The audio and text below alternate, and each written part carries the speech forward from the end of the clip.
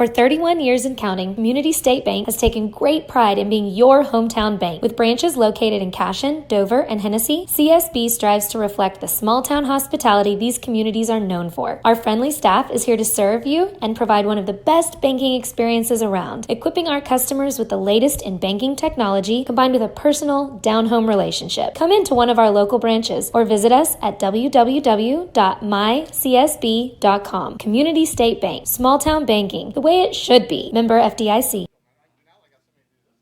Support your school's booster club and get your business in front of thousands of potential customers. Talk about a win-win. Advertising packages start on this streaming station for less than $10 a game. Call 405-726-0835 or email adam@squirtle.com right now for more information. Cashion FBC is a church seeking to grow in Christ and our love for the body of Christ. With ministries from children to youth to adults, we strive to present the gospel in an engaging and meaningful way. Sunday school meets at 9:45 a.m. and worship starts at 11 a.m. Children and youth meet on Wednesdays at 6 p.m. Please check our website at cashionfbc.org for more information, and we hope to see you this Sunday, located a half-mile east of Cashion.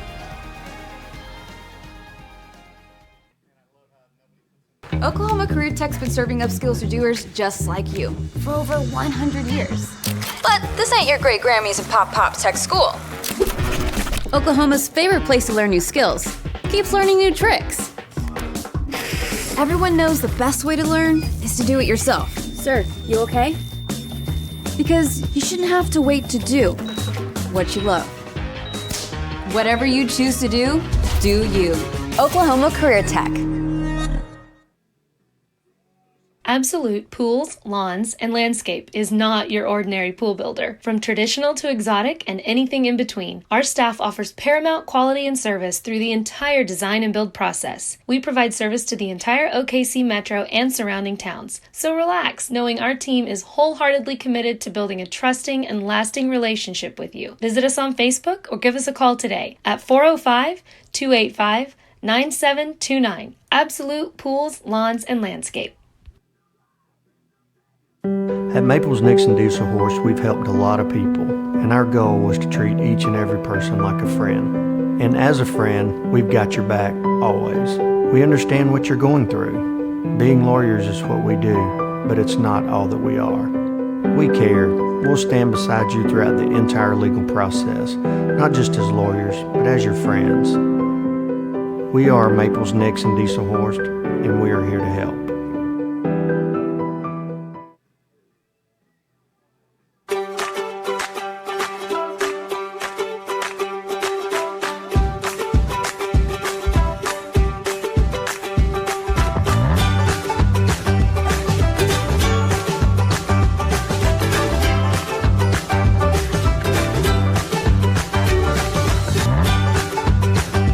Stream with Oklahoma's #1 high school streaming service, Squirtle.tv. Find out more at squirtle.com/stream. Kyle and Gina Van Druff have the answers to all your real estate and insurance needs. These guys will have you covered in a one-stop shopping experience. They are local agents, local supporters, and active in the Cashion community. They are also proud parents of past and present Cashion students. Kyle and Gina help their clients make the right choice. Don't wait till it's too late. Call 405-607-4300. Go Wildcats and number 88. Let's have a great year. Walk it up. Get you some. Now is the time to protect your family with Pioneer Smart Wi-Fi. Internet security is becoming more of a fear every day. Protect your family against malware, viruses, intrusions, cyber attacks, and more. Modern internet deserves modern security. Get the best of both worlds with Pioneer in-home Wi-Fi and the Smart Wi-Fi app. Download the Pioneer Smart Wi-Fi app today or visit gopioneer.com for more information. Dr. Matt Dieselhorst at Dieselhorst Sports and Orthopedics can help you get game day ready. Dr. Dieselhorst works with athletes of all ages, taking a coordinated approach to accelerate return to play and maximize athletic performance. His work with pros in sports training, injury prevention, bracing, functional rehabilitation, and imaging works seamlessly with his medical and surgical expertise. Get started by going to Dieselhorst Sports and Orthopedics. Let Dr. Matt Dieselhorst get you back on the field, backing all Oklahoma athletes on the field and off.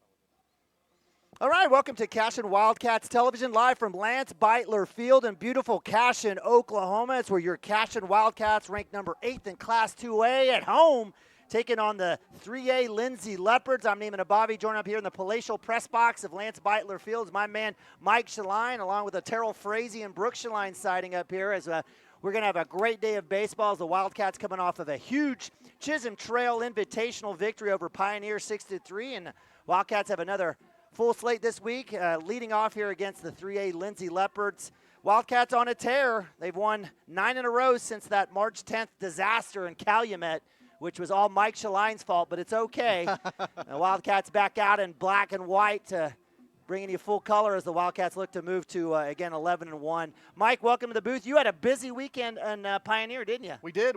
4 games. Hey, but it was a successful 4 games. So go 4-0, knocked off the host school Pioneer in the championship game. So it was good to see. We had good pitching for the most part. It's obviously a little bit different when you play on dirt and grass opposed to playing on turf out here. There were a couple more errors, but hopefully we're back to the friendly confines of Lance Beitler Field, and we can clean that up. Yeah, absolutely love it. Wildcats showing off their pitching staff this last weekend.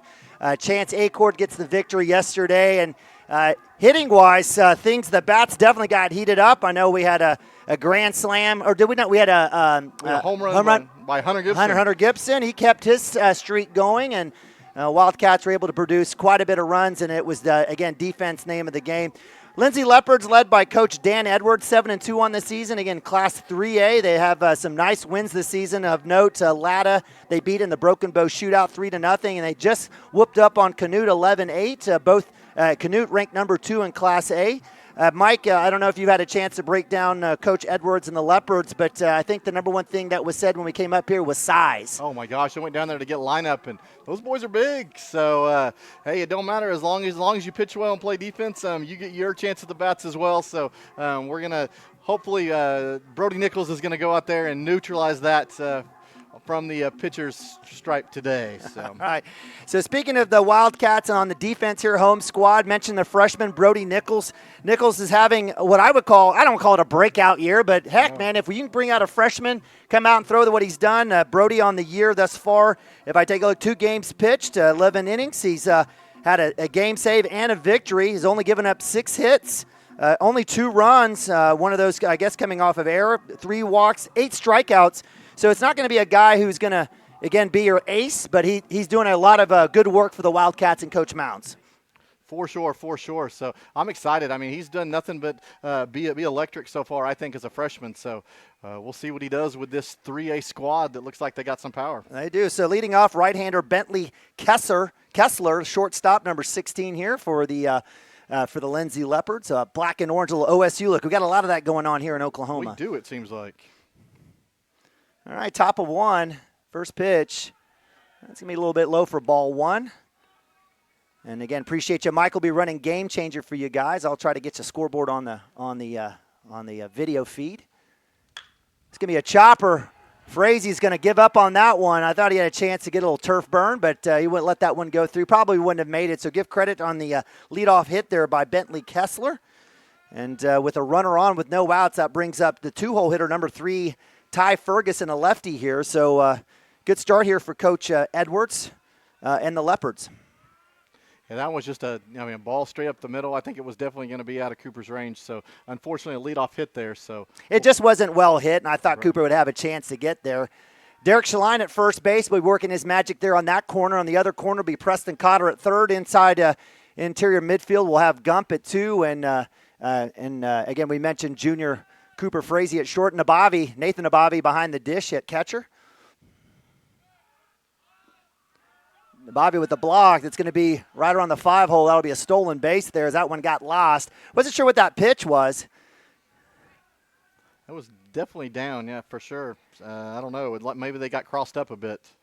So that one got stuck in the 5-hole as Nabavi couldn't clean that one up. So that'll move Kessler to second with no outs. In the outfield, we've got Gal, the freshman, in left. Chance Acord, the junior, at center. And in right field, Hunter Gibson, the junior. One in the dirt, Nabavi trying to do everything he can to stop that one. And that will keep it out in front. So a couple turf burns on the ball there and I'm not sure if those aren't necessarily breaking balls or anything, are they? I think they're just short. So just, push off the mound, off the plate, stride down the mound, just get her done. Got the strike call there. That one was early, but good call there by the official. So moves the count to 2-1. We do appreciate our officials. Don't always agree with them here on Cashion Wildcat TV, Homer Television for the Wildcats, but absolutely can't have the game within them. So big shout out to those guys. Gets 2, so Nichols kind of warming back up here with 2-2 count, no outs with a runner at 2. Dealing there.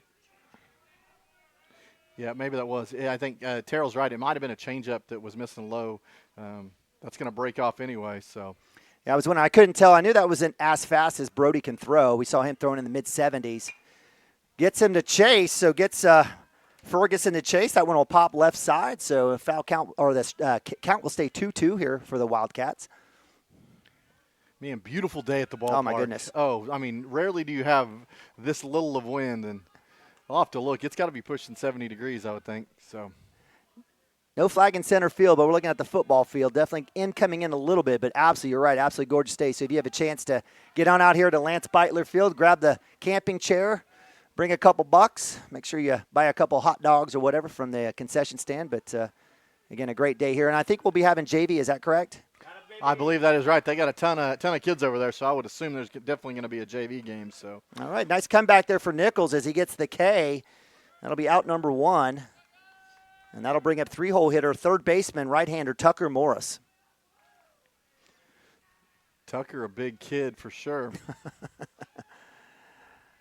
All right, so runner at 2. Frazee, little shadow over the base runner, which is the shortstop Kessler for the Lindsay Leopards. Nichols wanting to get the signal here a little bit faster. I wouldn't call this a magnificent lead there by Kessler, but and I don't think we're going to see any bunt here from the 3-hole hitter. He's off big now. He keeps playing a little bit over there. That one's off the base. Back of the pass. Kessler's going to round 3. What are we ruling that? That hit it looked like it literally hit the lip. Like it did. It hit the lip of you don't get a jump like that off of the literally went skied over Nabavi as it hit the plate. So I think that's got to be a wild pitch if it hits the plate in front of him and he doesn't have a play on it. So that'll be 1-0 here for Nichols. It gets Morris to foul that one right side, so it moves the count 1-1 as a runner at third is Kessler here with one out.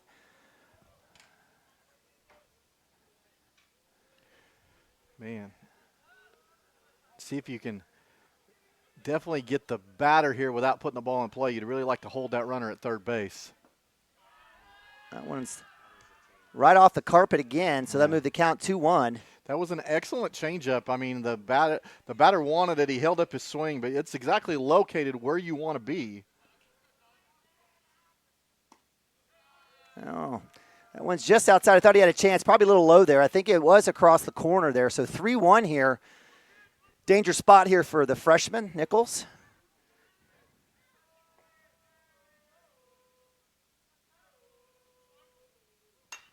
Let me right side. Hunter Gibson just outside is the glove. It's going to roll to the fence. That's going to score one run as Morris rounds to three. Cut to Gump. Actually will go over Cooper Frazee. No throw. And that'll be an RBI triple. I was able to sneak a peek at some stats for the Lindsay Leopards. That is their first triple of the year. So just out of the reach of the glove of Hunter Gibson out there in right. So one out.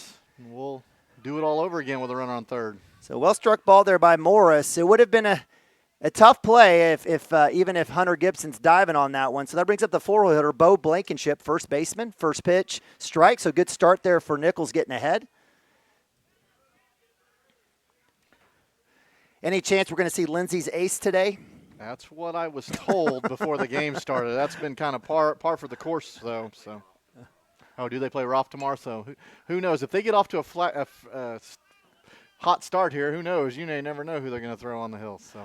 All right, so that one's fouled off. 0-2 here for Nichols going against the four-hole hitter Bo Blankenship, first baseman, lefty, number 21. Runner at three is Morris, who had that RBI triple. That's another shot to right field. That one's going to be a one-hopper.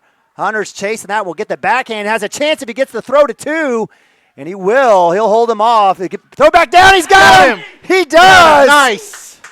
Great job as Blankenship goes halfway down the base path, taking an eye. Stumbles back to first, an absolute gun by Cooper Frazee. So give credit to Hunter Gibson on the backhand grab. Gets it in time, makes Blankenship go back. And that'll be the out, but it does score a run. It'll go 2-0 here for the Leopards. And that'll bring up Aiden Ramage, number 9. Got some good names, all quality team here. So Ramage with those worker gloves. That's a high fly, left center. Acord chases it down off his glove. Acord will hunt back to the warning track. They're going to round for three. Acord's got a hose. Let's see if he's got a chance. Oh. It was in time, but not in line. Cotter will run that one down, and that'll be another actually, that one will be E8 as Aiden Ramage gets to third base. And the Lindsay Leopards are hooting and hollering up in the dugout. I think I would be too. They're definitely squaring balls up here on Brody Nichols early. Do you think they know they're facing off against a freshman? I'm sure they don't care. So with two outs, that'll bring up another lefty. That's Clayton Sanders, a DH. He's going to shoot that one straight up. It's going to move back inside. Let's see if Cooper Frazee does. Calls it, and that'll be out number 3. But not after 2 runs, after 3 hits and an error. Wildcats finally knock him down. We'll move to the bottom of 1. Wildcats quickly down 2-0. Be right back right after this. Storm season is coming, people, and your first choice for roofing needs should be Rhino Roofing. Locally owned and operated, the Rhino specializes in all types of repair and replacement. Large scale, traditional, modern, unique roof lines, they can do it all. Protect your home and your family with the specialized services of Rhino Roofing. Visit our Facebook page today and make an appointment. Rhino Roofing is all the hype for any roof type. Looking for a solution to your water well problem or just needing a new well drilled? Western Drilling does water well drilling and repair. They are experts in pumping system installation, troubleshooting, and repair. Western Drilling works with domestic, ag, and irrigation wells. Give them a call today and explore all the solutions. Western Drilling supports Cashion High School. Go Wildcats!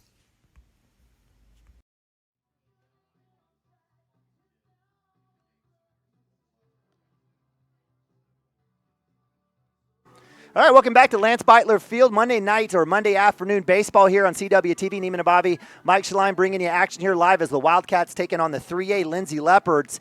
And it was a tough top of one as the Wildcats give up 3 hits. Do get a K, but do give up 2 runs as they fall back 2-0. Wildcats certainly in terms from a standpoint of offensive defense have been extremely balanced, have run-ruled several teams in a row. But this is a different Lindsay bunch. This is a team that beat Latta 3-0 in the Broken Bow shootout. So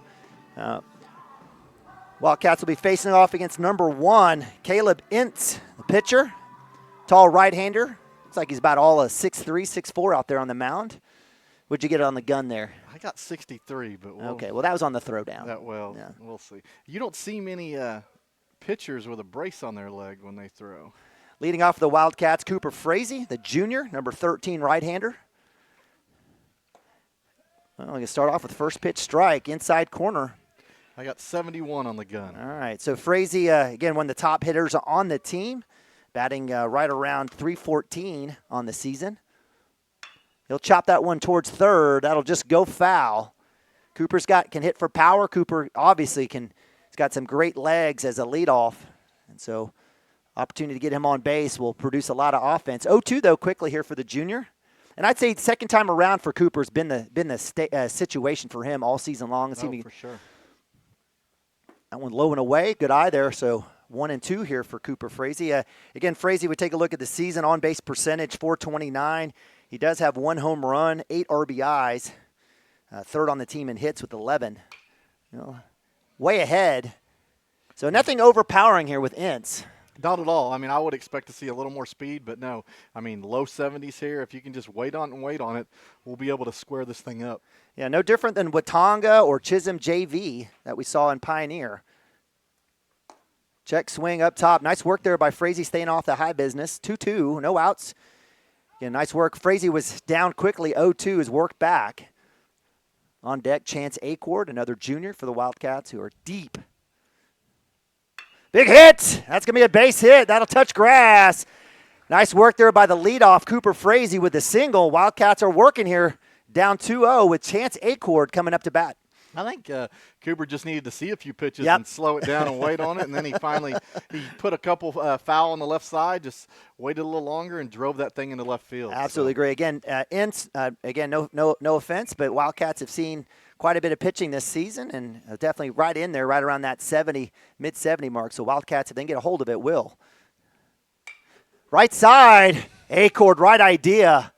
Wow, into the wind coming right in his face. That one will go foul into the right side funky bunch. We got both sides. Actually, the left side's kind of narrowed out. Looks like the right side's the popular place to be. That's like when you go to Sonic. Mike, are you a pull-in first guy or a pull-around guy at Sonic?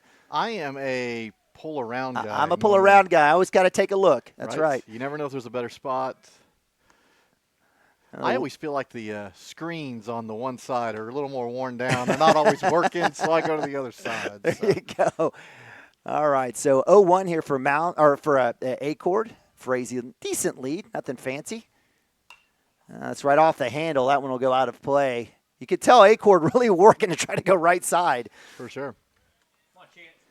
So count moves to 0-2. There's a big gap out there in right center.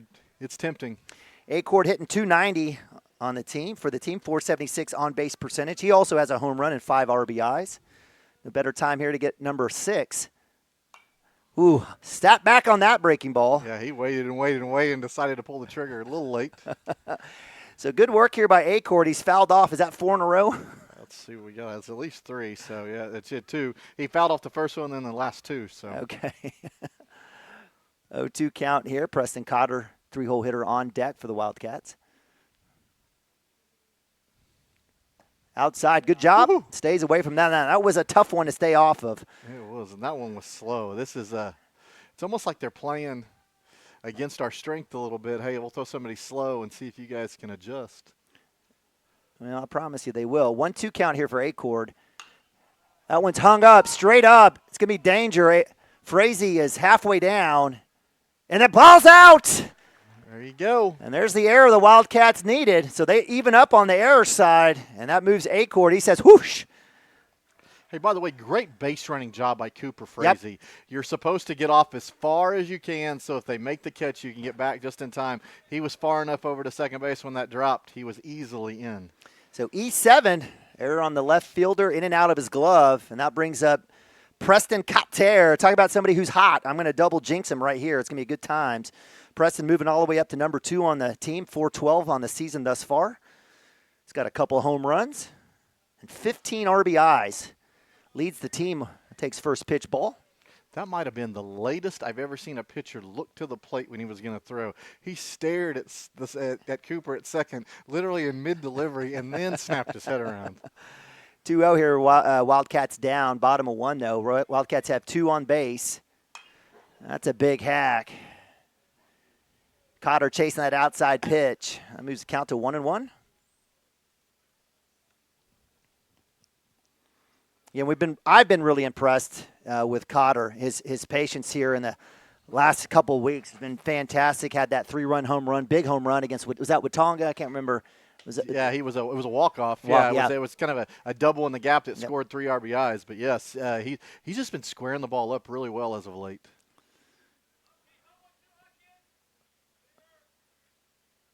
Big hack's going to go through. It's going to have a chance to score. Cooper Frazee as it 2 hops to the left fielder. RBI single, Preston Cotter. Wildcats get 1. Absolutely. That wasn't the hardest hit ball that Preston's ever had, but, man, if it doesn't allow Cooper with wheels to score from second base too. So, right. I mean, that was right in the hole between the shortstop and the third baseman. Shortstop's coming over, playing Cooper a little bit for the pickoff, and it just opens up that hole. So, awesome job. All right, so Wildcats get 1 back.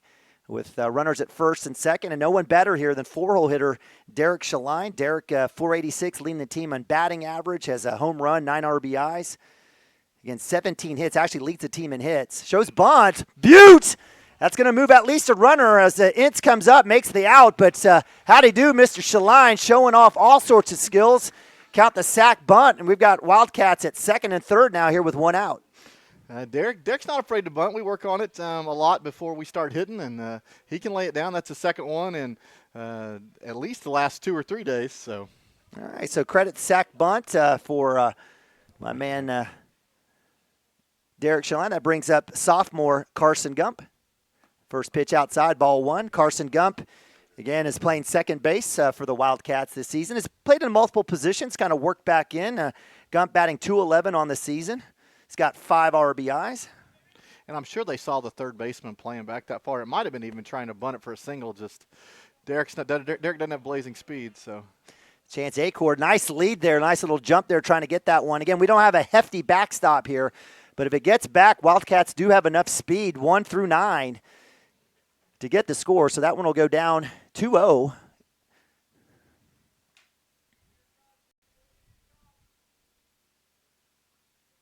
Hack right side. That's going to score a run. So nice work there by Carson Gump going right side. And we've got a tie ball game, 2-2, as the Wildcats get Chance Acord to touch home plate. Carson Gump will get a high five and a howdy do, and that'll bring up Parker Atkinson, the junior DH today here for Coach Mounts. Carson and I've been over at his house kind of helping, and we had talked about second and third, less than 2 outs. Hey, ground ball on the right side scores, and I'm glad to see him come in with some team baseball there. That was an awesome job. Carson Gump takes first swing on first pitch. That'll go foul, strike 1. Atkinson, who's, again, another guy who's played multiple positions, has pitched for the Wildcats, has played second in the outfield, batting .235 right now with 3 RBIs. Oof, turned his head. Strike 2. Just got to wait, keep that front shoulder closed, but most importantly, keep that head down. Did we score that a sack for Gump? Unfortunately, it's not. Okay. It's an RBI, but I wish that was a stat that they had kept track of sacrifice hits like that, but unfortunately, it's not the same as a bunt. All right. I just wanted to put that one out there. I wish. I'll go to the rules committee. I think it should be. 1-2 count here for the junior Parker Atkinson. So there's that one nice block there by the catcher. Good work there by. Do we have a catcher for the? Well, that was what I was trying to find here is who they were going to put in that spot. I haven't designated on my game changer. The DH, it said DH/2 would be 22. Okay, so Clayton Sanders. Okay, that's who that is. That is 22. That's foul tip. So Atkinson stays alive here. So 2-2, 2 outs, deuces up everywhere except for the inning. And so with Preston Cotter at third, a little smiley smile. We've got Kyle Yao on deck for the Wildcats, freshman coming up. See if the Wildcats can keep this going, 2-out rally. That'll be strikeout by Atkinson, but the Wildcats gave up 2. They get it back, and we move the top of 2. Lindsay 2, Wildcats 2. We'll go to timeout. Be right back right after this. Legacy Insurance and Financial Services is proud to be on Main Street in Cashion, Oklahoma, supporting our Wildcats while riding business throughout Oklahoma and surrounding states. Legacy agents who share over 40 years of experience will shop many carriers to fulfill all of your insurance and investment needs. We welcome face-to-face meetings, but if your needs require an online virtual relationship, we are versed at those too. Let the team of Chris Gibson, Chris Cochran, Aaron Phoenix, and Christina Branson at Legacy Insurance and Financial Services help you build your own legacy, one you will be proud to live and to leave.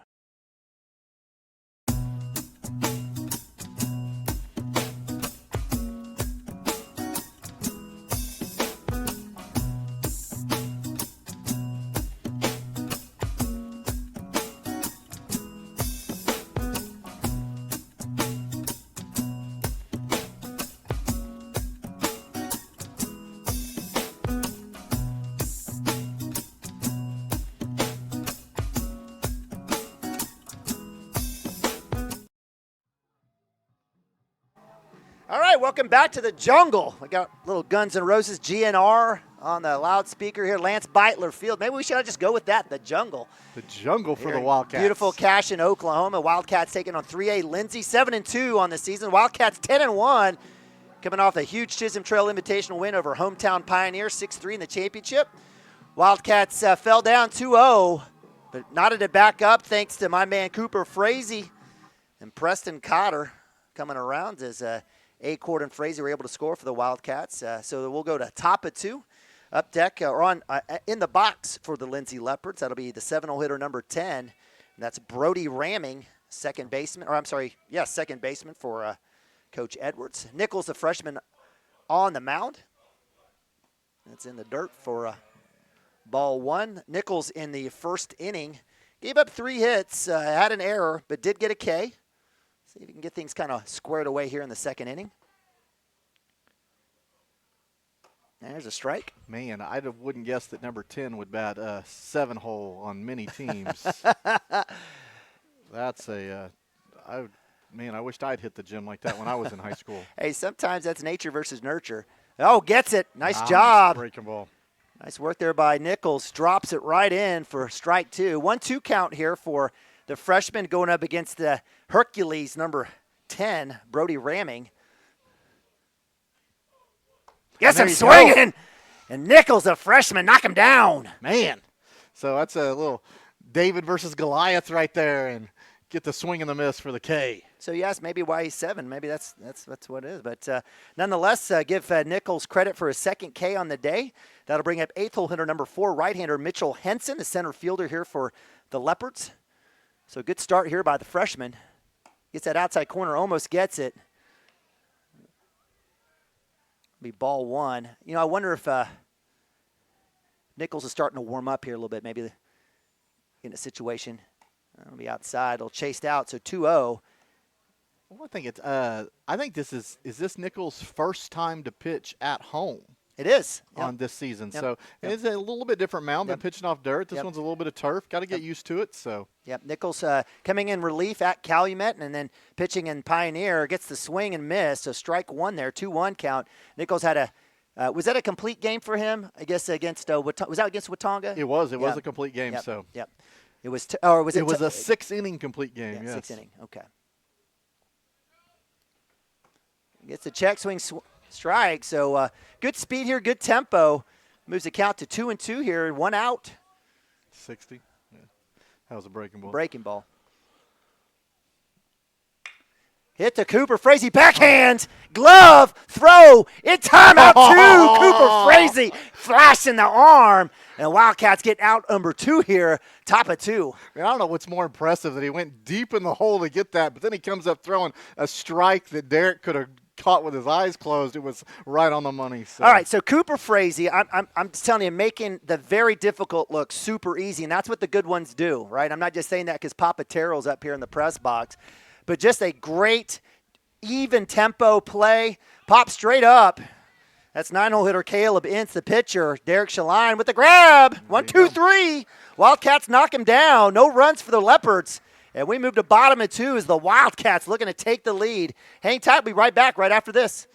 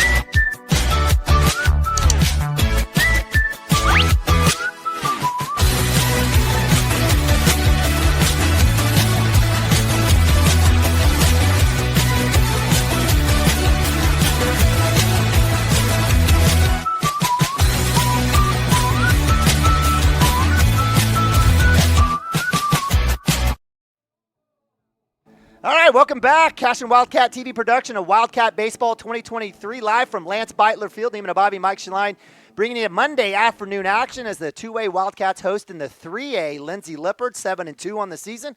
Wildcats defense warming up as they held the Leopards scoreless there, 1-2-3 as Brody Nichols doing work. Wildcats back up here, let's see, with freshman right-hander Kyle Yao. Kyle's had a great start to his season. The kids put work in. Kyle is 5th on the team in hitting, 263, 500 on-base percentage with 3 RBIs on the season and 5 hits. And he had that 1 home run. He did. And the against Bridge Creek. That was a big one for the Wildcats as they went on to win against the 4A Bridge Creek 4-0.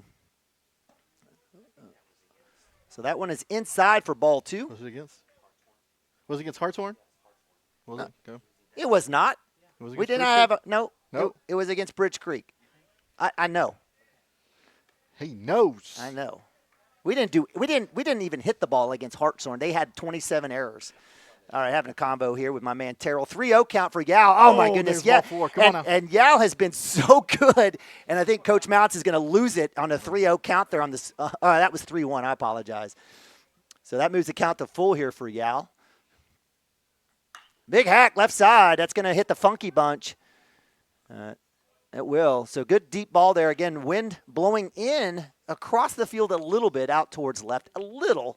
I didn't realize the count was full. I thought it was 3-0.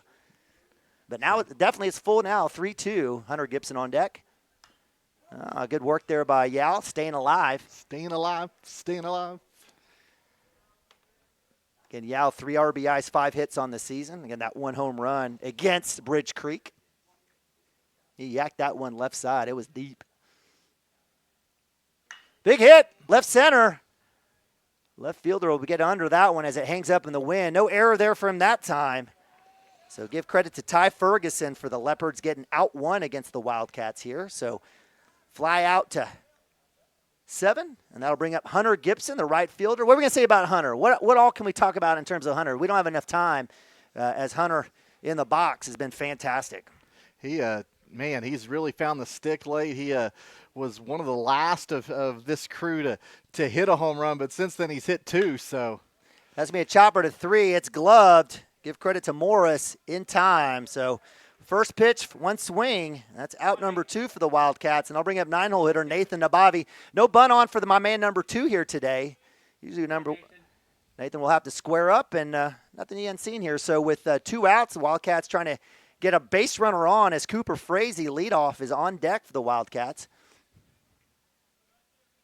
Love to see. Like I said, I consider Nathan the first leadoff and Cooper over there the second leadoff when we come back around this part of the order. So I'd love to see him get on and set the table. So. Yeah, Nabavi 474 on base, all through walks and hit by pitch. Right side, will it drop? Just a little behind, get a little contact there. We talked about that, squaring up like that, but just a little late, so that'll move the count to 1-1.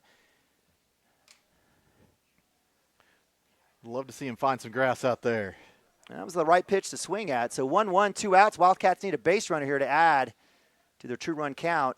That's going to be up top, so good eye there. So 2-1 for Nabavi. Again, Cooper Frazee on deck. No one better than that kid with a base runner on.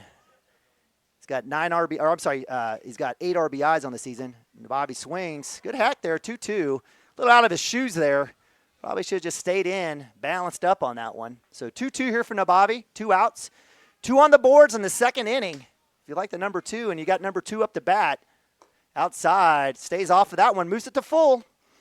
That one definitely leaked in the other batter's box. It looked good out of his hand, but Nathan with a great eye there. Umpire thus far has been pretty consistent on that pitch. So 3-2 here. Nabavi, a little shot to right center. That one's going to have a chance to drop, and it does. Nabavi with his first base hit will round to second. And the Wildcats staying alive with 2 outs. Nice. Love it. Line drive out there. Just found the right spot. So, hey, give credit to Mitchell Henson. That kid was on a horse. Great dive and great effort. But Wildcats have got a base runner with 2 outs. And, again, as we said, no one better than Cooper Frazee. One-hole hitter for the Wildcats. Had a hit and a run here for the Wildcats. See if we can keep it going. I'm ruling out a double, by the way. All right, third base line just misses. I know it's probably a single if he stays on his feet, but the fact the wheels created that single into a double there, I feel so. Mike Shaline just being nice to me, so I appreciate it, but we'll take it. So Frazee just misses right over the bag, and that one would have had a chance to score a run. Bobby's got good wheels, got a few stolen bases on the season. See if Frazee can touch some grass here. That one will go towards third. Throw is in time, so the Wildcats will leave a base runner on, and that will end the inning. The Wildcats will stay at 2. 2-2, Leopards, Wildcats. We'll be right back right after this. Wiggins, Sewell, and Ogletree is dedicated to championing our clients through complicated and challenging litigations. We pride ourselves on a proven track record of success brought forth by fierce litigation skills. The lawyers and staff of our firm are dedicated to effective and personalized representation for every client who entrusts our service. Uncompromising integrity, unparalleled results. Call Wiggins, Sewell, and Ogletree, 405-232-1211. Founded by Jesse and Amy McCracken, Rural Pest Solutions is a Cashion-based, family-owned and operated company. Our focus is on providing the highest level of customer service while effectively treating many common invaders, including spiders, ants, roaches, mice, mosquitoes, fleas, ticks, and termites. Flexible scheduling and superior customer service are our top priority. Call us today to schedule your appointment. 405-283-6565.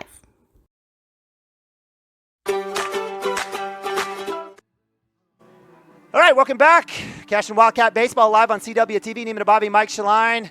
Cashion Wildcats taking on the Lindsay Leopards out of 3A.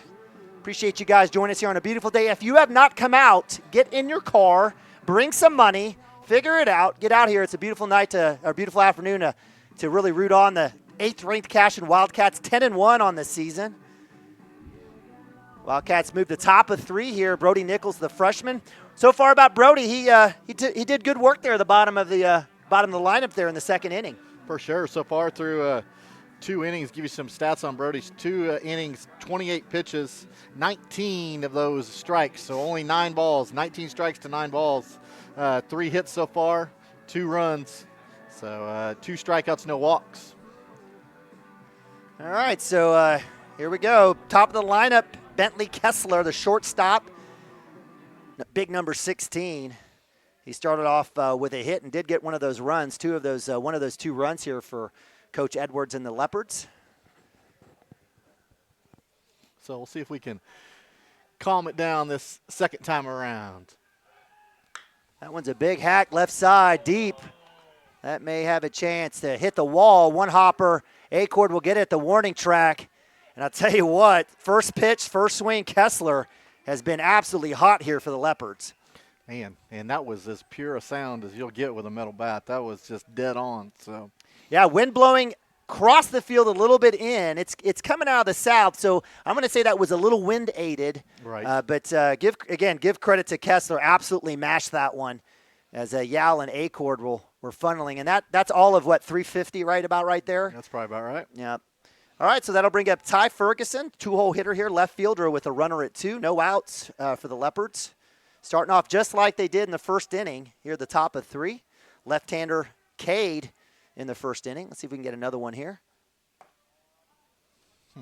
It's just outside for ball 1. Give credit to the Leopards. They've got a softball-esque dugout. They're getting after it. A little chatty Cathy over there.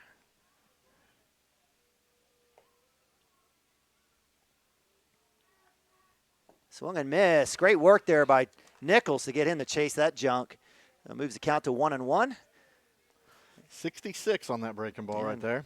Yeah, Kessler doing good work as well on the base path. The Wildcats will have to do a lot of effort here to keep him at bay.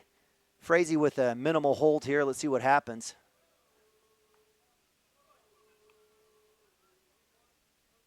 Little wheel there. I like there. Nichols working him back. Game within the game within the game. When he wheels, the dugout over there acts like they won the lottery.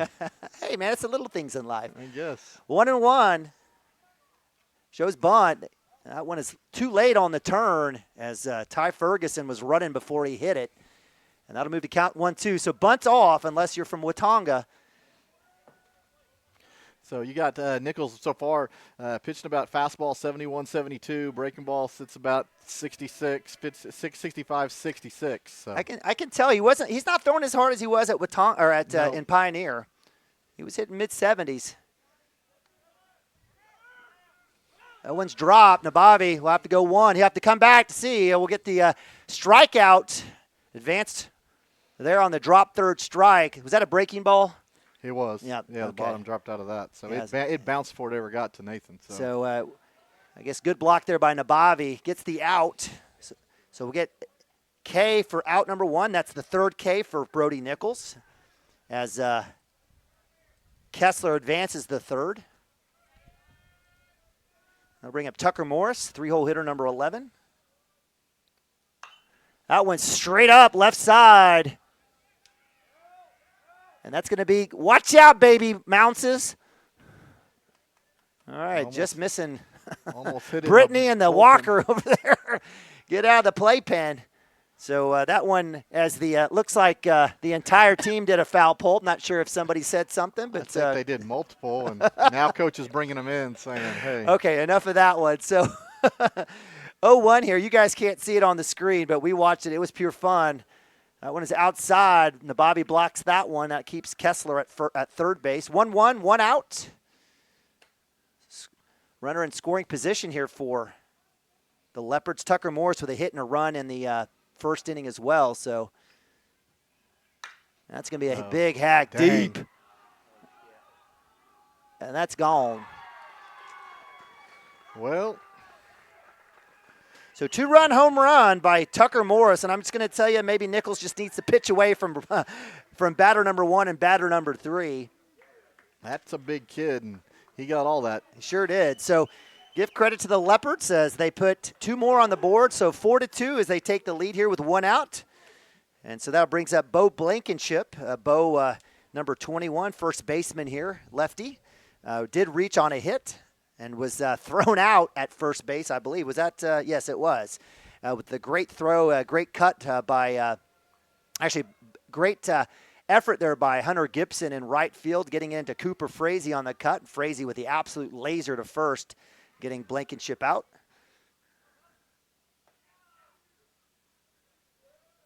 That's going to be hit. And Cooper Frazee, like I said, making it look easy breezy. I mean, that is a hard play to make right there. Moving hard to your left, sprinting, putting your glove out and just making the catch, but he makes it look so easy. That's a single all day long on most teams. So great work there by Frazee. Great jump, great glove. 2 outs.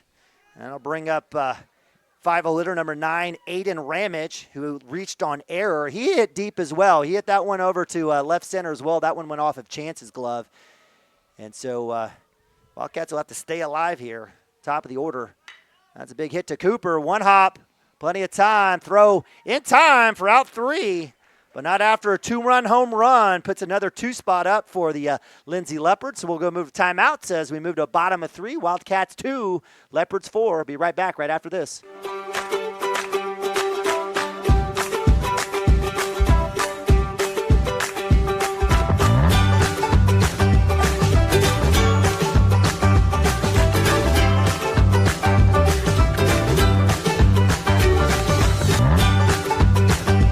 Stream with Oklahoma's #1 high school streaming service, Squirtle.tv. Find out more at Squirtle.com/stream.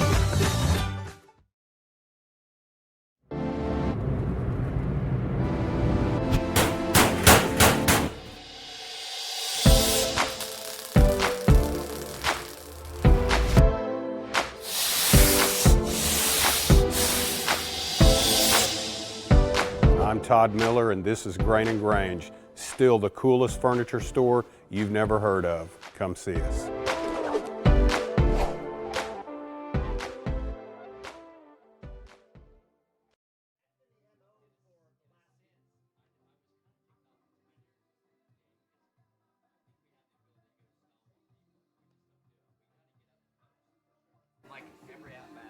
All right, welcome back. Leopards versus the Wildcats, the Battle of the Cats, here live from Lance Beitler Field, Cashion, Oklahoma. Neiman Abavi, Mike Shaline bringing you this afternoon's action. It's a packed week. So Wildcats taking on 3A Lindsay today, back home against Calumet tomorrow, and then we have the Dibble tournament Thursday, Friday, Saturday. Wildcats down 4-2 thanks to the 2-run home run by Tucker Morris, third baseman for Lindsay. At the bat is Chance Acorn. There's a big shot. So have a chance to float. Wind, help us out. Woof. Oh, snow cone. Well struck ball there by Acor to right center, or left center. I apologize. Give credit to center fielder Mitchell Henson. You can see him moving back and forth. He does get the out. That'll be out number 1, and that'll bring up Preston Cotter. Man, that is a loud dugout without a doubt. That's how they do it in 3A. Lindsay. Cotter shot left side, first pitch. Staying hot. Preston Cotter with another hit, second hit on the day, and the Wildcats got a base runner on first base with, guess who? My man, 1-6, Derek Shaline up to bat. Good work. So good work there. You couldn't even catch your breath there as Preston Cotter took a first pitch fastball, absolutely seamed it in between the shortstop and third baseman. Derek Shaline, who sacked bunt in the first inning. Help move base runners, will definitely hit here for sure for Coach Mounts. Inside pitch for ball 1.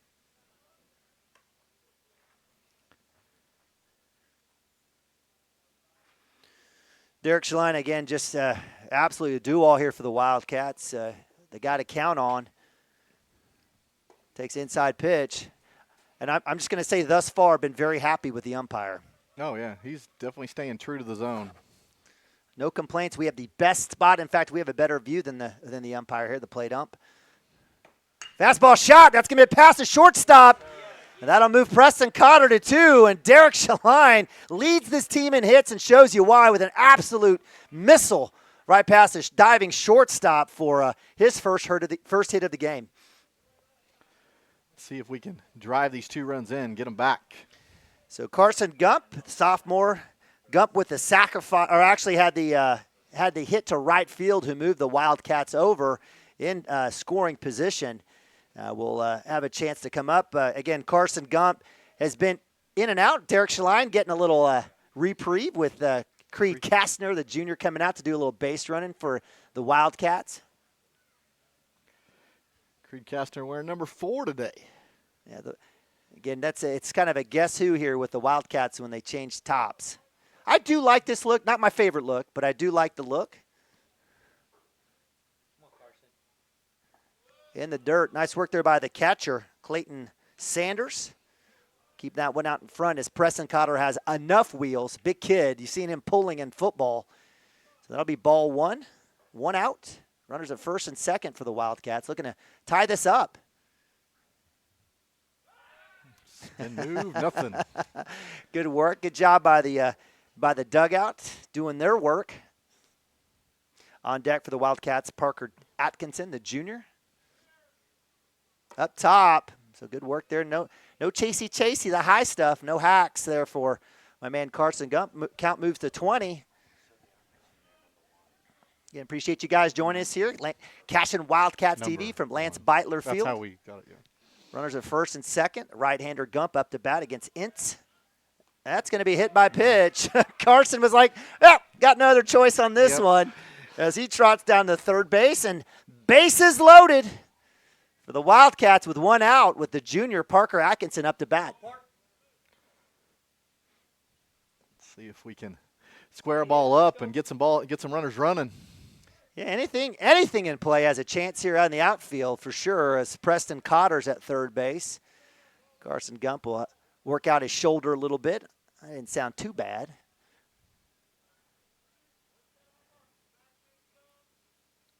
He is moving it back and forth. It's his left. He'll be all right. That's going to be fastball strike, so that's to be expected here as Ince hit by pitch. Want to just get ahead here 0-1 as he does. Parker with a neutral stance here. He's up front of the box here, so the Wildcats trying to take advantage of this slower pitcher here for the Leopards. I almost physically want to move Parker to the line on the box. Right. I feel like he's too far away. He takes a hack there outside just to the end of his end of the cap there of the bat. Moves the count to 0-2. Parker, just know you're seeing the breaking ball or something away. That's just know it's coming. One out, bases loaded. Need a hit. Wildcats down 2, 4-2. Swing and miss. So that'll be a second strikeout for Atkinson. That'll be out number 2. Unfortunate. So that'll bring up Kyle Yao, the freshman. 2-out rally here for the Wildcats. He's got this. Freshman had put some contact and moved the count to 3-2 last time at bat. That's outside. And that's what I like about getting toes on the chalk here in this situation. Force that right-hander, try to work the zone. 0-1 or 1-0 here. Anything in play, runners are going with 2 outs. Oh, just missed that one. Good swing there, right idea. Fastball down the middle. So that one will be fouled over our heads. Move the count to 1-1. On deck, Hunter Gibson for the Wildcats. I'd like to see Creed get a big old lead over there. I need a base hit that scores 2 runs here. There's nobody even close to him. No cover at all. Oh, yeah, hanging tight. At some point, I know he's a freshman. At some point, we just got to stop calling him that. But kid's been fantastic for the Wildcats. Count moves to 1-2, or stays 1-2 here with 2 outs. Just need a base hit here, something touching the grass out there. And easily score Cotter with the potential to bring Kastner in. Stays alive. That's 3 straight fouls. The more you see it, the more you touch it, the more your timing gets right on it. So this is eerily similar to Kyle's first at bat. It really is. So the right-hander Ince taking on the freshman here. Wildcats playing a lot of young guys. 1-2, 2 outs. Everybody moving on contact. Swings to the high stuff, and Ince gets out of that jam. Wildcats leave 3 on base. And we move to top of 4. Wildcats still down 4-2. Hang tight, be right back right after this. At Water Heater Man, we specialize in repairing and replacing all water heaters. We service the OKC metro and surrounding towns with fast, reliable service. We keep our vans fully stocked with essential parts needed for basic repairs, and new tanks are always on the vans ready to go. We offer free estimates on all jobs with financing options available. We match manufacturer's warranty for all newly replaced water heaters. We'll get your water heater back up and running as fast as possible so you don't have to put your life on hold waiting for service. Give us a call today, 405-844-TANK. That's 405-844-8265. Go Wildcats! Presenting Regato Ranch, located within the Cashion School District and offering homebuyers the experience of small-town charm with the modern world of shopping, dining, and healthcare just minutes away. Situated east of Highway 74, Regato Ranch boasts 1-acre home sites with privacy and ample space to retire or raise a family.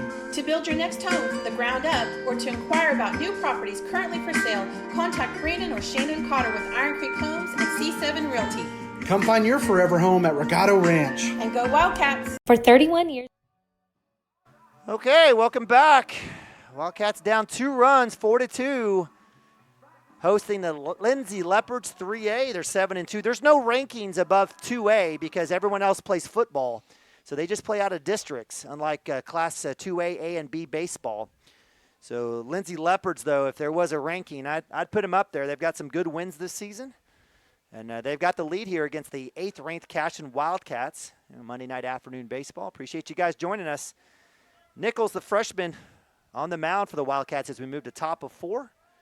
Up to bat is Clayton Sanders, the DA. Is that the – no, it's the catcher. That one's a little low and outside for the left against the lefty. 1-0 here for Nichols. Sanders last time popped up to Cooper, who came into the infield to catch the pop-up. So 2-0 here. What's the if your coach mounts, I mean, we're down 2.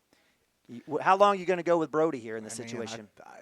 I think you see if he shuts this down quickly, you got to look at that. I mean, we're at the 6, 7, 8, 9 part of the hitter. He's going to get this inning, but if anybody starts peppering him, we're going to have to look at somebody else. Gets the strike there at 3-0, so nice work there by Brody getting back. He's speeding up. I like him getting in his groove here. So 3-1 count, no outs. Leopards have done well leading off each inning. Oh, my goodness. Gibson with a 1-hopper had a chance to go 1. He holds up. We'll get that to his cut to Gump. So that is in 4 innings. That is a leadoff hit. No, actually, I apologize. No, that's a second time leading off here. I'm just kind of talking out loud here as I fix my score sheet. So give credit to Sanders with a hit. That'll bring up 7-hole hitter number 10, Brody Ramming, the second baseman, had a K in the second inning. So you talked about him. You're talking your Hercules. It's the guy you like here. Oh, yes. Looks like we got a pinch runner over at first base. I can't see a number necessarily. But that is the 6th hit for the Lindsay Leopards. Nichols will come down, swung and miss. I think it's the number 6 on first base. So Ramming was trying to put that one in the stratosphere. That is Parker Dodson.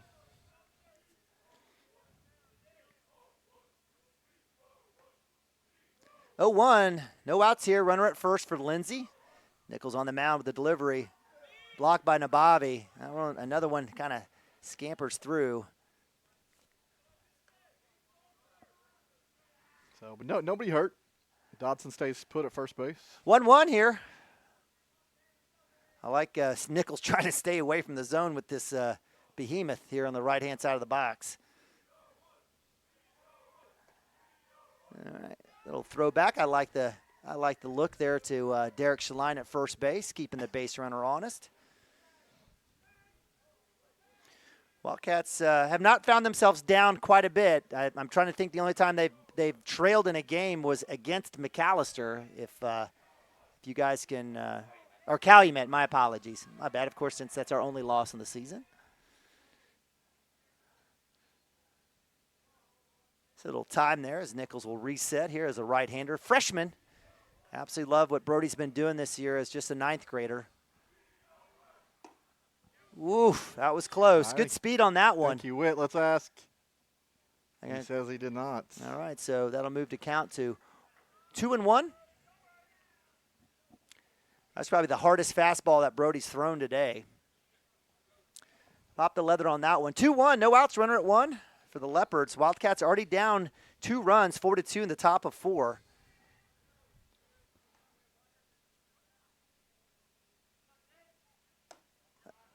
Oh, just missed. Wow. Man. Those last 2 are pretty close.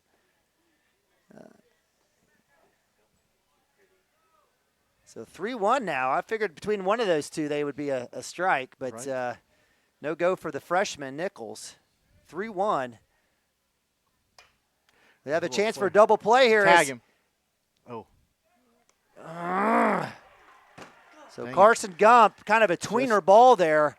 Really needed to charge that one. A little indecisive there by the sophomore. You mentioned tag, and just missed out on the fielder's choice. So what are we ruling that? That's on you. I think if you want to call E4, you can. I think it's an E4. I think you could have had. Yeah, you could have had one of the options. You could have thrown to 2 if you wanted. Yeah, I agree. So the runners at first and second, no out. Nichols will come back. Should have gotten a strike. Doesn't get it against number 4, Mitchell Henson. And I'm not begging for calls here. I'm just letting you know what I've seen. We've watched 3.5 here, 3 full innings here. I got a good feel here for the zone. Moves the count to 1-0.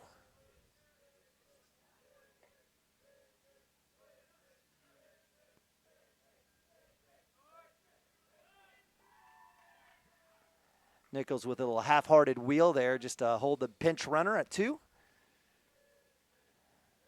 Again, Mitchell Henson, the center fielder, grounded out at 6-3. Let's see. I would take one of those right now. I'd take a 6-3-4 double play or 6-4-3 double play. Does he get the strike? He does. This is not the only time we will see these Lindsay Leopards this year. Is that right? We play them that kind of dead week between after districts. I think have been set and everything. So yeah. Well, Mounts is a Tuttle guy, so he's got all that. He's got that Canadian county or Cleveland County and Canadian River business on down there, so he may know a lot of these folks. Right. Yeah, so it'll be after districts. It'll be on Monday, May 1st. We'll make the trip down there. So 2-1 for Nichols. I don't see anyone in the bullpen for the Wildcats. There's a good pitch. Ooh. Wow, zone tightening up. All right, so another 3-1 count. Nichols just missing on plays, was able to draw a hit that could have been an out for the Wildcats, ended up being an error.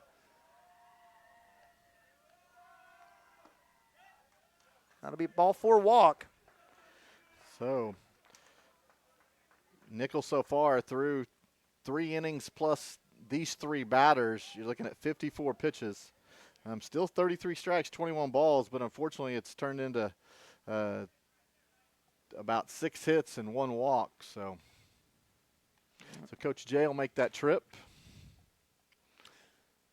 So there's no one warming up. Actually, now we do have Parker Atkinson. It seems like that's been kind of like they've been the duo, right? So in Calumet and the Wildcats' only loss, it was Atkinson who started the game and Nichols who came in. And we almost came back. Wildcats they were down 9-2, came back, lost 10-7 in 7 innings. This time it'll be Atkinson, a right-hander junior, will be warming up here for the Wildcats as Nichols will get a chance here. Bases loaded. He was sort of in this jam at Calumet and was able to kind of work out of it. So I think he only gave up 1 run that day. So yep. So Wildcats will reset. Corners are in a little. I don't know if they were going to. Yep, they're in. As Cotter and Shaline come in, ground balls will be coming home. Yep, pitcher versus pitcher right here, 9-hole. So Caleb Ince.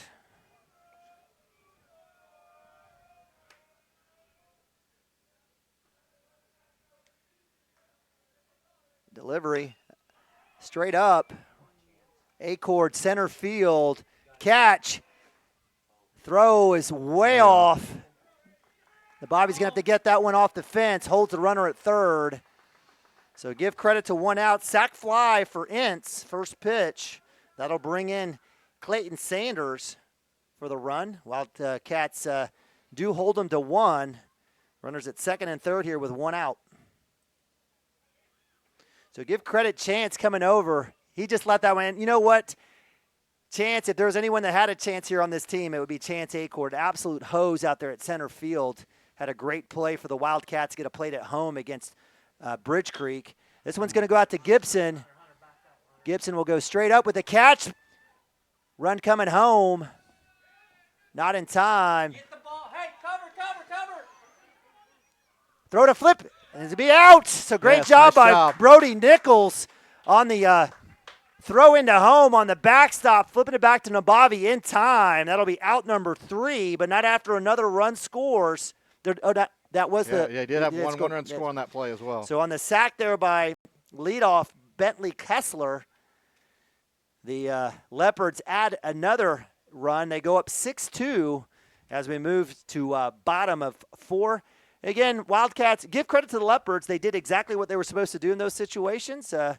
Wildcats missing on a couple, but did get a couple good plays. But those early hits and errors were costly for the Wildcats as they allowed 2 more to go up. So they've allowed 2 in the first, 2 in the third, and 2 in the fourth.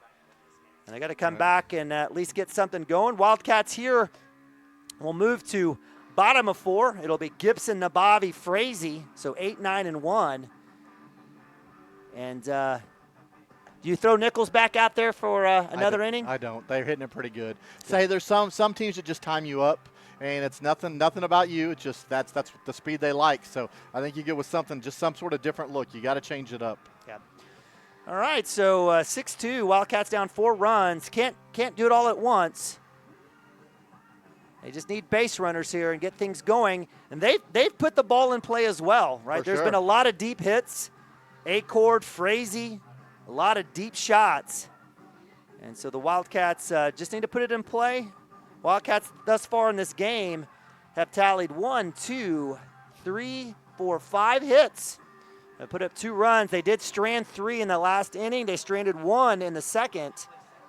So Wildcats have left 4 on base total, and that's a difference in this game, 6-2, as we move to bottom of 4.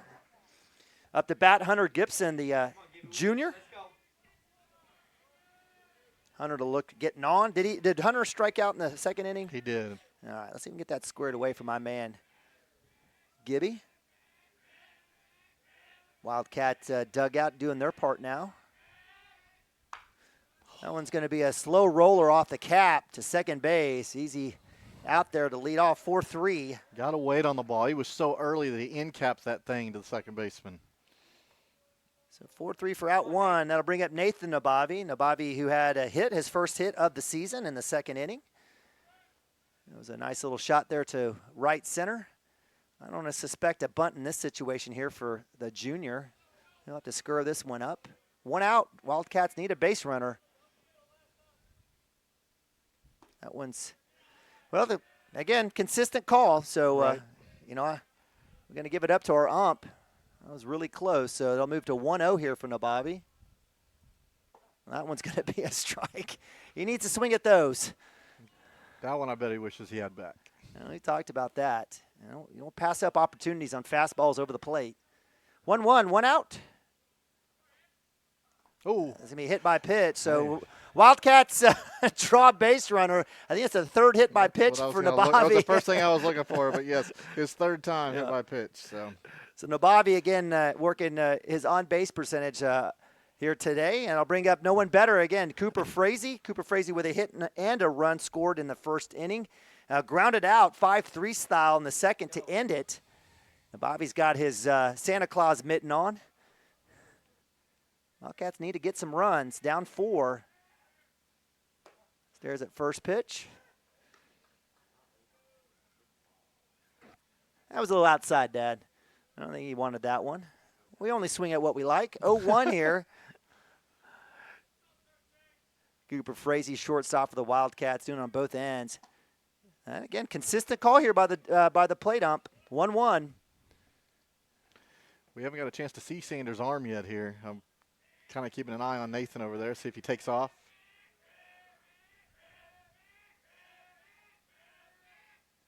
That's inside, up top for ball 2. I think in this situation, I think Coach Mounts is not going to risk it. He's got a base runner. He's got a kid that can hit the ball. You got top of the order top up of here. The order. So. Let them do their work. Let them do what they've been doing all season.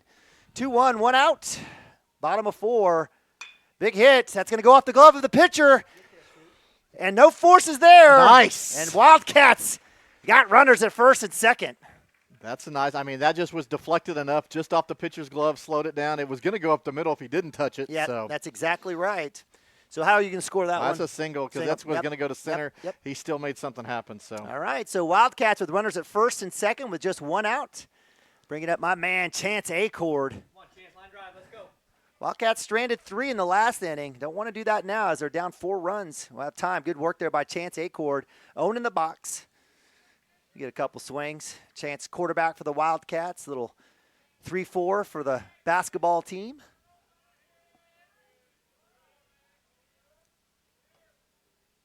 Oof.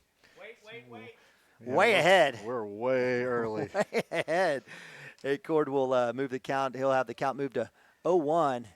You could just tell he wants to make something happen. This is, I mean, like I seriously, we understand that Ince is probably not their ace here, but Wildcats need to stay patient. And they can do this. Runners at first and second to Nabavi and Frazee. That's inside. I like it. So 1-1. Don't have to do too much. Let him come to you.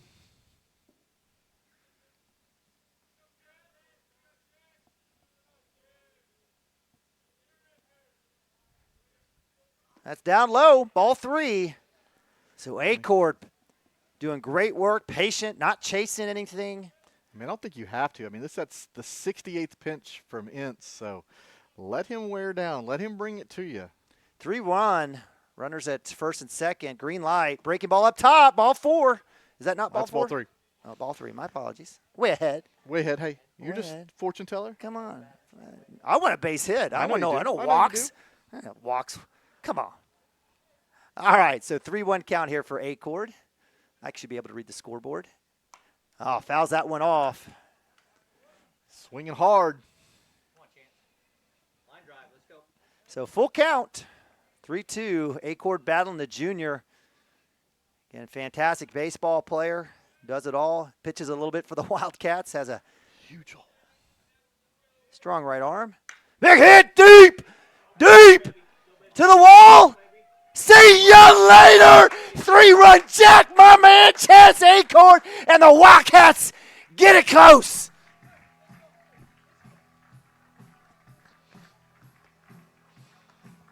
Drop that bomb, the gap band as Chance Acord touch them all.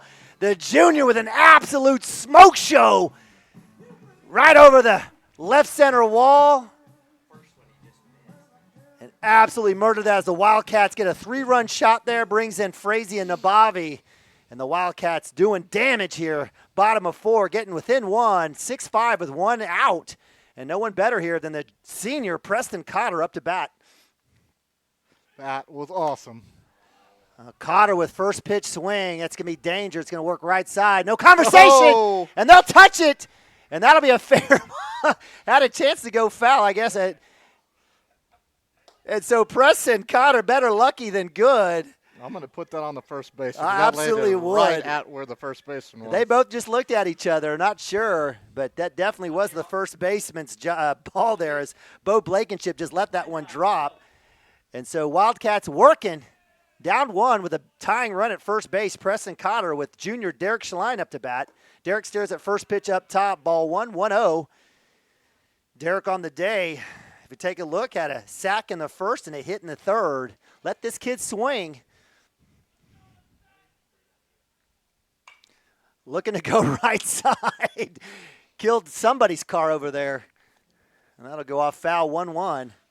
Come on, Derek. See that outside pitch and drive it that way.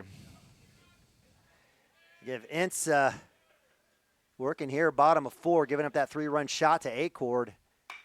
Chopper one. Looks like I have a chance for a double play. It's loose ball. Poor throw. Cotter's going to go to 3. Shalane will go halfway, and we'll take it as the Wildcats living with the errors. Last 2 at bats with runners at first and third with a chance only to tie it, but to take the lead. So I guess that's going to be a ground ball error on, I'm going to put it, what do you think? Is it Ince or is it the fielder? Yeah, it's got to be on the pitcher. throw. Pitcher, yep. And it's going to allow Cotter to go to third. So E3, E1, runners at first and third for the Wildcats. Derek Shalane, no pinch runner for him here with Carson Gump at the bat, the sophomore, with just 1 out. Tying run at third base is Preston Cotter. Shows that. Oh, no. That was going to go. That's going to work. That's going to work. Carson Gump with the Hey Fool Ya pop-up over the pitcher as he charges the bunt. Goes over his head. And Wildcats will get the RBI and have tied it up 6-all. And Coach Edwards says, enough. We got to have a conversation. I mean, you couldn't do that again if you tried.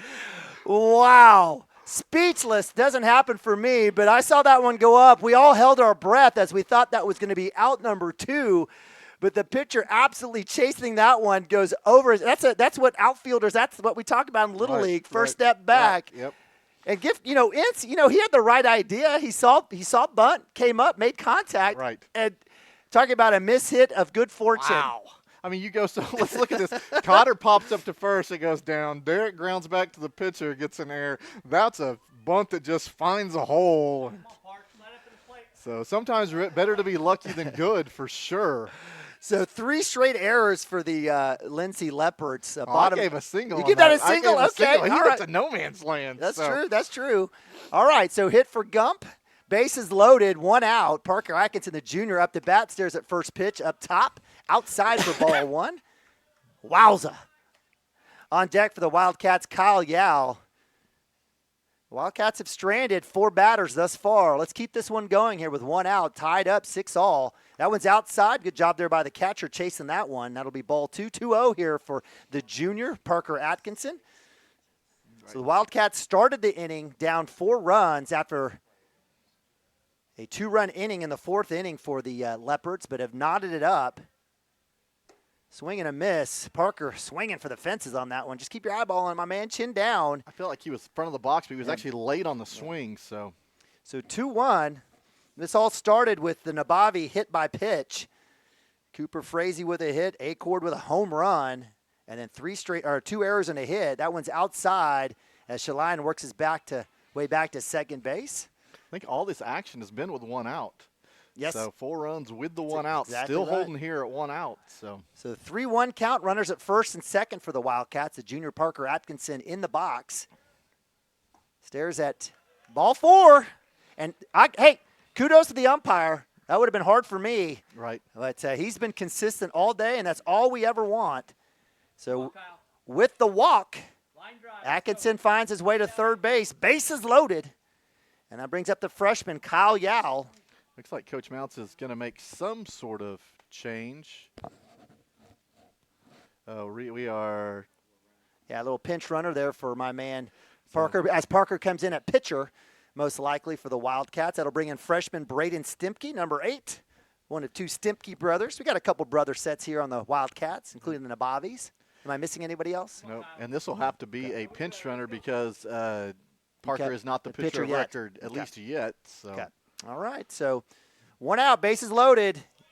Inside pitch. So ball 1 there for Kyle Yao. And again, we've talked about it at his first 2 at-bats. Kyle Yao has been extremely patient. For sure. Worked to a full count both times. See if you can't get him a hit here. There's a shot towards third. They're going to get the force at 2. In time, it'll be off the – is his foot off? Oh, my goodness. So it turns into double play, no run scored. Wow. Give credit to the third baseman. Smart move on the force at 3.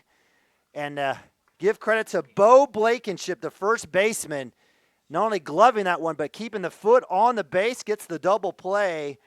But not after the Wildcats get 4 and knotted up 6-0. So we'll go to timeout. Be right back. Cashion Wildcats TV. And counting, Community State Bank has taken great pride in being your hometown bank. With branches located in Cashion, Dover, and Hennessy, CSB strives to reflect the small-town hospitality these communities are known for. Our friendly staff is here to serve you and provide one of the best banking experiences around, equipping our customers with the latest in banking technology combined with a personal, down-home relationship. Come into one of our local branches or visit us at www.mycsb.com. Community State Bank, small-town banking, the way it should be. Member FDIC. Support your school's booster club and get your business in front of thousands of potential customers. Talk about a win-win. Advertising packages start on this streaming station for less than $10 a game. Call 405-726-0835 or email adam@squirtle.com right now for more information. Cashion FBC is a church seeking to grow in Christ and our love for the body of Christ. With ministries from children to youth to adults, we strive to present the gospel in an engaging and meaningful way. Sunday school meets at 9:45 a.m. and worship starts at 11 a.m. Children and youth meet on Wednesdays at 6 p.m. Please check our website at cashionfbc.org for more information, and we hope to see you this Sunday, located a half-mile east of Cashion. Oklahoma Career Tech's been serving up skills to doers just like you for over 100 years. But this ain't your great Grammys and Pop Pop Tech School. Oklahoma's favorite place to learn new skills keeps learning new tricks. Everyone knows the best way to learn is to do it yourself. Sir, you okay? Because you shouldn't have to wait to do what you love. Whatever you choose to do you. Oklahoma Career Tech. All right, welcome back to Lance Beitler Field. Knotted up, 6-all. Exciting fourth inning for the Wildcats and the Leopards here from Lance Beitler Field. Appreciate you guys joining us. Neiman Abavi, Mike Shaline as the Wildcats taking on the 3A Leopards. 6-all. It was a four-run inning for the Wildcats. We got a lot of changes here. So, Mike, what do we see out there on the field? Man, I think so. Hunter Gibson came out, and I see Ryder Likens is in at first base. So I think that's going to be your first switch in the lineup. But we're going to put Ryder at first base instead of right field. So then we have Nabavi at 2, Wano's coming at catcher, and that moves Gump to right field, it looks like. Is that right? I think that's right. Okay. All right, so Coach Mounts with Shaline, the junior right-hander, on the mound. He'll be facing off against Ty Ferguson, number 3 for the Leopards. First pitch, fastball, good start there for my man Derek. Derek on the season is phenomenal defensively and offensively. As a pitcher, he's been doing great work. He's 4 games pitched, got a game save, a win, has given up only 9 hits, has 9 strikeouts, 1.08 ERA. So like seeing that ball 1 there, 1-1 for Derek. So like we saw, he pitched the last few innings at Pioneer. So there you go, swing and a miss there. So nice work for Derek getting out ahead. 1-2 here, 1 ball, 2 strikes, no outs here as we move to top of 5, knotted up 6-all. It was 2 runs in the first for the Leopards, 2 in the third, and 2 in the fourth. The big 2-run home run by Tucker Morris in the third inning, highlighting the Leopards here offensively. That one's chopped foul, left side. That one will definitely go out of play. Count stays 1-2. Ty Ferguson on the day has 2 Ks. The left fielder had a couple big plays to rob the Wildcats today, so defensively he's been great. Derek way ahead. No sense to groove anything here. And he does stay outside. Good work there by Wano chasing that. No one on, though. Derek's got an outside set on the rubber. Anything to talk about regarding that? No, I think he's afraid to step towards the third base side and be off in his line, so he's just going to take that spot and maybe jam him inside. Oh, that one looked good. So that moves the count to full, 3-2. So give credit to Ferguson working back on this. Dangerous spot here for the Wildcats as they've tied it up. Oh my gosh! It wasn't as close as the batter had thought it was. And looking at Wano's glove right over the black line of the plate, so that'll be a walk, and that'll bring up Tucker Morris. Automatic. Do we walk him? Right. Tucker Morris, 2 hits, 2 runs, including a 2-run home run in the third inning. That was absolutely a no-doubter over the left center field.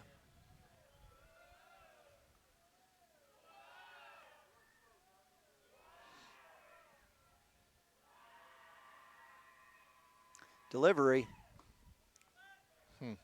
Wano pops up, takes a look, nothing there. So 1-0. Again, a couple of tough calls. I know here at Homer Television, Cashion Wildcats, we want all strikes to be called against for our pitchers. So 1-0. Lindsay Dugout giving Derek a little hard time. That won't faze him. strike is in. Yes, sir. Drops it off the table for strike one. Says, take that, Leopards. 1-1, no outs. Hey, is there any reason why we have a coach's box? Oh, well, just to add extra paint. Because I always thought, you could steal signs from over there, or you could take a look at what's happening at the catcher if you don't stay in the box. Just curious, why even have a box if we're not going to honor it? Right. But he's just getting in the sun. He's staying warm. I guess. All right, so 1-1. Runner at first. Pinch runner for Ferguson, who walked here at the top of 5. A little throwback to 1. Ryder Likens, the freshman. Again, Coach Mounts playing a ton of freshmen this year. It's a deep squad, 22. If you have a chance to play for the Wildcats, you've done something right. It's a victory in itself because there's a lot of good, talented kids. And we've seen Ryder Likens at first, Kyle Yao, Brody Nichols, among many.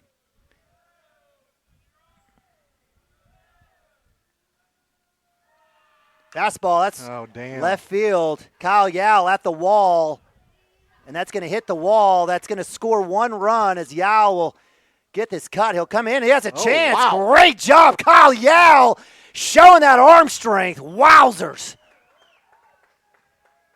Kyle Yao, who trying to figure that out off the wall, absolutely throws an absolute missile to Wano at home, holds the runner. I did not see that coming, but I mean, there's no sense in sending him with no outs. I guess I agree with the coach's call there. So with runners at second and third, give credit to Morris with the hit. Yep, he's hot. Hey, they're bringing the infield in. Most likely a chance for a bunt play here with no outs. That's a chopper. Frazee with the dive. That's going to score 1, has a chance to score 2, in and out of the glove. And if you could take it back, you'd say normal set. You'd say normal set, at least for the middle infield going back for sure. And, man, that's an out. That's an out that Cooper could still hold the runner at 3 if he's playing back. Yep.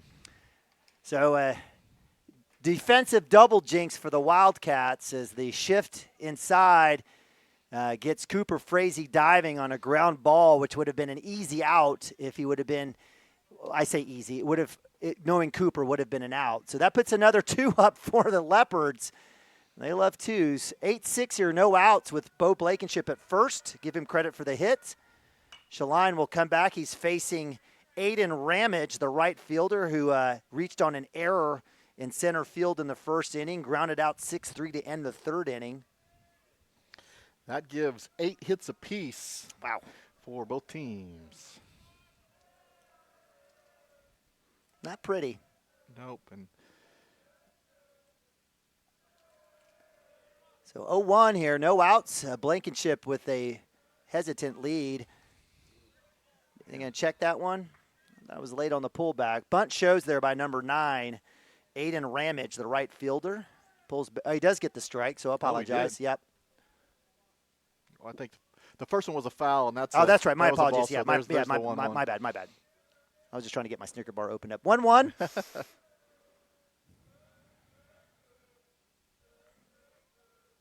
Delivery, breaking ball in the turf. Good job there by Wano keeping that in front. Derek, who was sharp the other night, not as sharp today. Need to push off the mound and really get out to his release point. Looks like he's guiding it a little bit. So decent lead over there at first base. I'd love Derek to. Well, it was Beauchamp that got caught. Yep. Man. So that'll go up top for ball 3. So 3-1 here as Ramage. Release out in front. Let's go. Patient at bat. No outs for the Leopards. They've already put up a 2 spot here in the 5th inning. Fastball, it's going to be chopped to Frazee. He's got a chance to roll it here. Nabavi with the throw in the dirt, not in time.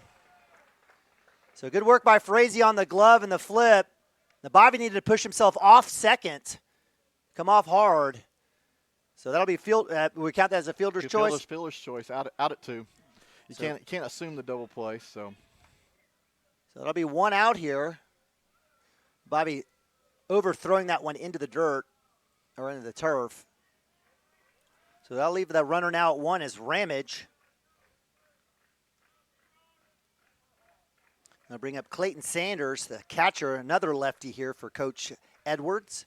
Got a ton of them. He had a hit in the 4th inning. He's going to pop that one straight back in the fence off of Wano's helmet. Oh, wow. Everyone will have it. And maybe that's what the Wildcats need. Maybe a little comedic levity here, a little ha-ha, loosen up. There you go. 0-1 as Shaline gets out ahead with 1 out.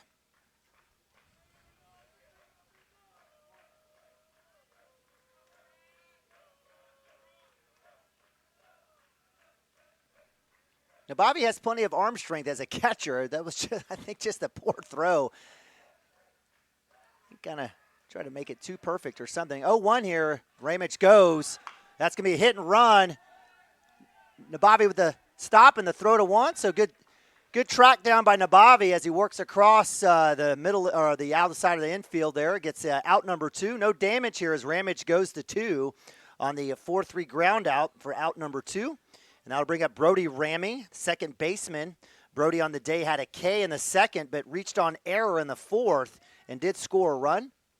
Man, Nathan covered a lot of ground on that last ground ball, especially with the runner stealing 2nd. You're going to be the backup, and you put the brakes on, go the other way. So nice job using his wheels there. Easy throw to 2 there for the second baseman now. That's in the dirt, stolen base. That's just a tough break there. Good call there on the steal. For sure. Derek needs to pay a little more attention. He's got a good wheel move. You got to keep him honest there. So, but you got 2 outs. Work on the batter here. Get him out. So with the ball in the turf, 1-0 count here, 2 outs, runner at 3. Up to bat is Ramming, second baseman. Your boy Hercules. Man. I bet he plays football. I bet he does. I bet he does. I'd like my boy on the rubber to throw some strikes that are on the outer half here. No one better than Derek Shaline to do that. 2-0, 2 outs.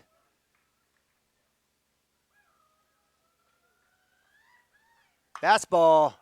That'll be foul. Thank goodness. You got a hold of that one. That one will hit something over there on the left side. So it's the longest strike you can find out here in Cashion, Oklahoma. So 2-1. Live on the outside, son.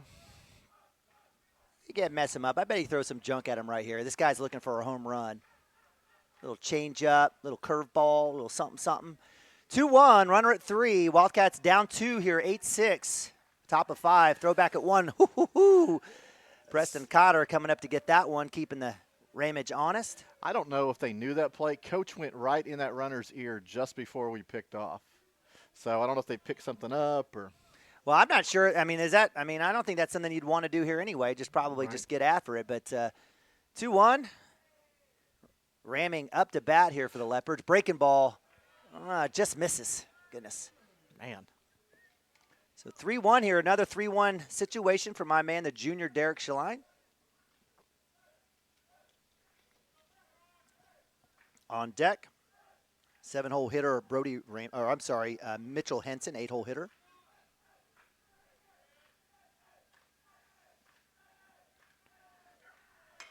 Breaking ball, right field. Oh, you can't backpedal on that. Gump will let that one drop in front of him, and that'll be a base hit RBI for Ramming, and that drives in another run as Aiden Ramage comes in. And so with runners at first, that's 8-hole hitter number 4, Mitchell Henson. Mitchell on the day has grounded out 6-3 style in the 2nd and had a walk in the 4th. A little throwback to 1. I like the look here as the freshman Likens with the rake. Healthy lead here. Yeah, I'm really surprised there's nobody warming up for us. I would have liked to seen Parker still warming up, or even Hunter came out of the game. I think you can re-enter. Yep. Throw back to 1. Oh, off of Likens' glove. Nabavi's going to try to chase this down. He'll get it. He's going to. He gets the hold up as Ramming slides into 2. And that right there is Likens just taking his eyes off the ball. That's about as clear and simple as it gets. This has been a tough inning to watch. So 9-6, Wildcats down 3 runs. Runner at 2 is ramming. Up to bat is Mitchell Henson, the center fielder. Just take care of the batter here.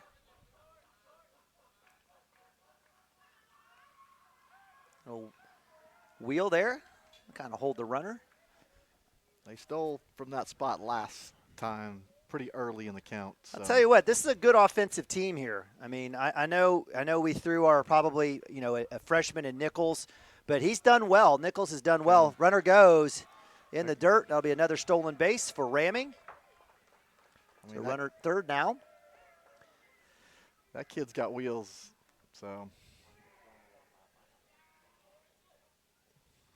But as I was saying, the situation here is that you give Lindsay a little credit here. And there have been a lot of dirty plays by the Wildcats, just a couple errors. That's outside. So ball 3.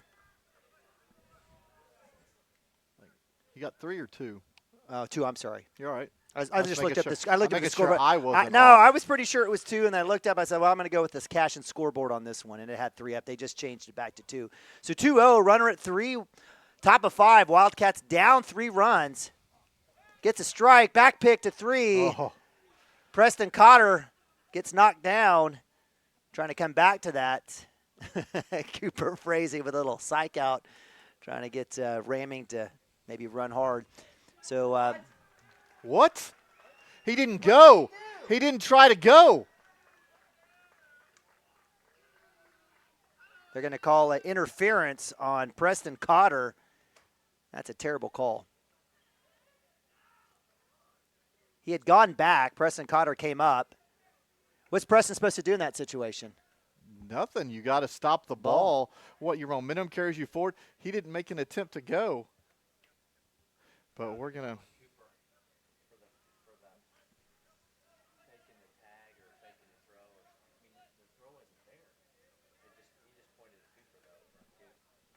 All right, nonetheless, it's a run. So an error on that side of the field. Don't know how we'll score that one. So it's 10-6, 2-0, 2 outs, swung on, fouled. Moves the count to 2-1. Here's a situation. And give credit, as ramming, had a K in the second. It reached on error on a baby hit to 2. I mean, it was an absolute baby. Did score a run in the second and was able to generate himself a hit here in the 5th inning. And with that in mind, was able to get a stolen base on a miss by the first baseman on the pick play and rounded and stole to third and got in a position. It's going to be a chopper to 3. That'll go foul as Cotter easily gets that one. So count moves to 2-2, 2 outs. Wildcats need to get out of this inning, or out of this top half of this inning. I'm still confused of, the call was way later, and how you point at Cooper in any way, I don't understand. There. Oof. So I guess a little high. So that'll move the count to full, 3-2. On deck is Caleb Entz, the pitcher for the Leopards. Fastball swung. Man. That's going to go through the gap. Well-struck ball as Yao will get that one. And 2-out rallies in effect here for the Leopards. No visit by Coach Mounts. Maybe just to talk it out, we do have Parker Atkinson on in the bullpen. So you asked for it. There you go. So give credit to Mitchell Henson with the hit. That is 1, 2, 3, 4, 5, 6, 7 batters. That's 5 hits. Yep, I got 4 hits and 30 pitches, unless I missed. No, it's 4 hits. My apologies. No, a walk you're and good. that's right. A walk, 2 and 4 hits. And we will have a conversation as Coach Jay comes out. Let's maybe give Coach Mounts a chance to maybe talk it out. I don't. You guys know. You all know the rules better than I do, and I'm not sure in what situation you allow him to score unless they thought maybe the ball went into the dugout. No, it came right over here. That's what I'm saying. Yeah. That's the only thing I could think of.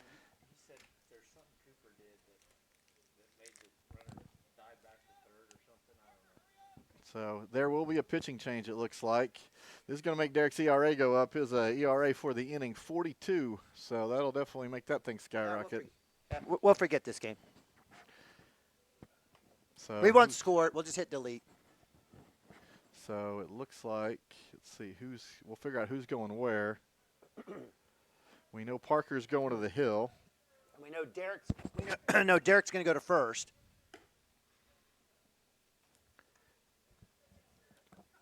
Let's go to a quick timeout. Be right back. Cashion Wildcats TV.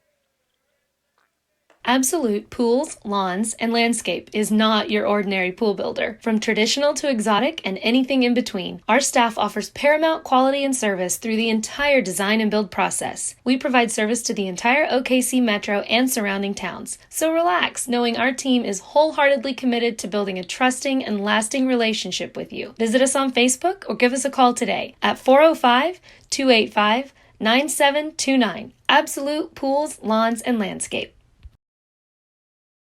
At Maples Nixon Diesel Horse, we've helped.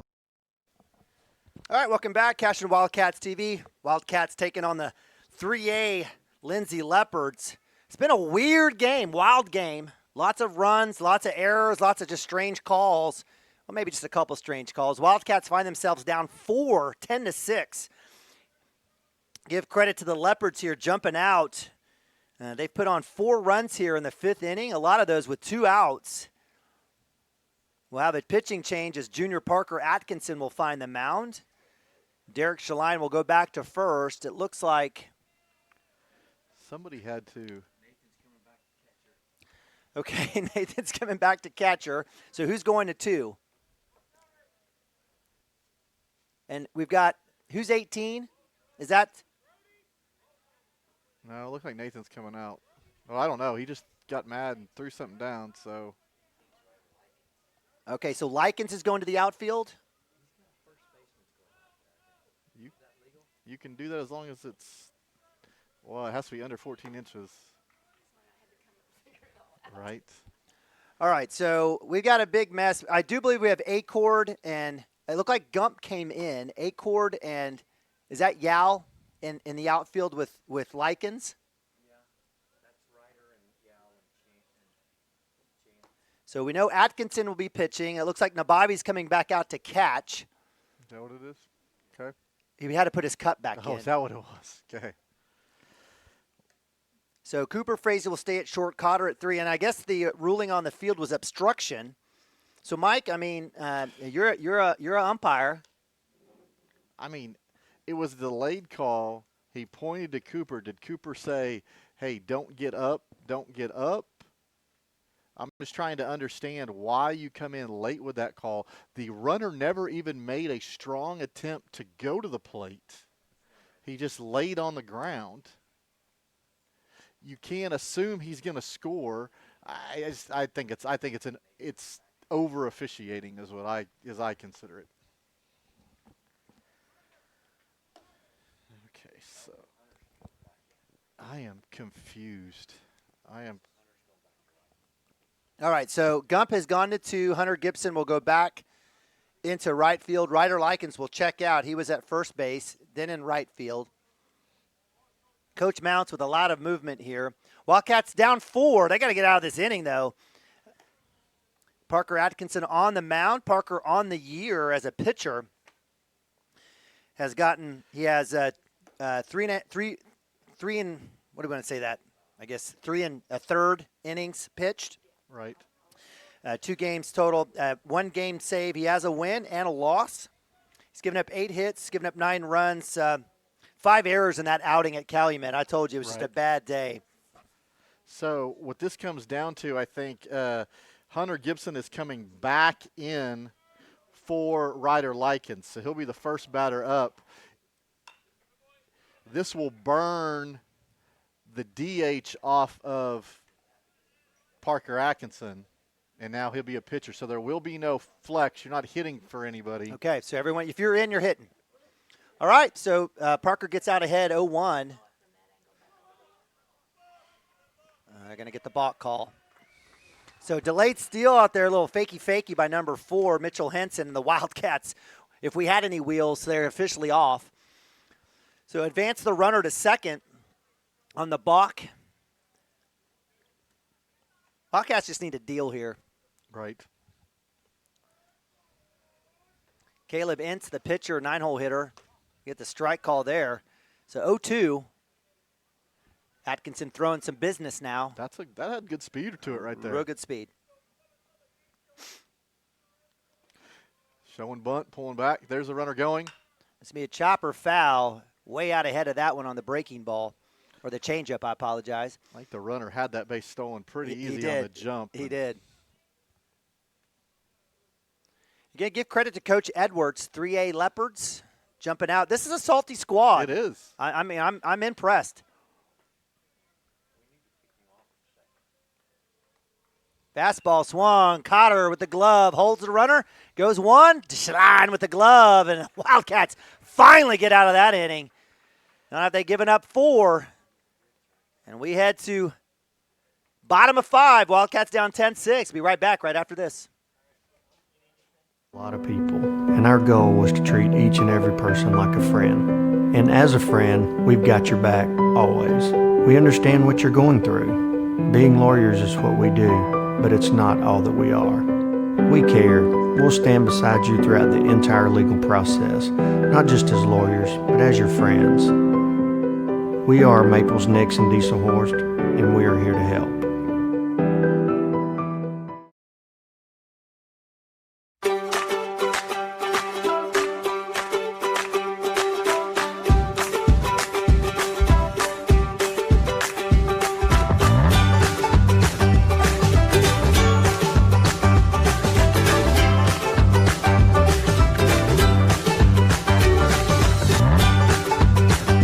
Stream with Oklahoma's #1 high school streaming service, Squirtle.tv. Find out more at Squirtle.com/stream.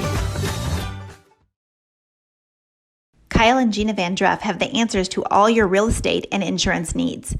These guys will have you covered in a one-stop shopping experience. They are local agents, local supporters, and active in the Cashion community. They are also proud parents of past and present Cashion students. Kyle and Gina help their clients make the right choice.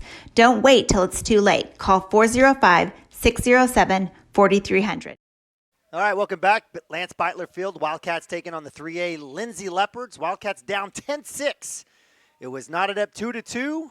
It was 4-2. It was tied up 6-all in the 4th, and it was a 4-run inning by the Leopards here, top of 5. Hunter Gibson with a grounder. Great glove there by the shortstop in time. That's been Hunter's day today. Just unfortunate. 6-3 for out number 1. Kessler getting in that on the short hop, just throwing the BB across. So I'll bring up Nathan Nabavi. Wildcats got 4 runs in the 4th inning, just like this. Hunter Gibson leadoff, grounds out. Nabavi was able to get on by hit by pitch. He scored the first of 4 runs for the Wildcats in the 4th inning. That one's definitely low and outside for ball 1. Keeping an eye on Ince's pitch count. 80. That was the 85th pitch. So you hope he wears down here and we can barrel some stuff up. I like the fact that we're kind of coming back around to the top of the order. So. Yep, absolutely love it. So 1-0 here for Nabavi, catching for the Wildcats today. Little second base up top.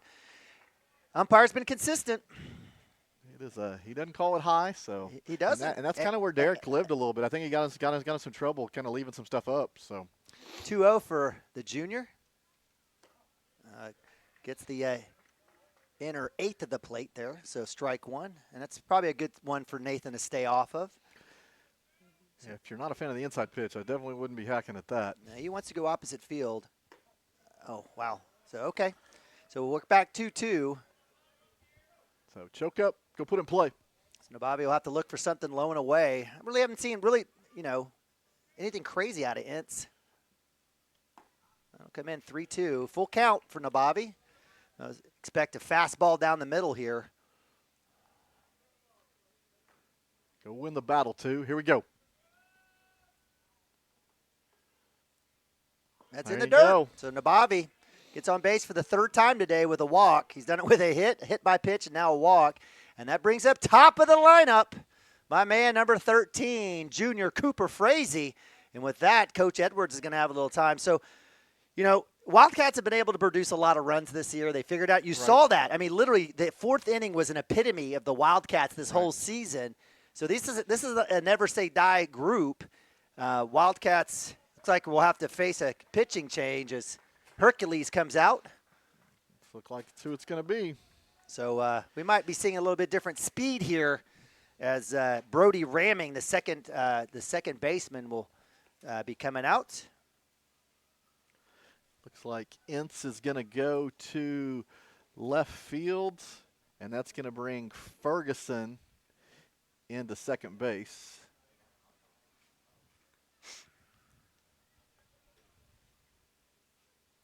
Again, I have been impressed with Lindsay, right? And this is not something where I just think the Cashion Wildcats are the greatest team ever in the entire world. They're pretty darn good. It's a salty squad here. The Wildcats ranked 8th in 2A. Again, have been back-to-back state tournament semifinalists last year, losing the eventual champion Silo. A lot of people have lost to Silo, right? And so, but I have been really impressed. They didn't really throw anyone intense at the Wildcats, but it's been their hitting that has really impressed me here. Now, what would they have done against a Cooper Frazee or a Chance Acord? Right. I don't know. But they've seen it. They've put it in play in some deep shots. So give credit to the Leopards here if they come out here with the victory against the Wildcats. For sure. You know, they talk about the bus test. And, you know, when they looked at these kids, I thought, man, these kids are big. And, you know, sure enough, they squared balls up. They've hit balls deep. They've hit line drives. They've hit a ball out of the ballpark. So kind of you get what you see in that case. So. There has been an absolute renaissance in some of the towns just south of Norman over the last 10 years. You look at Tuttle. Tuttle's always had wrestling, but if you think about other sports, I mean, football, they've had that, but Tuttle, Lexington, Lindsay, Newcastle, Washington. Right. Washington, man, Washington's good. A lot of really good quality athletics down in that area. And I think you've seen folks in that consolidation of that Norman area kind of proliferating down south. All right, so here we go. Cooper Frazee, 1 out for the Wildcats here, bottom of 5, down 4 runs. Nabavi at first. Big hit. That's going to go to the pitcher. They're going to try to get the double play, and it will be in time. So give credit. Ramming comes in for 1 pitch. Well, sometimes you hit that one right up to the middle hard enough, right to the pitcher fast enough, that happens. So. That's not what the Wildcats needed as they go down 1, 2, and 3. And we move the top of 6. Wildcats need to get something going. Down 4 runs, 10-6. Hang tight. We'll be right back right after this. Go Wildcats and number 88. Let's have a great year. Wildcat up. Get you some. Now is the time to protect your family with Pioneer Smart Wi-Fi. Internet security is becoming more of a fear every day. Protect your family against malware, viruses, intrusions, cyber attacks, and more. Modern internet deserves modern security. Get the best of both worlds with Pioneer in-home Wi-Fi and the Smart Wi-Fi app. Download the Pioneer Smart Wi-Fi app today or visit gopioneer.com for more information. Dr. Matt Dieselhorst at Dieselhorst Sports and Orthopedics can help you get game day ready. Dr. Dieselhorst works with athletes of all ages, taking a coordinated approach to accelerate return to play and maximize athletic performance. His work with pros in sports training, injury prevention, bracing, functional rehabilitation, and imaging works seamlessly with his medical and surgical expertise. Get started by going to Dieselhorst Sports and Orthopedics. Let Dr. Matt Dieselhorst get you back on the field, backing all Oklahoma athletes on the field and off.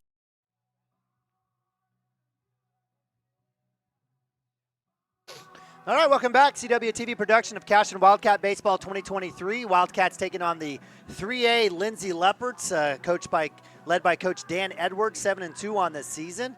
Wildcats find themselves down 10-6.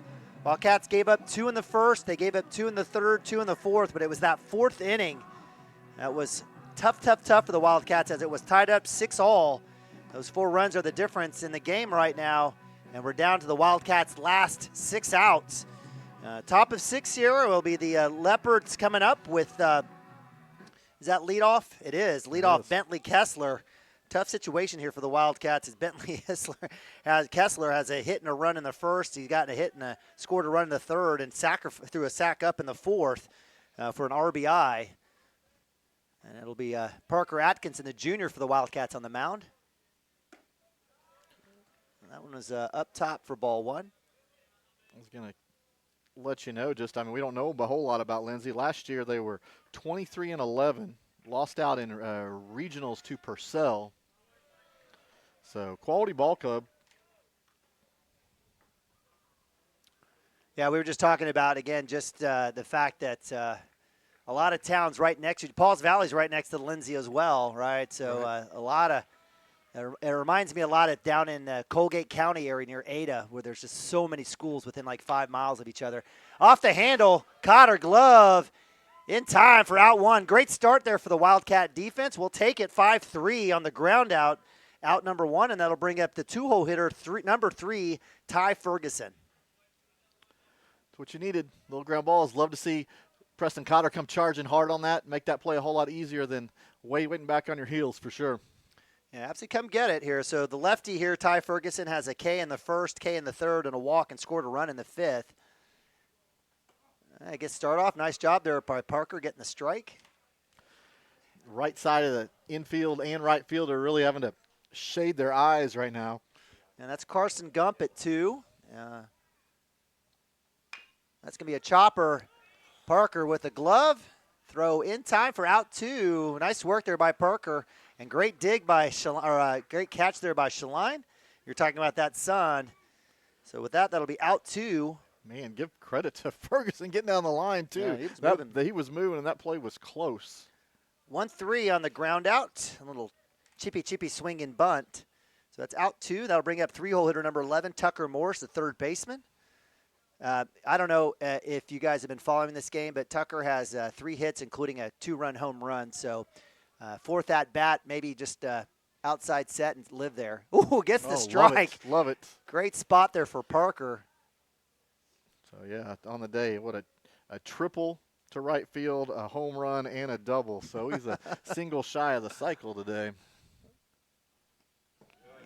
Gets him swinging on that one. So 0-2. Right back to Nabavi on the backstop. That one dropped everything off. And the kids. All right, so Wildcats needing some defense here, holding the Leopards top of 6. Down 4 runs, 10-6. Appreciate you guys joining us here on CWTV. Atkinson on the mound for the Wildcats. There you go. Gets the K. Man, Parker looking great out there that inning. Came in, shut the door down there in the 5th, and looked great there in the 6th. So 1, 2, 3 goes down the Leopards, top of the order, in fact. That'll be nice work there for the Wildcats, and good work there by Atkinson, Parker Atkinson, the junior. Do you guys want to go timeout, or do you want to leave it here? What are you going to do? We'll go timeout real quick. Be right back. Cashion Wildcats TV.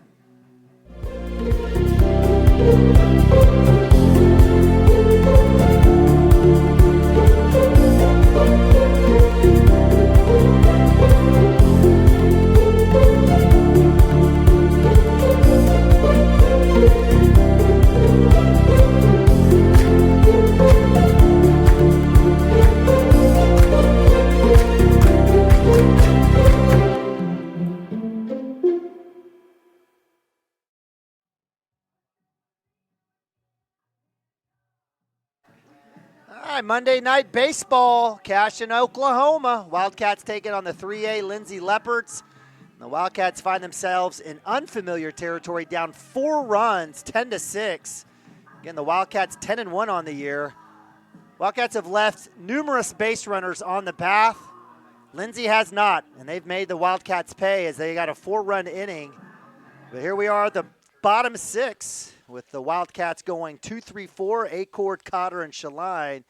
Wildcats need to get a little rally here going, get back in the game. So Acord up to bat. If you guys missed it, Acord had a absolute mash, a 3-run home run in the 4th inning. Takes first pitch ball against Raming. Raming coming in relief of Ince. Ince threw one pitch, Raming threw one pitch and got Cooper Frazee into a double play. And we get a quick strike there call there. So 1-1 for Acord. Ramey looks like he likes to work quick as well. So we got to get in that box, get ready to go. Gets him on that one. So good touch, good work on that last pitch. 1-2 is the count here for Acord. He's going to have to work back here with no outs. Wildcats need base runners. That's outside. Takes patience right there as a hitter. You know he's not trying to groove you anything, but, man, that thing stays in the zone and then just breaks late. 2-2, no outs. Bottom of 6, Chance Acord looking to add to his hit total for the day. Takes a healthy hack. Nothing overpowering here from Ramming. I'm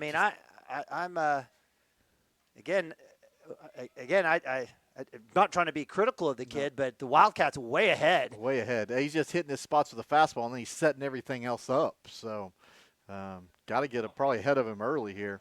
So with 1 out, that brings up Preston Cotter. Wildcats have been horrific at starting it. We always seem to – we don't not get anything going unless there's 1 out on that board. At least 1 out, yeah. So count moves 1-0 here for Cotter. Third baseman, senior. The only senior on the team stares at 2-0. Do we have any other seniors? Am I missing anyone? Nope, we miss Maroney. Yeah, Maroney is playing golf. Dude, he's doing good work on the links. Is he really? Oh, I'd love to hear about it. I think they did well in their last tournament. I think he placed 2-0. That's outside. Ball 3, 3-0. Is that when ricochets back to Ramming? So love to see it. I love the patience here. You needed to see a first pitch of a pitcher anyway, probably, and he's just managed to put 3 out of the zone. So Preston ready to go here. That's in the dirt, ball 4. So Wildcats get a base runner. Runner at first is Preston Cotter. That brings up four-hole hitter Derek Shaline. Wildcats just need to keep it going. There's no 4-run hits out there, so just need base runners and moving guys around. That one's outside. They're going to call strike. They haven't called that all day. Gets that one there. 0-1 for Shaline. I would have stayed off of that one as well. Right. Let's see if he can stay short to it and drive something. That one is definitely outside for ball 1. 1-1. Preston Cotter has got steal capability.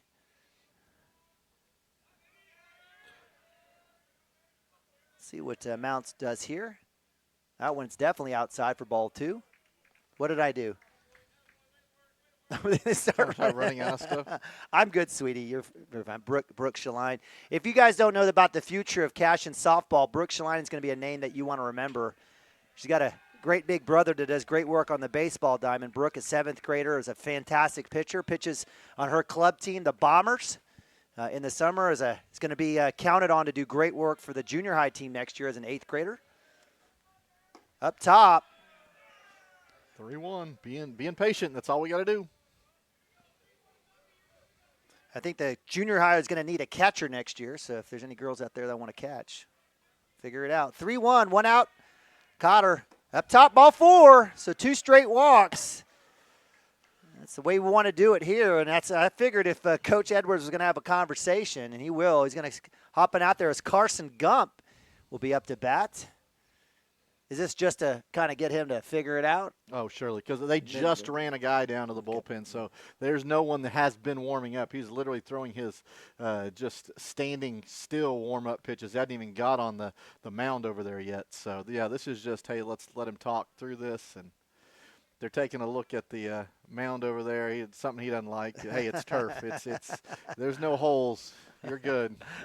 Well, if you guys are new to Class 2A baseball, it's rankings are in play. There is no district scenario. Again, half the schools in Class 2 and A above don't play football, so all of us have to kind of comply and work through that. So the Wildcats have to deal with a ranking, and that means chasing games. And the Wildcats have got to go out and find competition, and thankfully the Lindsay Leopards have come in.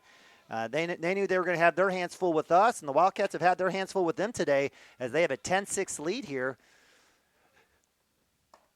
Don't you call it. Oh. That one was a little out. So be consistent. The zone's getting bigger here as the game moves on.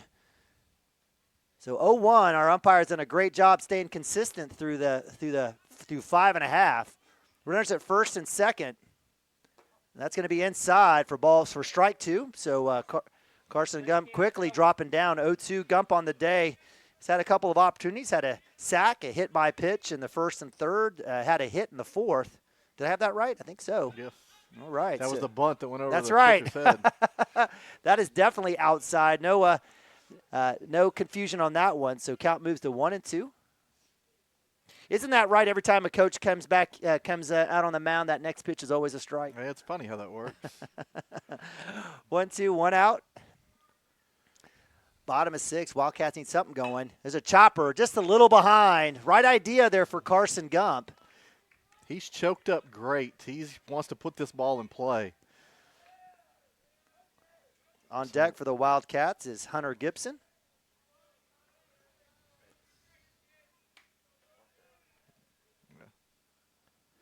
Come on, 2-4. All right, so here we go. So 1-2 count here off the foul. Delivery. Oof, get that bat away. Almost hit the bat on the shoulder. Definitely well behind. Good job there by the catcher chasing that one, or Preston Cotter's touching 3 right now. So 2-2, 1 out. So you saw he was trying to pitch him in. Now he'll probably go away here would be my guess. Dangerous throw to 2. Second baseman in the vicinity with the catch. Nice work there by the Leopard middle infielder. Good work there by Cotter getting back.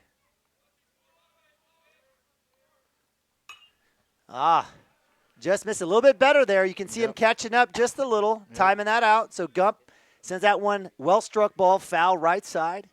That's definitely going to hit something over there. So count stays 2-2. Runners at first and second are Derek Shaline and Preston Cotter. That'll be ball 3. So been an excellent at bat for Carson here. Really competing. So full count. Carson Gump, the sophomore. It's a little second and out here for outfield for the Wildcats. Chops that one straight up. That's trouble. That one will drop just over the net. Thankfully, as Carson stays alive. And that's good wheels there by the catcher. Actually, that is we've got a new catcher in there. I don't have a number. Man, I'll have to see. I bet it's, I don't know, is that Parker Dodson, number 6 maybe? Might be. So good work there by the catcher on that chase down. So full count. Runners at first and second. 1 out for the Wildcats. Down 4. Need base runners. Runner goes. They're going to call balk. So good work there on the delay steal. And didn't come set. That's exactly right. Thank you, Terrell. You got to have a pause. Got to have a little kiss. And so with that, runners at second and third, the force is off. So anything right side is a good day here. Might score a run.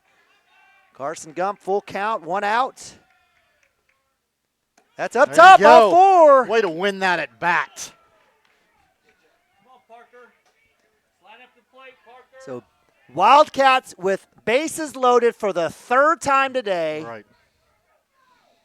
That's going to be the story thus far of the Wildcats catching L. 10-6, Parker Atkinson, the junior, up to bat. He's going to be inside for ball 1. Good call there by the umpire. Man, excellent frame job by the catcher, curling that thing in, but the umpire staying consistent on the placement of that pitch. 1-0, 1 out, bases loaded. That one's going to be a strike. And I don't blame. If there was an auto take there until they got a strike, I definitely would understand that. So Parker now staring at 1-1, 1 out. Just behind, off the handle on that one. Looked like he casted that one just a little. It's almost like the decision is just a tad late. So you got to anticipate everything's a strike till it's not. So. Yes, no in those cases. All right, so with the count now with the foul, moves to 1-2, bases loaded for the Wildcats.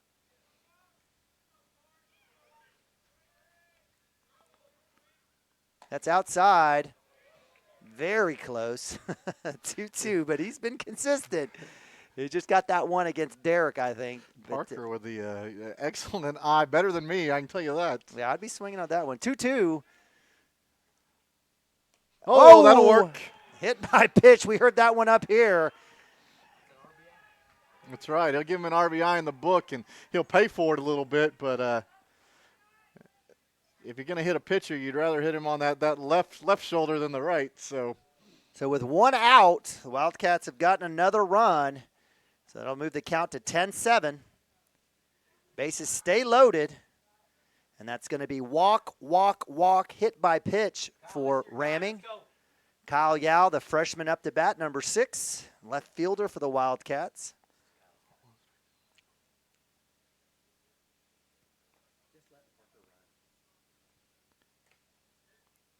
So we are going to have a courtesy for our pitcher. And that'll be number 17, who we don't know. Have no clue for you. Might look like Zane Stimke. Is that Zane Stimke? Is it Brody Nichols? No. Maybe. No, that wasn't Brody. I don't know. All right. We got a pinch. We got a courtesy runner here for the Wildcats. Down 3, 10-7. Bases loaded, 1 out.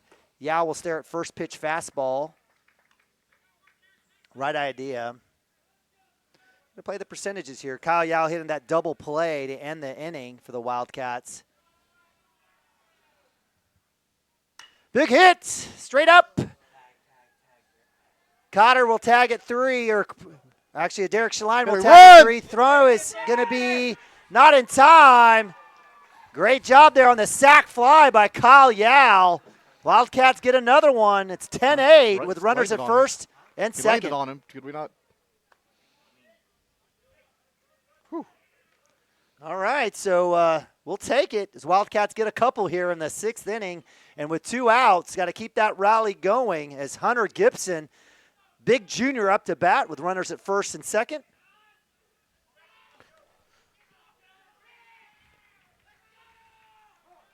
And we'll have time. Nice work by Hunter Gibson as ramming is taking about a century to get the call. Come on, Gibby. Line one out. Let's go. And Hunter Gibson's got all the abilities, all the strength. Just need to put it together here at the bottom of 6. Oof, that was a quick call. Quick call on the strike there. So 1-0-1 here for Gibby, 2 outs.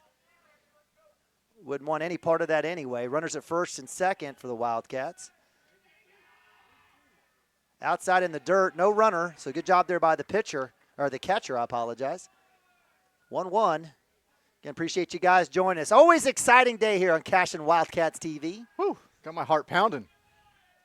Almost as good as McAllister, the McAllister game. Oof, Gibby takes a hack at that one. Inside pitch. That would have been a screamer. All right, so 1-2 here, 2 outs, 2 runners on. Choke up a little bit, Gibby. Have some back control. Drive this thing.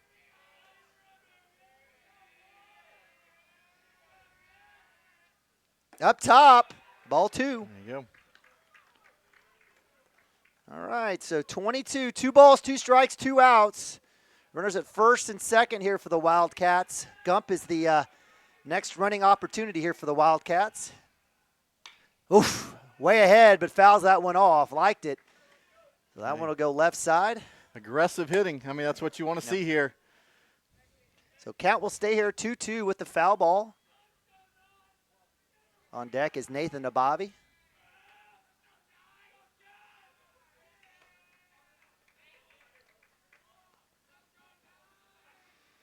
Come on, Hunter. All right, 2-2.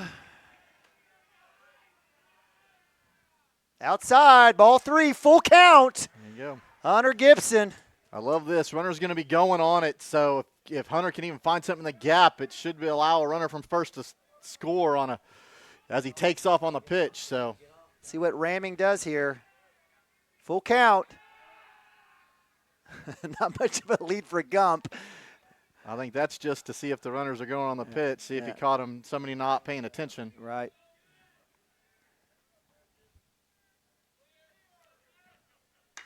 Big hit, deep! Left center! Off the wall, that's going to score 1! That'll score 2! And we got a tie ball game. Hunter Gibson with a 2 RBI hammer to left center field. Batted jog. Way to go, Hunter Gibson. We just talked about it. 3-2. Runners are going to go. He finds that gap out there for a line drive, and 2 RBIs tie the ball game up. Wow. Holy cow. So you wanted excitement. The Wildcats put up 4 in the 4th to tie it. They put up 4 in the 6th to tie it back up, and the Wildcats aren't done as we've got a pitching change. And we'll also have a commercial. Go catch your breath, get you a burrito, figure it out. Come on back in 20. We'll be right back here on CWTV. Storm season is coming, people, and your first choice for roofing needs should be Rhino Roofing. Locally owned and operated, the Rhino specializes in all types of repair and replacement. Large scale, traditional, modern, unique roof lines, they can do it all. Protect your home and your family with the specialized services of Rhino Roofing. Visit our Facebook page today and make an appointment. Rhino Roofing is all the hype for any roof type. Looking for a solution to your water well problem or just needing a new well drilled? Western Drilling does water well drilling and repair. They are experts in pumping system installation, troubleshooting, and repair. Western Drilling works with domestic, ag, and irrigation wells. Give them a call today and explore all the solutions. Western Drilling supports Cashion High School. Go Wildcats!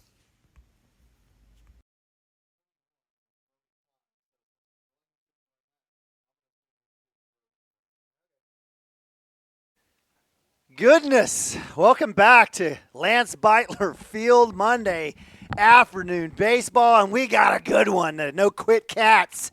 We saw it against McAllister 5A in the Broken Bow shootout, coming back, getting the win 2-1 in extra innings, and down 4 runs in the 6th inning, down 4 runs twice, have come back and knotted us up on the Hunter Gibson Jr. absolute monster mash to the left center wall as the Wildcats get 4 here in the 6th inning. Not done. Hunter Gibson at 2 with the stand-up double, and that's Nathan Abavi up to bat. If you aren't at the ballpark, you need to get out here. That's up top for ball 1 for Nabavi. Nabavi, who has reached on hit by pitch, and reached on walk. His 4th at-bat here of the day. Takes first pitch, ball 1-0. On deck, Cooper Frazee. Wildcats, let's keep it going. Let's get the lead. Lead run at second base is Hunter Gibson. That's going to be called strike. Good pitch there by, we believe, Klein, who's come in replacement of Ramming. So 1-1 here for Nabavi.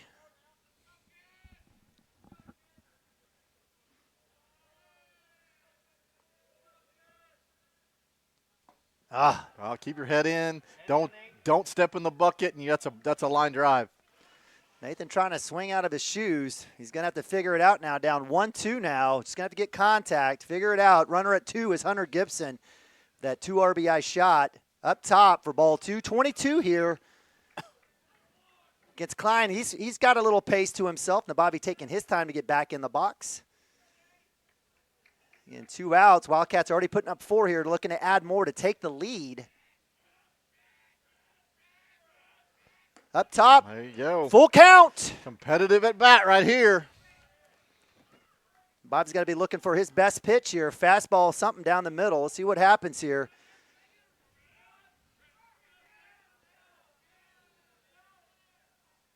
Shot to 2. And it will be half step in time. But Wildcats, wow.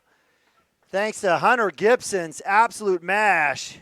Drives in 2 to go along with a little bit of magic. Wildcats knotted up 10-10. If you like offense, you got it today.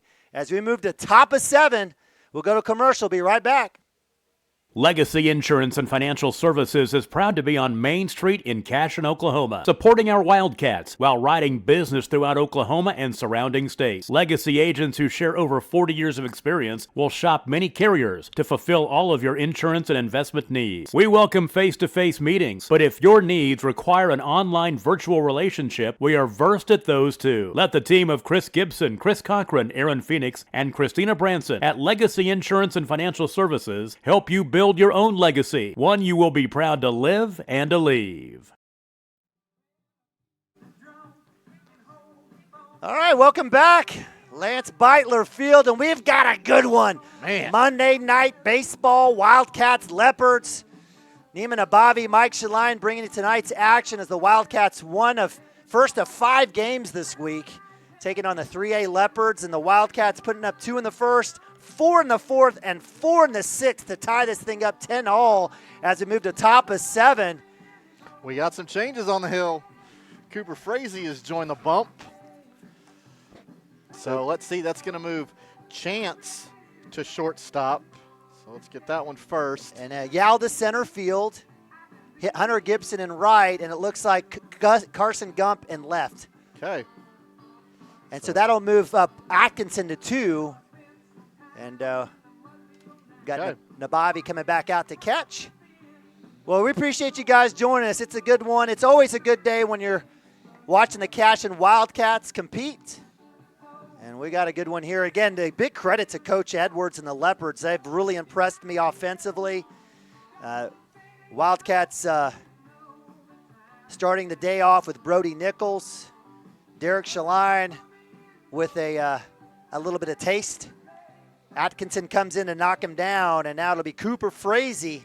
Coach Mounts emptying the chamber here with Cooper here with Acord, Cotter, and Shaline leading off for the Frazee leading off for the Wildcats in the bottom of 7. So they'll bring up the left-hander, Bo Blankenship, hit, line out to short, and another hit in the 5th. Up top for ball 1. So Cooper's fresh. I don't recall if we saw him this last weekend. I don't think we did. We didn't. So Cooper fastball that's going to be driven left field. Carson Gump will be under can of corn. That's out 1. Easy. Fly out to 7. We'll send Blankenship back to the dugout. That'll bring up number 9, 5-hole hitter Aiden Ramage, right fielder. Aiden on the day reached on error in the 1st, 6-3 ground out in the 3rd, and fielder's choice in the 5th. Fastball swung. There you go. Bring the heat, my man. Way to get started. So I love Coach Mounts here. Let's go win this thing. Right, for sure. Let's go win this thing. Cooper on the mound. Another that one is in the dirt off Nabavi's helmet. Come back. Way to use your head, son. 1-1. Same kid. Yep, same kid warming up down there in the bullpen. So 1-1 here, 1 out. Woof, woof. Didn't miss that was across the plate, I guess just a little high, so that'll move the count to 2-1. Ramage wasn't going to, he didn't even see that one coming. Fastball in the dirt, so that'll be ball 3. So Cooper's got to come back, trust his D here. Again, Chance Acord is shifted back in from center field to short to replace Cooper Frazee, who's on the mound. Parker Atkinson at 2. That's a chopper at 3. That's going to go foul. That's a good thing because fielding it that deep, that runner got out of the box pretty fast. Yep. I'm okay with that foul ball. Yep, absolutely, totally agree. So with that, that'll move the count to full 3-2. Great job by Preston Cotter on the glove. It did go foul. Just breaking ball that stays didn't break at all. So, all right, so with 1 out, we have a runner at 1. So lead runner for the Leopards at first base. That'll bring up the lefty, number 22, Clayton Sanders. Clayton caught at the beginning of the game. I believe he's DHing right now. He popped to short in the 1st, had a hit and scored a run in the 4th, and grounded out 4-3 style in the 5th. Almost gets him there, so good work there by Cooper Frazee. That's one thing I absolutely love about Cooper on the mound, not only his pitching ability, but his pick move is fantastic. For sure. That was close. You got to watch that sun over there, too.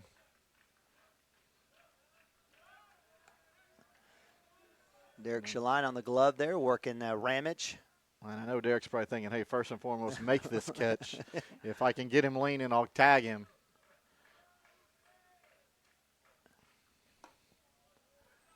I like the placement there. And that'll be ball 1.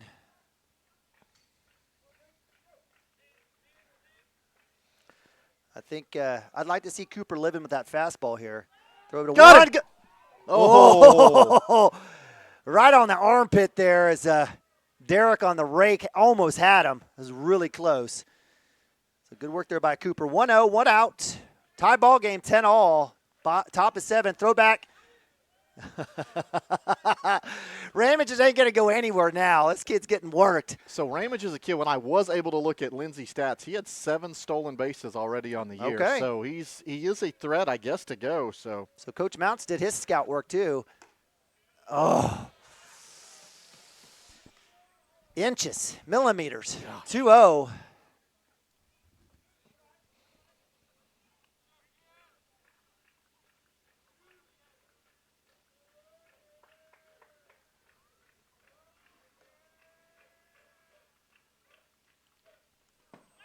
Backstop. Nabavi's got a chance. Throw to 2. Just Almost too had him. high. So count the stolen base to Ramage. Good work there by Acord going up high to get that one. Moves the count 3-0. That was the worst case scenario for the Wildcats on a stolen base attempt. So lead runner at 2, 3-0. That's outside, ball 4. okay, well, and that's going to bring back in number 10, Ramming. Now, this has to be some sort of, because he had his pitcher come in for Ramming. Ramming never took the field back, so now the kid that's warming up is done. I would think he's done. Yep, you're exactly right. And Good now work he's there. sending somebody else down to warm up. So he wants to keep ramming in there to get a hit. So actually, that's just a pinch runner. So I don't know, Pops. I don't know. So runners at first and second, 1 out. Ramming up to bat. Ramming had a K in the second inning. Reached on error in the 4th on a slow roller to second. Did get a hit in the 5th inning. Scored a run both in the 4th and 5th inning. That 4th inning was a couple stolen bases for him. Little wheel. No one there, so good work there as Cooper Frazee had a chance. Kind of shook Ramming there, had him kind of paralyzed there on the base path. Great pitch. Great pitch. Cooper comes in with the breaking ball, gets the strike, 0-1. And that's going to leave Ramming guessing a little bit here. See if he comes back with fastball. That's inside. So 1-1.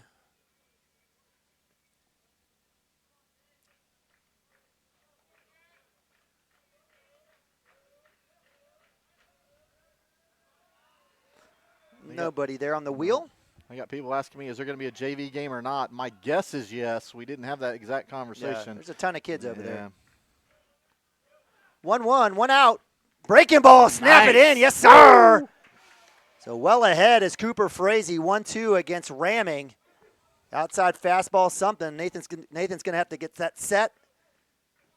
Ramage definitely a threat, stealing the 3rd. Yeah, nice little work there by Cooper.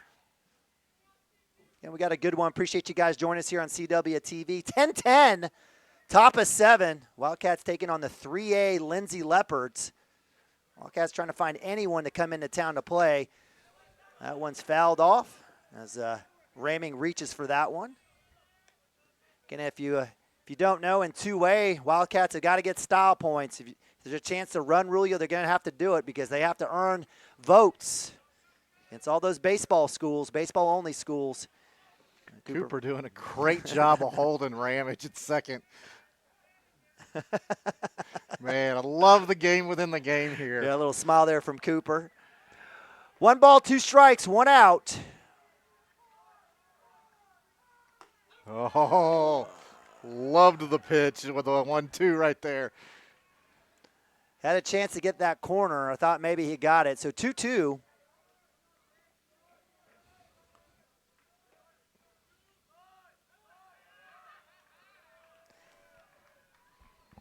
Runner at first is going nowhere for the Leopards. All right, 2-2. So we'll have I'd love it. We're holding this. I'd love that ground ball right to Chance, right where he's standing, and get out of this inning. So a little conversation, pitcher and catcher here. Maybe a little trying to get a sign in terms of what's going on. 2-2, 1 out. Runners at first and second. So Wildcats need a hold the Leopards here. Back and forth affair. Wildcats have found themselves down 4 runs. A couple of occasions have come back. Ooh, ooh. Wow. Inside. I mean. Not by much. Not by much. Full count, 3-2. Curveball? No, because he threw it 3-2 and left it up once. I think you're going to challenge him with a fastball here. Okay. All right. I think curveball. Pop straight up. Go, Yal. Who got it? Oh, damn it. Boys run into each other. That's going to score 1. As Hunter Gibson will get the ball, he'll throw it in. And ramming, better lucky than good. And you got to call that on the center fielder. Yeah, it's your ball. Lack of communication. So Kyle Yao going up against Hunter Gibson is a bus versus a Volkswagen. Yep. That's unfortunate as this game has been played today. You know, after all of this, the Wildcats, have if they can't come from behind it, they can only blame themselves on this game. Right. Leaving base runners, we may be close to double digits in terms of base runners left in this game, and again, significant errors. I mean, that's what you wanted with a runner on second base, is that fly ball, and man, that's a shame. All it is communication, guys. That's all it is.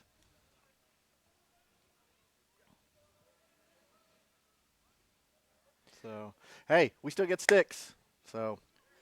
So that is second base reached by ramming based on error. Slow grounder to fourth, and here an easy pop-up to right center. Coach Jay will have a conversation. That'll bring up number 4, Mitchell Henson, center fielder. Mitchell on the day, ground out 6-3. Had in the second, walked in the fourth, and got a hit in the fifth. Not a great day here for the Wildcats. Again, it's He did just now. I guess, is that 25 pitches for Cooper? That was 19. Okay. He could have still gone. I mean, he could go up to 35, but they choosing to make a change here. They didn't see Parker as well. Parker was he was at second base, so he was in the game. So he went from the mound to a position. He can come back on the mound, so we don't want to play the game of what ifs, but, if Chance Acord, right, is in center field, most likely Gibby's letting him grab that, isn't he? For sure. And in this situation, do you think, maybe that's a situation where Kyle Yao, a freshman, sees a junior coming over and maybe – I think that always plays a factor, and we've talked about that just because they're an upperclassman, it's communication. It's baseball. It doesn't matter who's older, who's younger. You got to communicate. So let's see. What do we – chances – so Cooper's moving to second base. I guess that's correct, yeah. So I was wondering if there was a switch because somebody was maybe hurt out in the outfield, but I guess that is not. All right. So here we go. Wildcats giving up 2 in the first, 2 in the third, 2 in the fourth. Thank you. No problem. And then 4 in the fifth, have now given up 2 here in the seventh. And we're going to have a conversation with the umpires, get the books together. We've got is that Preston Cotter's grandmother with the books? Oh, so maybe they're saying he can't pitch, and we're going to see Max Higdon. So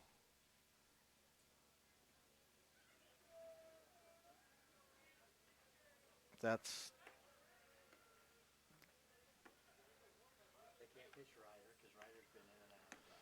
right. You can't pitch. You can't pitch Chance because he pitched too many on Saturday. You could go back to Derek, but we saw how that worked out. Brody's already come out of the game, so he can't go back in. So yeah, you're taking it from the bench for sure.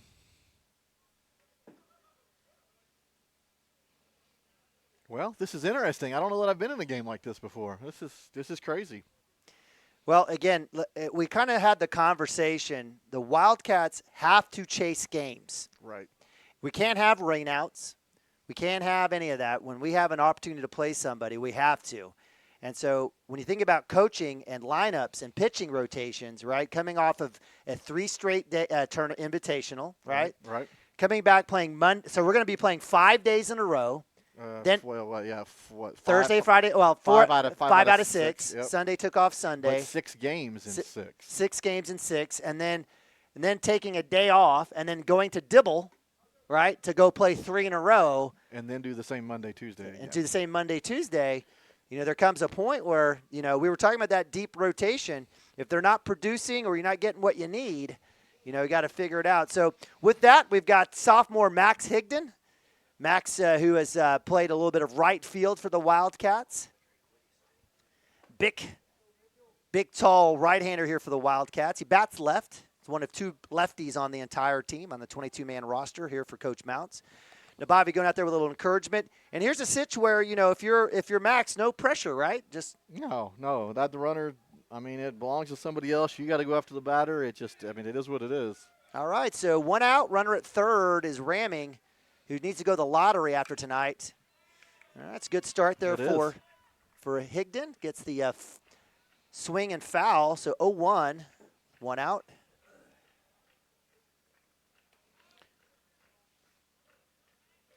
Stay with us, Wildcat fans. We got top of the order coming up in the bottom of the 7th. Anything's possible. Big drive to right center. Oh, and Hunter lets that one go. That's going to score a run. And that'll be a stand-up double for Henson. I mean, that's one of those, they didn't want to talk. They didn't want to get in each other's way at all after what just happened. So digging ourselves a little bit of a hole here. Shot, Max. Keep throwing strikes. Let's go. All right, so Caleb Ince, the starting pitcher here for the Leopards. Yeah, that'll be a stolen base there pretty easy. So Max with no hold there.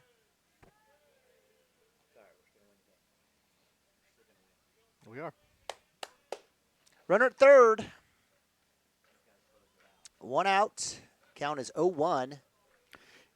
Infield coming in.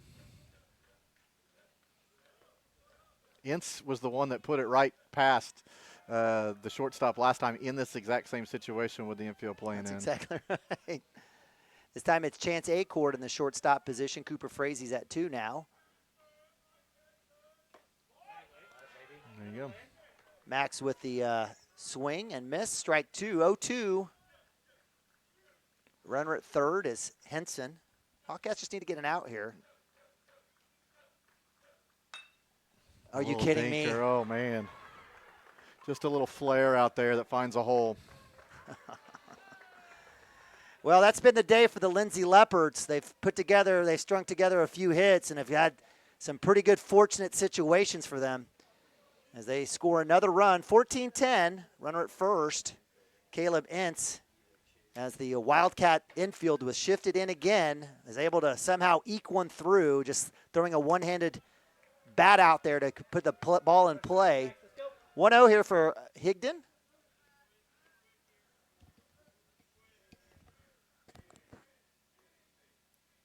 Swing and miss. Good stuff there by Higdon.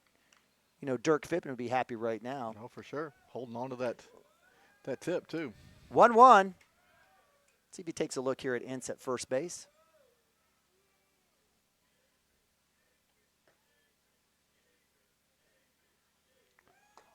Nice pitch. What was that call earlier? All right, 1-2.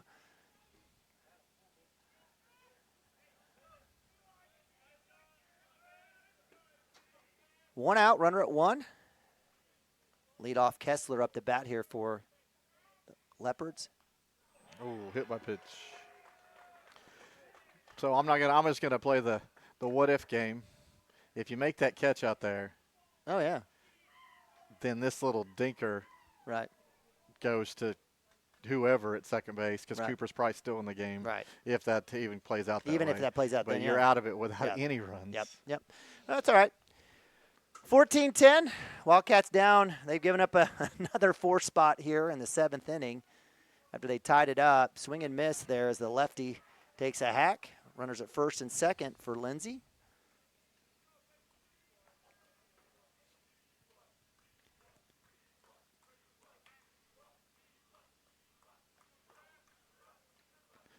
Big lead at second base. Step off. Oh, nope. Comes back. Just misses outside. Zone better stay that way when we're up to bat. 1-1, 1 out. Runners at first and second. Higdon on the mound for the Wildcats.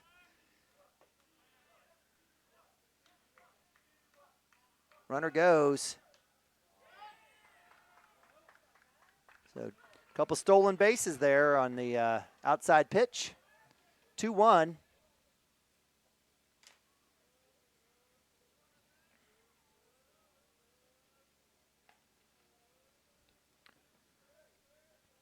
Once again, another long half inning.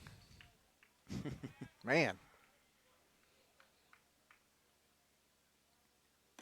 Up top, ball 3. 3-1. Runners at second and third. Infield's back to, they're playing in again.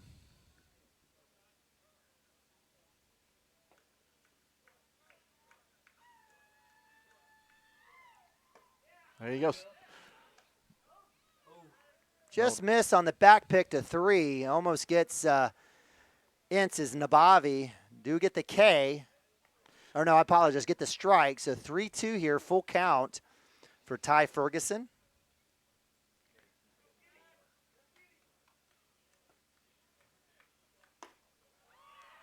Ball 4. So loading them up. And bringing up a guy you really didn't want to come up. Hey, might as well let him go after him. Let's see what happens.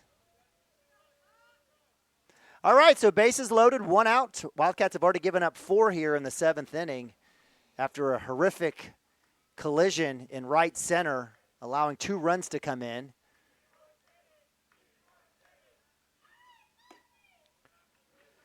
All right, so no room to put him on. Bobby will have a set here, 1-0. Man, I never thought we'd give up 14 runs in a game this season. Well, you know, it happens. Coming off of a 3-day set, Thursday, Friday, Saturday. There's got to be a letdown somewhere for the Wildcats. Right. This was it today.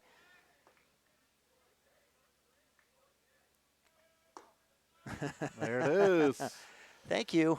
I don't know that it's been there all day, but we'll take it there. We will, absolutely. 1-1. I mean, at some point, this umpire's going to have to go to dinner. He knows he's got maybe a game after this. Yep, 1-1, 1 out, bases loaded. Wildcats in a significant jam, already given up 4 runs. That one's in the dirt. Bobby keeps that one in front of him. No runner as Ince stays at third. 2-1.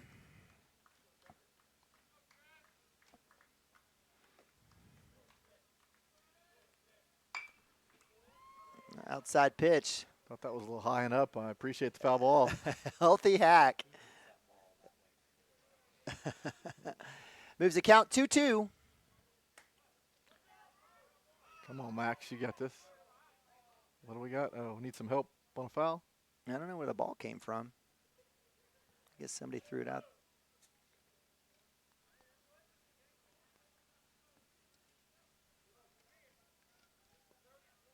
Oh, I think it came from underneath the fence in the bullpen. Yep. We got to get that fixed. We do. 2-2. There's nowhere touch to put home him. plate. It don't matter. He's out. Yeah, he's out, yep. But there are some other plays that could have been made. That was only 1 out, so he was out automatically, but we could have got some runners. All right, so we'll get the K there. That'll bring up Blankenship. All right, so Blankenship led off, and he led off with we thought was a good day, a fly out to center field, or at left field, I apologize. Nice stop by Nathan getting in the other batter's box. So with 2 outs, bases loaded, 1-0 count here is Max Higdon, the sophomore, who's not had a whole lot of innings. Actually, this is his first varsity innings. First varsity innings. I know he threw a little in JV. That's going to be a chopper to 1. That'll be 1-1 here on the foul ball. Wildcats on their 5th pitcher of the day. Started off with Nichols, went to Shaline Atkinson, went to Cooper Frazee. Now Max Higdon, the sophomore. Been impressed with Max in this situation. 1-1, delivery. Just outside, just misses there against the lefty, number 21, Bo Blankenship. Bo with a hit, line out in 6, another hit in the 5th, and then again, fly out here at the top of 7. Ball's up, got nowhere to put him. Gotta throw a strike here. So 3-1.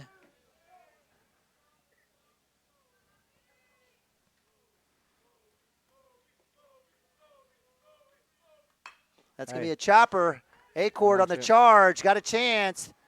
And he'll get the out. Nice. Good job, Max. Way coming in there. And that's a tough spot to be in. Yep, I agree. And anyone faster may have been close. But give credit to A-Cord on the charge and the sidearm throw. And that'll be out 3. Wildcats find themselves down 4 runs, 14-10. Hang tight. We got an exciting finish here from Cashion, Oklahoma. Be right back in a sec.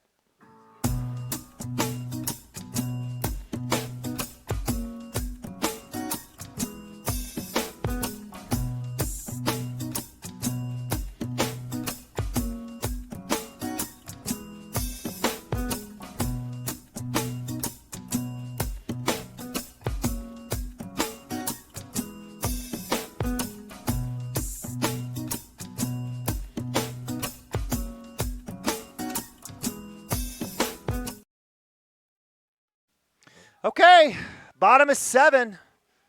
Welcome to Lance Beitler Field in Cashion, Oklahoma. Cashion Wildcat television production of Cashion Wildcat Baseball 2023. Wildcats find themselves down 14-10. Never thought it, didn't think we'd ever see something like this. Wildcats tied up in the 4th inning, 6-all.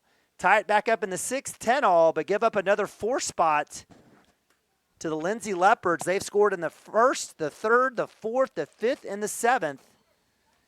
But Wildcats will be starting off at the top of their lineup. Cooper Frazee. It'll be Frazee, A-Cord, and Cotter here, 1, 2, and 3. As number 20, Klein, in for the Leopards. He was the pitcher that was on the hill last time. I guess we figured it all out. So, all right. So Wildcats need 4 to tie, 5 to win. I'll take first pitch, ball 1. Doesn't have to happen all at once. It can happen all at once. Do need a lot of base runners. That's outside for ball 2. So 2-0 for Frazee.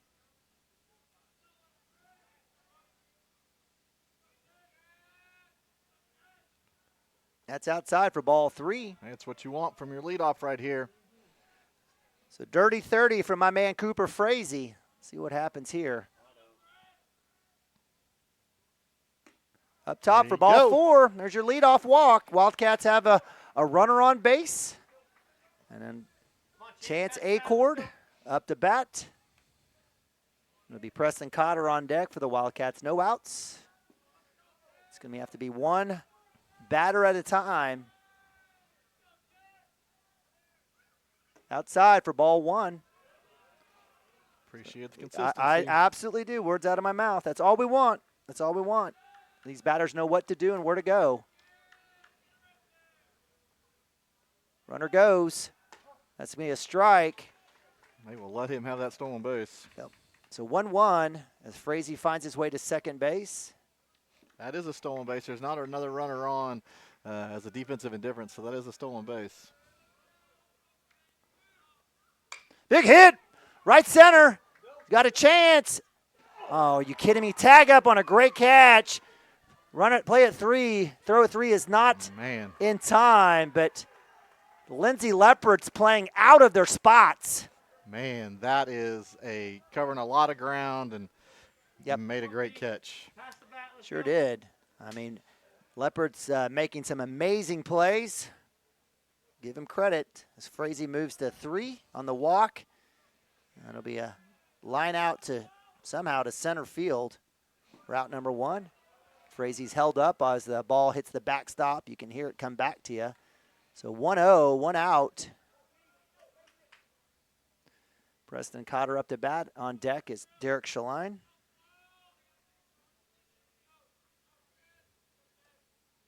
It's outside. Ball 2. No reason for Cooper to take off to the plate here. Yeah. You gotta have them all. Exactly. 2-0. Right-hander senior Preston Cotter up to bat. He takes a hack at that fastball. That one goes foul. 2-1. It's crazy how games change. I mean, the center fielder makes that catch. It's a game of inches, even in a 14-10 ball game. If he gets on, he's sitting at, second and third, maybe even score run. I mean, you're sitting in the inning changes a bunch. Yep, that's been the way of the game, and no play bigger than that right center shot there with the collision with Gibby and Kyle Yao. It scored 2 runs that kind of catapulted the Leopards in the last inning. Chop to 7. That's going to go through. It'll be booted. E6 will score a run. So great job by Preston Cotter. 1 by 1. Looked like the shortstop there, Kessler, kind of just picked his head up just for a second. And so that'll score a run, 14-11 here for the Wildcats. Derek Shaline up to bat, junior. Oh, no. Oh, no. Oh, I thought he said ball, and he called strike. Oh, wow. no. That's a bad call. That was more chalk and stripe than plate. 0-1 for Shaline. Takes a swing. 0-2. Choke up, put the ball in play. Here we go. That was a tough call. Runner at 1 is Preston Cotter. 0-2 goes. Oh, what are we doing? Let the runner have the base. So Shaline with the K will bring up out 2.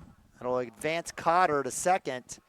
And with 2 outs, it's Carson Gump, the sophomore. Wildcats need a 2-out rally of all 2-out rallies. Outside for ball 1.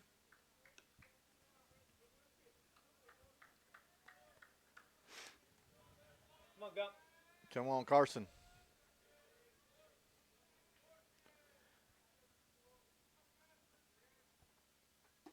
Down low for ball 2. 2-0 for Gump, the sophomore. Carson's had a good day. Had a sack in the first, hit by pitch in the third, hit in the fourth. Had a walk and scored a run in that big 6th inning for the Wildcats. Runner goes outside. They're going to call strike. Oh, that was not even close either. So the zone getting mega big here. Consistent. The zone changing, and that was kind of my worry here in the bottom of 7. That zone getting a lot bigger. That's down in the dirt for ball, which should have been ball 4. So 3-1 here for Carson Gump. 2 outs. Runner at third base is Preston Cotter. On deck is pitcher Max Higdon. That's down low, ball 4. There you go. And it's unfortunate because in that 4-run inning for the Leopards, there was some outside pitches that were called balls. Right. That were close, and here that one was called strike, and we had that one that was definitely a strike. That was definitely a ball against Derek Shaline. All right, so runners at the corners, first and third. 2 outs. Max Higdon, the lefty, up to bat. They'll have their first and third call here from the catcher. And Coach Edwards doesn't want to take any chances here. Wildcats down 3. The tying run at the plate for the Wildcats. There's no one in the on-deck circle for us. Get out there, see a pitcher.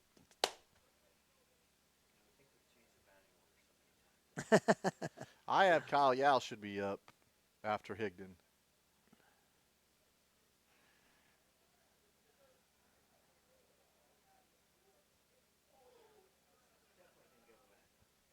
So I got a message here. I guess that strange obstruction call Yep. had something to do with Cooper hitting his fist into his hand, like faking it. That's weak. Cooper doesn't even have the ball. I'm not sure.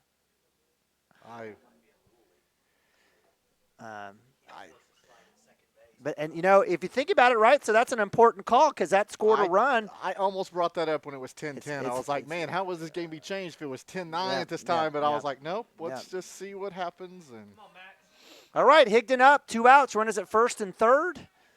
Wildcat tying run at the plate. Max Higdon, the sophomore, into pitch. And really not much there in terms of trickeration as that's what they spent their time in the timeout with that call as Carson Gump was 2 centimeters off the plate. You have a chance to get a lead. That's low and away, ball 3. Oh, it's ball 1, I'm sorry. When I get ball 3. You're right, we had the pickup attempt. Yeah. We'll see, he did this last time too. So. I did move the scoreboard. That's going to be strike. Back pick to 3, not in time. Preston Cotter easily back. So 1-1.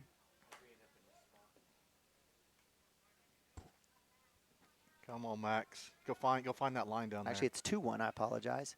Outside for ball 3. I have 2-1 now. 2-1. Okay, we'll leave it here. All right, 2-1. Runners at first and second, 2 outs. Max Higdon, lefty. That's inside. That should be ball 3. There we go. All right. You said ball 3 earlier, so there you go. There you go. You're welcome. 3-1 on deck. Zane Stimke for the Wildcats. Ball 4. All right, so with bases loaded, junior Zane Stimke comes up to bat. He must be. So we have Kyle Yao not coming to the plate. There must be, I would think it's got to be an injury. All right, so you got excitement. You tuned into the right place. Wildcats down 3, 14-11. Bases loaded, 2 outs.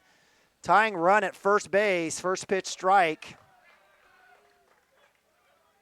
Zane Stimke Jr. Man, tough spot for Zane. Yeah. Have 1 at bat so far this year, and you bring him in here with the bases loaded, 2 outs.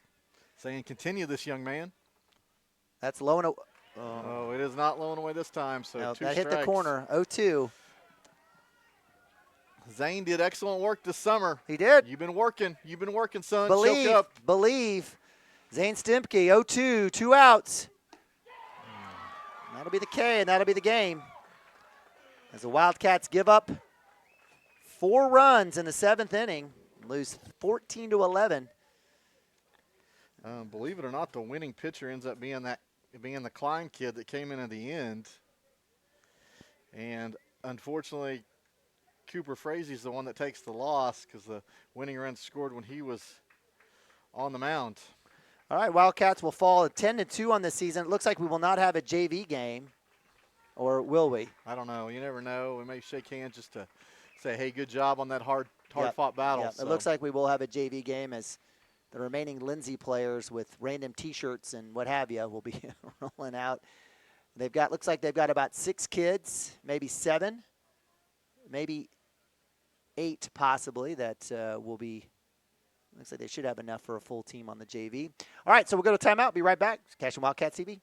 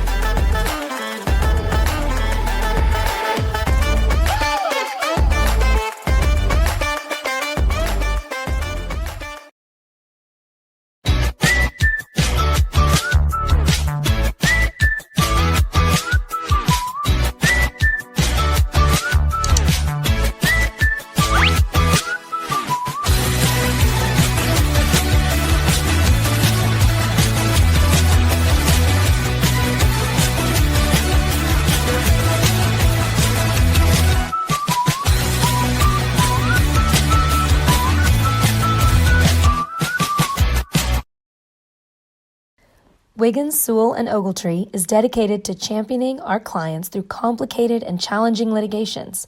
We pride ourselves on a proven track record of success, brought forth by fierce litigation skills. The lawyers and staff of our firm are dedicated to effective and personalized representation for every client who entrusts our service. Uncompromising integrity, unparalleled results. Call Wiggins, Sewell, and Ogletree, 405-232-1211. Founded by Jesse and Amy McCracken, Rural Pest Solutions is a Cashion-based, family-owned and operated company.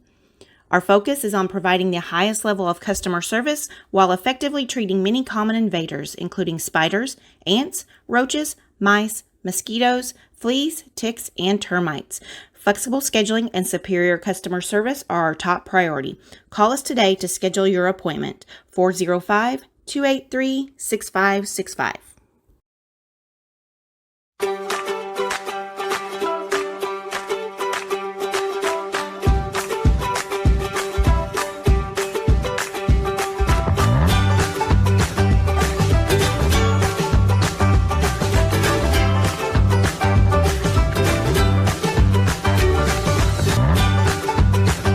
Stream with Oklahoma's #1 high school streaming service, Squirtle.tv. Find out more at Squirtle.com/stream.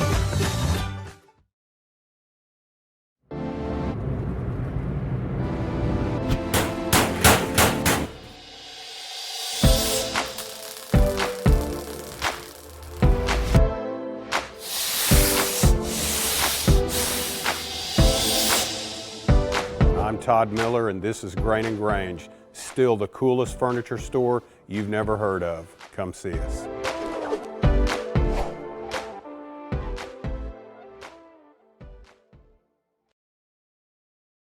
At Water Heater Man, we specialize in repairing and replacing all water heaters. We service the OKC Metro and surrounding towns with fast, reliable service. We keep our vans fully stocked with essential parts needed for basic repairs, and new tanks are always on the vans ready to go. We offer free estimates on all jobs with financing options available. We match manufacturer's warranty for all newly replaced water heaters. We'll get your water heater back up and running as fast as possible so you don't have to put your life on hold waiting for service. Give us a call today, 405-844-TANK. That's 405-844-8265. Go Wildcats!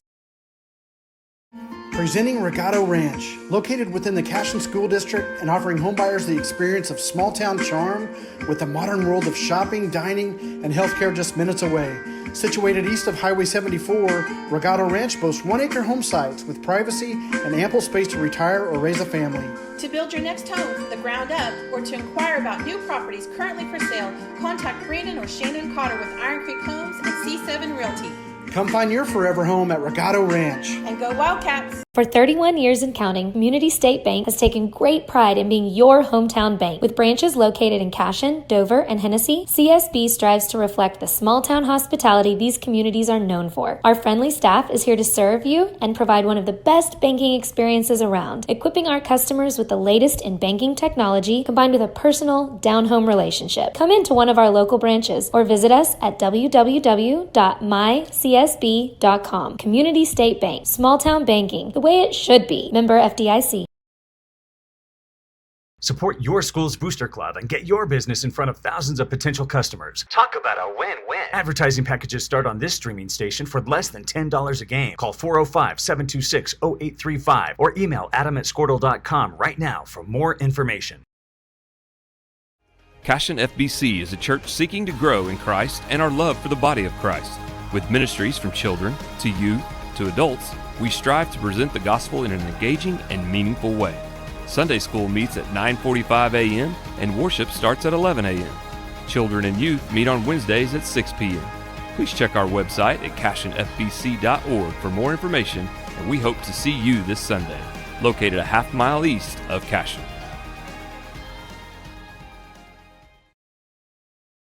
Oklahoma Career Tech's been serving upskills to doers just like you for over 100 years.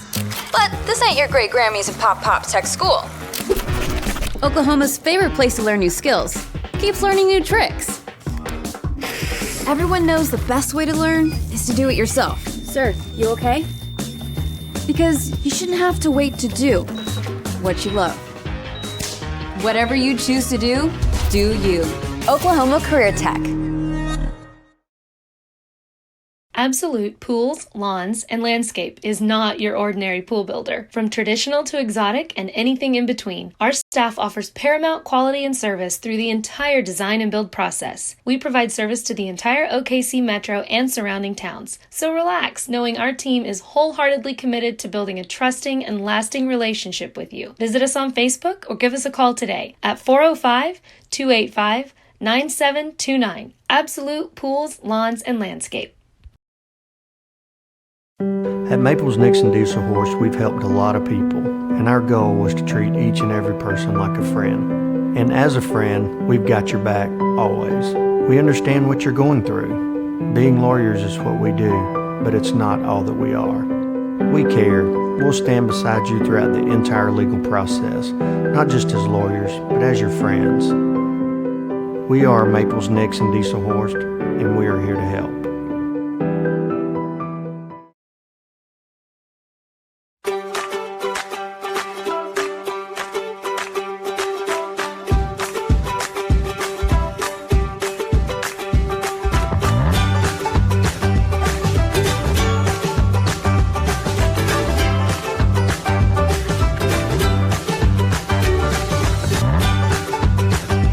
Stream with Oklahoma's #1 high school streaming service, Squirtle.tv. Find out more at Squirtle.com/stream. Kyle and Gina Van Druff have the answers to all your real estate and insurance needs. These guys will have you covered in a one-stop shopping experience. They are local agents, local supporters, and active in the Cashion community. They are also proud parents of past and present Cashion students. Kyle and Gina help their clients make the right choice. Don't wait till it's too late. Call 405-607-4300. Go Wildcats and number 88. Let's have a great year. Walk it up, get you some. Now is the time to protect your family with Pioneer Smart Wi-Fi. Internet security is becoming more of a fear every day. Protect your family against malware, viruses, intrusions, cyber attacks, and more. Modern internet deserves modern security. Get the best of both worlds with Pioneer in-home Wi-Fi and the Smart Wi-Fi app. Download the Pioneer Smart Wi-Fi app today or visit gopioneer.com for more information. Dr. Matt Dieselhorst at Dieselhorst Sports and Orthopedics can help you get game day ready. Dr. Dieselhorst works with athletes of all ages, taking a coordinated approach to accelerate return to play and maximize athletic performance. His work with pros in sports training, injury prevention, bracing, functional rehabilitation, and imaging works seamlessly with his medical and surgical expertise. Get started by going to Dieselhorst Sports and Orthopedics. Let Dr. Matt Dieselhorst get you back on the field, backing all Oklahoma athletes on the field and off.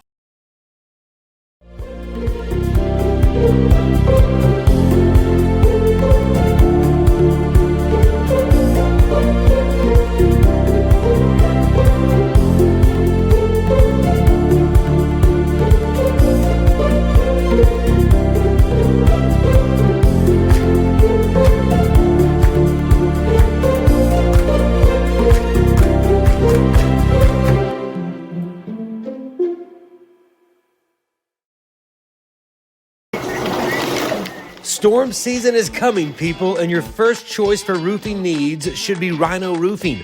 Locally owned and operated, the Rhino specializes in all types of repair and replacement. Large scale, traditional, modern, unique roof lines, they can do it all. Protect your home and your family with the specialized services of Rhino Roofing. Visit our Facebook page today and make an appointment. Rhino Roofing is all the hype for any roof type. Looking for a solution to your water well problem or just needing a new well drilled? Western Drilling does water well drilling and repair. They are experts in pumping system installation, troubleshooting, and repair. Western Drilling works with domestic, ag, and irrigation wells. Give them a call today and explore all the solutions. Western Drilling supports Cashion High School. Go Wildcats!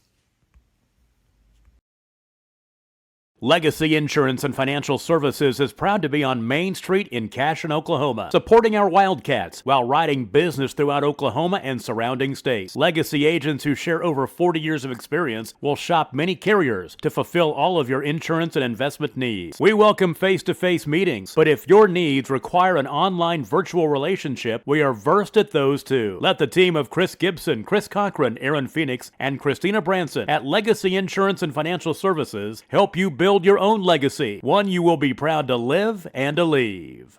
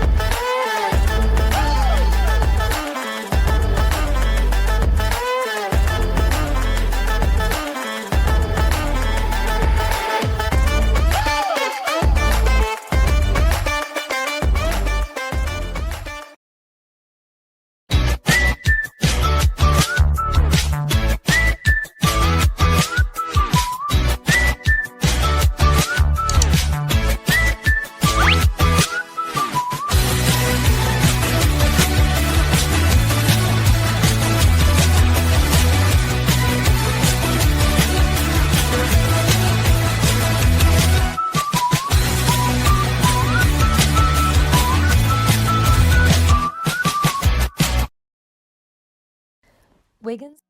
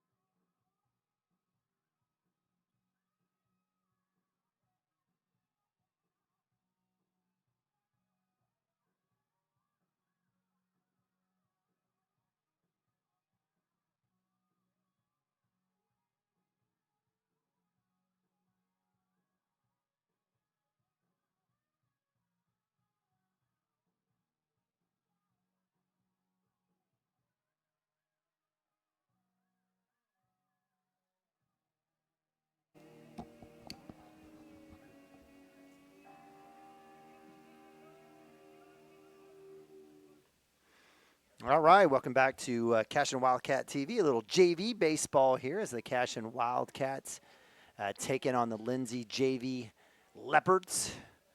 Wildcats, a tough loss, second loss of the season. They moved to 10-2 with a 14-11 loss to the Lindsay 3A Leopards. Wildcats just couldn't get themselves figured out. We're working from behind the entire game. It was not a clean game. Wildcats worked through about 5 or 6 different pitchers And while we're able to produce 11 runs that should have been enough to win, it was a key fourth inning in the top of 7 for the Lindsay Leopards, so they were able to get that 3-run victory over the Wildcats. We do have a little JV here, so let's take a look as we do have Max Higdon on the mound. Max came in, who's one of those 5 pitchers for the Wildcats. Will be coming in just a sophomore, outside of the normal rotation for the Wildcats, as they've run with several this year. Brody Nichols started the Wildcats game off today. Again, went through Parker Atkinson, Derek Shaline, went through Cooper Frazee, and finished with Max Higdon in the top of 7. Wildcats offense should have been enough, again, to win, but again, they fall themselves down 10-2. Max Higdon, the sophomore, will continue to keep that arm going as he will be on the mound. Behind the dish is number 17. I believe that's Austin Compton, who did a little pinch running for the Wildcats in the varsity game. At first base, we've got Ryder Likens, the freshman. At second, freshman Brian Nabavi. At short, looks like we've got, is that Cooper? No, that's Drake Woody, sophomore Drake Woody. At third, we've got Aiden Berry, the freshman. And in the outfield, we've got, I don't know. I think that's Jaden Bolton, maybe. Jaden Bolton at third. Okay, at third. And then in the outfield, I couldn't even tell you. I'm going to guess there's a Zane Stimke in center field, I bet. That is Zane in center field. Braden Stimke has got a little labrum issue, so he will be sitting out most likely for this season. He might get a little batting. He's done some pinch running quite a bit in terms of varsity innings. In right field, is that Trevor Cook? Maybe. Trying to, if they would turn, I could see a number, but unfortunately, that's Cooper McGuire out and right. Yeah, Cooper McGuire and right, and then in left we have number 4. Couldn't tell you, but again, I went to the eye doctor today. Went to Omni Eye and Laser Center. Dr. Melton, Ryan Melton, was able to see him. Ryan Melton also is a basketball coach for Kate Nabavi on the little Bearcats, and he and Rob Seat. But got my eyes checked, and I will have to get readers, +1 readers. Are you going to learn how to read? So, yeah, I need some of those. Okay. I ordered those from Amazon. My wife told me that I ordered the wrong ones, so we'll be figuring that out. So we'll be getting readers when I'm on the computer, I guess, or doing reading, I guess. +1, just a little baby step. But I turned 50 this year, Mike, so. It is what it is. I know I got to go get checked out. Okay. So. Go. Did you hear the unfortunate news? Don't tell me about Kyle Yao. Yes. Wrist? Possible hand, wrist. That was the reason why he couldn't hold the bat. That was the reason for the Max Higdon came to the plate as a pinch hitter. Okay. And that is a shame. Kyle has had a fantastic freshman campaign. I hope things will get squared away with him. Kind of had a similar situation, speaking of Drake Woody at shortstop for the sophomore during basketball season. He had that happen to him almost 2/3 away the season. Wildcats lost a 3-point shooter, and that's a shame for Kyle because he's been fantastic in the field, and he's had great at-bats. He has. So Wildcats will have to dig deep, find some other guys on that 22-man rotation. So first pitch, fastball swing in there as we got a nice little situation where we will not be keeping the scoreboard live. We'll maybe just do the runs. Okay. But 1-0 or 0-1 here for Max Higdon comes back in right off the edge of the plate. We've seen that quite a bit, and that's the part about playing on a turf field, right? Right. That plate is not exactly all the way level either. There's some of those rubber pellets that have gotten underneath it, so I think it's forced the plate up a tad. I don't know how you get that out. So. I think there's no vacuum cleaner for that. Right. But that's the case for both catchers. I'm just saying it's just one of the tougher parts about a turf infield. And that's 3-1 for Higdon, a little bit outside, a little bit of help. Again, most likely a 3-run max, 3-out scenario. No. I was told, and I heard this from Mounts to the umpire, it is 8:15 right now. This game will go till 9 o'clock. Okay, so we'll figure it out. All right, so that one's a tough one. It goes inside the padding, and we have a walk, and I don't know what we're throwing away. Higdon had a little sleeve. I'm not even sure. You're not allowed to pitch with a sleeve, are you? Not a white sleeve. A white sleeve. Okay, hence hiding the ball. Right. Okay. All right, so with the walk, I mean, Higdon started off 0-1. We do have a runner at first. That'll bring up another right-hander here for the. Oh, we got a loose ball. Need to get after it. Justin Sylvester had been catching for the Wildcats. I thought he'd been doing a pretty good job. I think this is our first chance to see Austin Compton, or a little bit more here of Austin. That's one where he's got to pick up. He's got a runner at first. He's got to, make sure and hold that runner as best he can. That one's off the screen. Another stolen base. So Max Higdon losing his hat, and he'll get the ball back, and that'll move the count to 2-0, I believe. I jinxed my new hat, Nima. Yeah. It's the first time I wore it. No, it's okay. Break it in. It's a good-looking hat. I think I'll have to go back to the other one. It's a good-looking hat. Oh, check, swing, strike. And this is Ramage, I believe. Is this number 6? This is number 6. Yeah, we got their line. Parker Dodson. Oh, Parker Dodson. Okay, my bad. My apologies. So we should have a fresh set of 9 here for the Leopards. That one's going to be hit right side. That's going to have a chance to get on the line. Cooper Frazee with the catch. Got to throw it in on the tag. Did he tag in time? Good throw, man. Cooper Frazee. Or is that McGuire? McGuire. Cooper McGuire. Cooper McGuire. Fantastic catch there on the line, and throw down almost in time. That will score a run. 21, is that McGuire? It is now. Unless it's Creed Kastner. Well, no, Creed was like 7 earlier or something. When they wear the black, it's all over the place. I tried to keep up. I adjust numbers. I don't know if that – who's in right field? Oh, no. He's behind the plate. Is that McGuire or is that Justin Sylvester? All right, so 1-0 here for Max Higdon. Almost gets that corner, doesn't get the call. Could be Braden? No. No, yeah.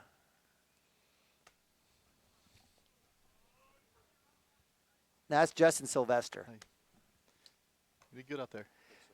Yeah, so give credit to Justin Sylvester. We were talking about why he wasn't behind the plate. Well, he's in right field. Well, there you go. So Justin Sylvester, we might see Cooper McGuire pitching on the mound today, which he's done. So give credit to Justin on the great rundown there at on the first base foul line. Dick gets the catch. Great opportunity to throw over the head of Higdon. Woody in time with the dart. Drake Woody coming across the infield behind the pitcher's mound to make that play. Yeah, that's fantastic. So out 2. Great backup there for the Wildcats. So that'll be out 2. A run has been allowed there on that tag. So, again, that gets back to those moments where you hold runners, and keep them off of third. So with 2 outs, we've got is that a number? Do we have a number on this gentleman? Number 2? Number 2. Seth Padilla. For the Leopards. Higdon with first pitch ball, 1-0. Fastball gets thrown way high. It's got a chance here for Cashion Wildcat. Oh. So who was that at who was that at third base? What did we say? It was Jaden Bolton. Oh, Jaden Bolton's. Aiden Berry. Yeah, I told you it was Aiden Berry, my man AB. I had 20 as it was a toss-up. Yeah, it was a coin toss. No, Aiden Berry. That's good hustle. If Aiden actually gets out there and comes back to it, but just a tough play. That one's going to go foul right side, so count goes 1-2. 2 outs. Nobody on here for the Leopards. They do get a run in on a couple stolen bases and a tag on a sack down the right side. Padilla, the right-hander up to bat. He's staying alive there against Max Higdon. Has fouled off quite a few. Again, the Leopards visiting here from Lindsay, 3A. One of the bigger schools down in that area. How many black and orange teams have we faced this year? Fairview. Who else? Canute? Calumet? Calumet. We'll see them tomorrow. A little more black and orange there, too. I swear we had one more team. I swear there was one more team in there, but probably not. All right, so 1-2 here for Higdon. Going up against Padilla. It's a chopper to Nabavi. Bobby Glove's got time. And they're going to call safe. So a little bobble there by Nabavi. Good round on there. Right. Just needed to get that one clean. Good throw. Padilla should have been a pinch runner for them. Wow, he's got some speed. He does. So runner at 1. I'll call him Spudius. Oh, Mike. All right, so yeah, it looks like I got a text here from Matt Stemke on Braden. Looks like there might be some extra work done there for my man Braden. All right, so stolen base on the pass ball. Hi, we'll talk later. Okay, that was a crappy game. All right, so 1-0 here for the Leopards. Runner at 2, fastball, that one swung. Give credit to the Leopards here. They're putting a lot of balls in play, or they're putting a lot of balls out. A lot of contact here. That's number 18. Do we know? Do we know? 18. Is that Cashion Rice? I think it should be. Okay, Cashion Rice. Man, that Frito chili pie is smelling pretty good, Mike. I might knock you over. 1-1, 2 outs. Fastball corner gets the call. Nice job there by Higdon getting the right corner, right front corner of the plate. 1-2, 2 outs.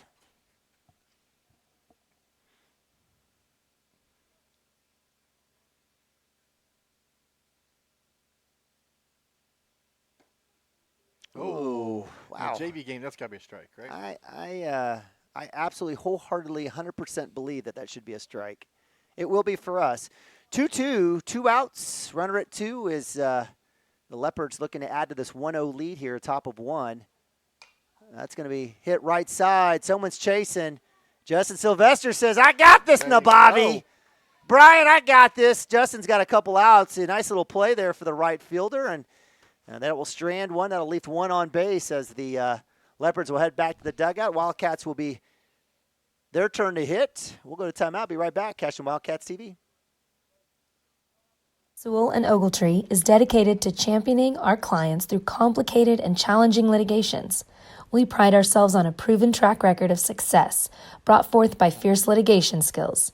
The lawyers and staff of our firm are dedicated to effective and personalized representation for every client who entrusts our service.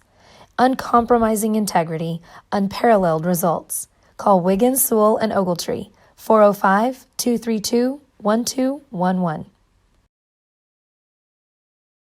Founded by Jesse and Amy McCracken, Rural Pest Solutions is a Cashion-based, family-owned and operated company. Our focus is on providing the highest level of customer service while effectively treating many common invaders, including spiders, ants, roaches, mice, mosquitoes, fleas, ticks, and termites. Flexible scheduling and superior customer service are our top priority. Call us today to schedule your appointment. 405-283-6565.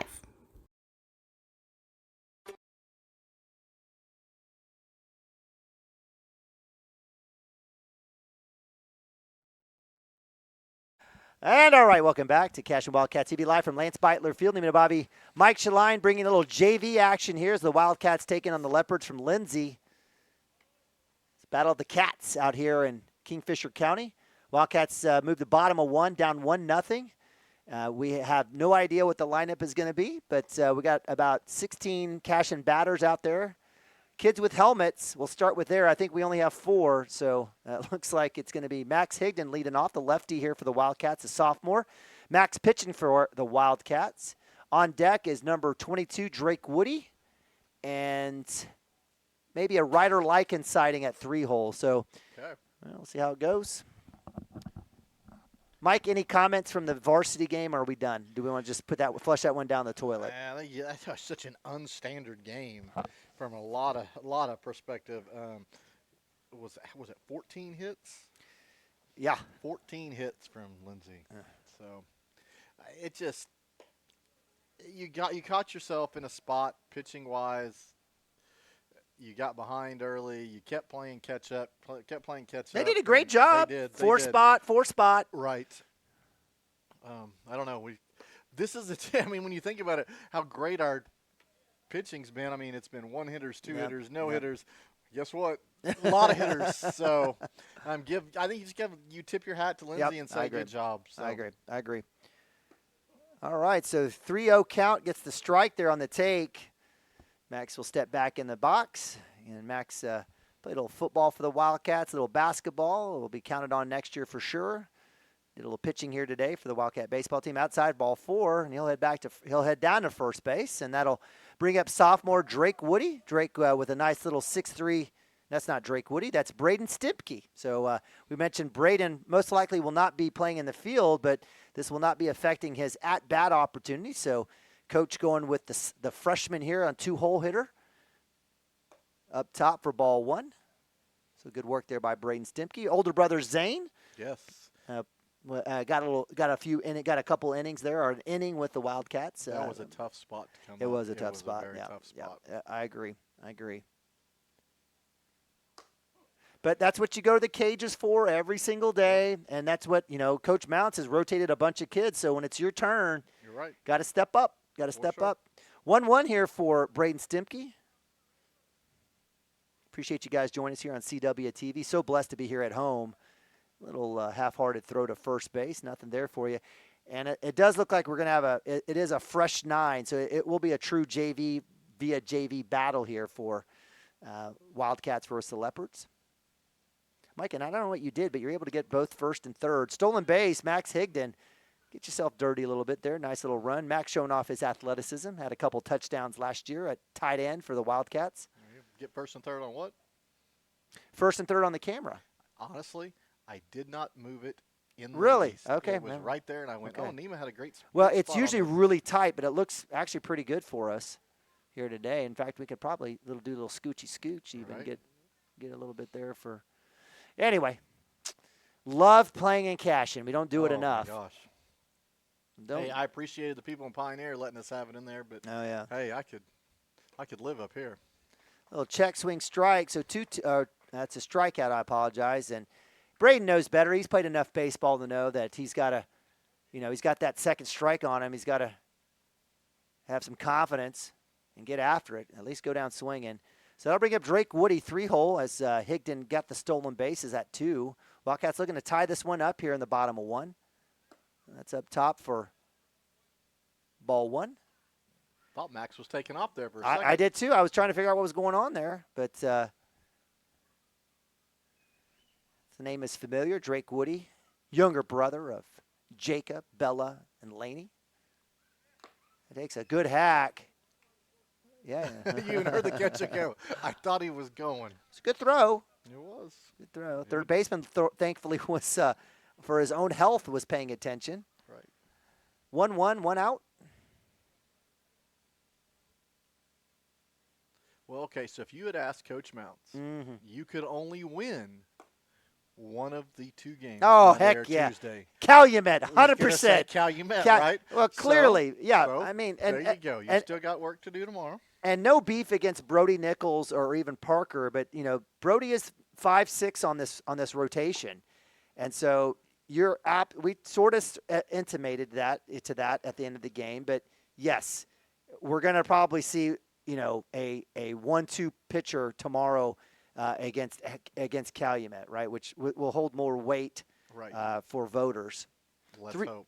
3-1. They'll call strike, so full count.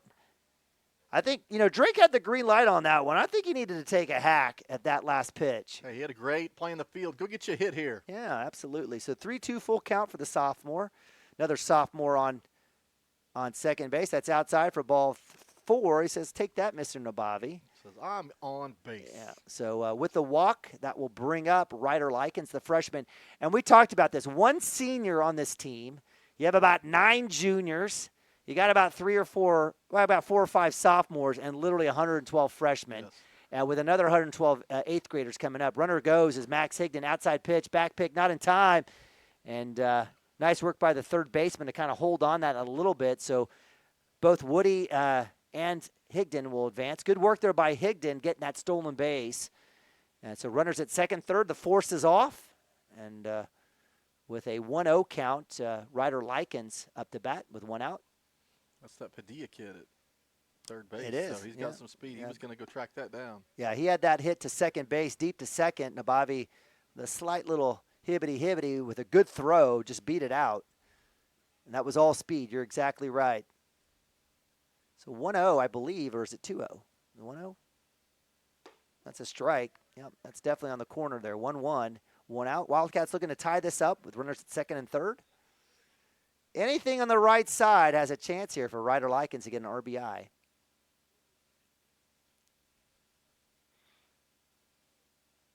It's going to go up the middle. It's got a chance. Got a possibility. With a little double hitch, that'll be an out at 1.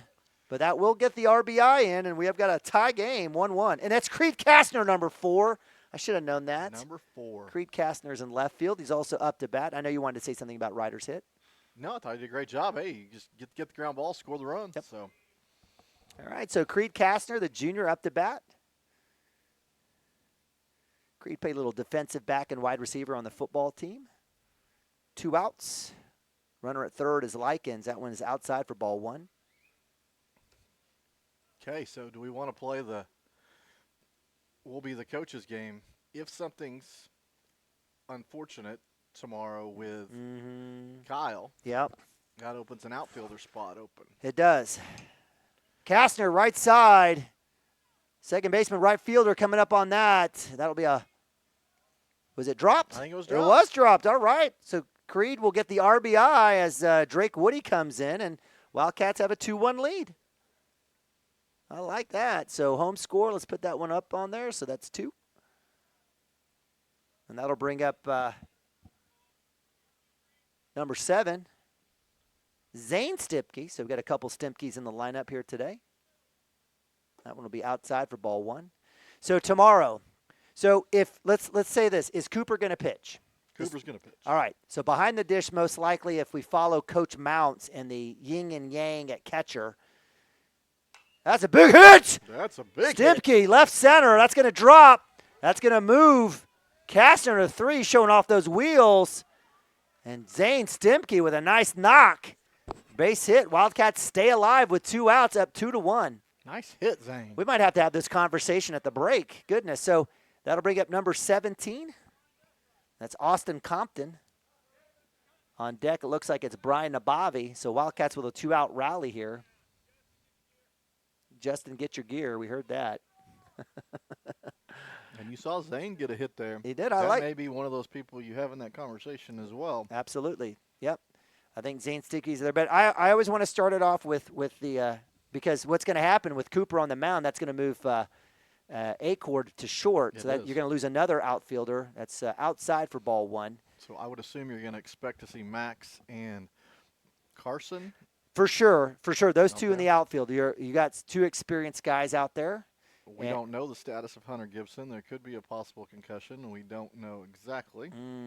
I did the little non-doctor eye test. The eyes didn't jump, but we'll see. Well, headache, vomit, disorientation, those are 3 definite. And unfortunately, the Nababis know that story. Right.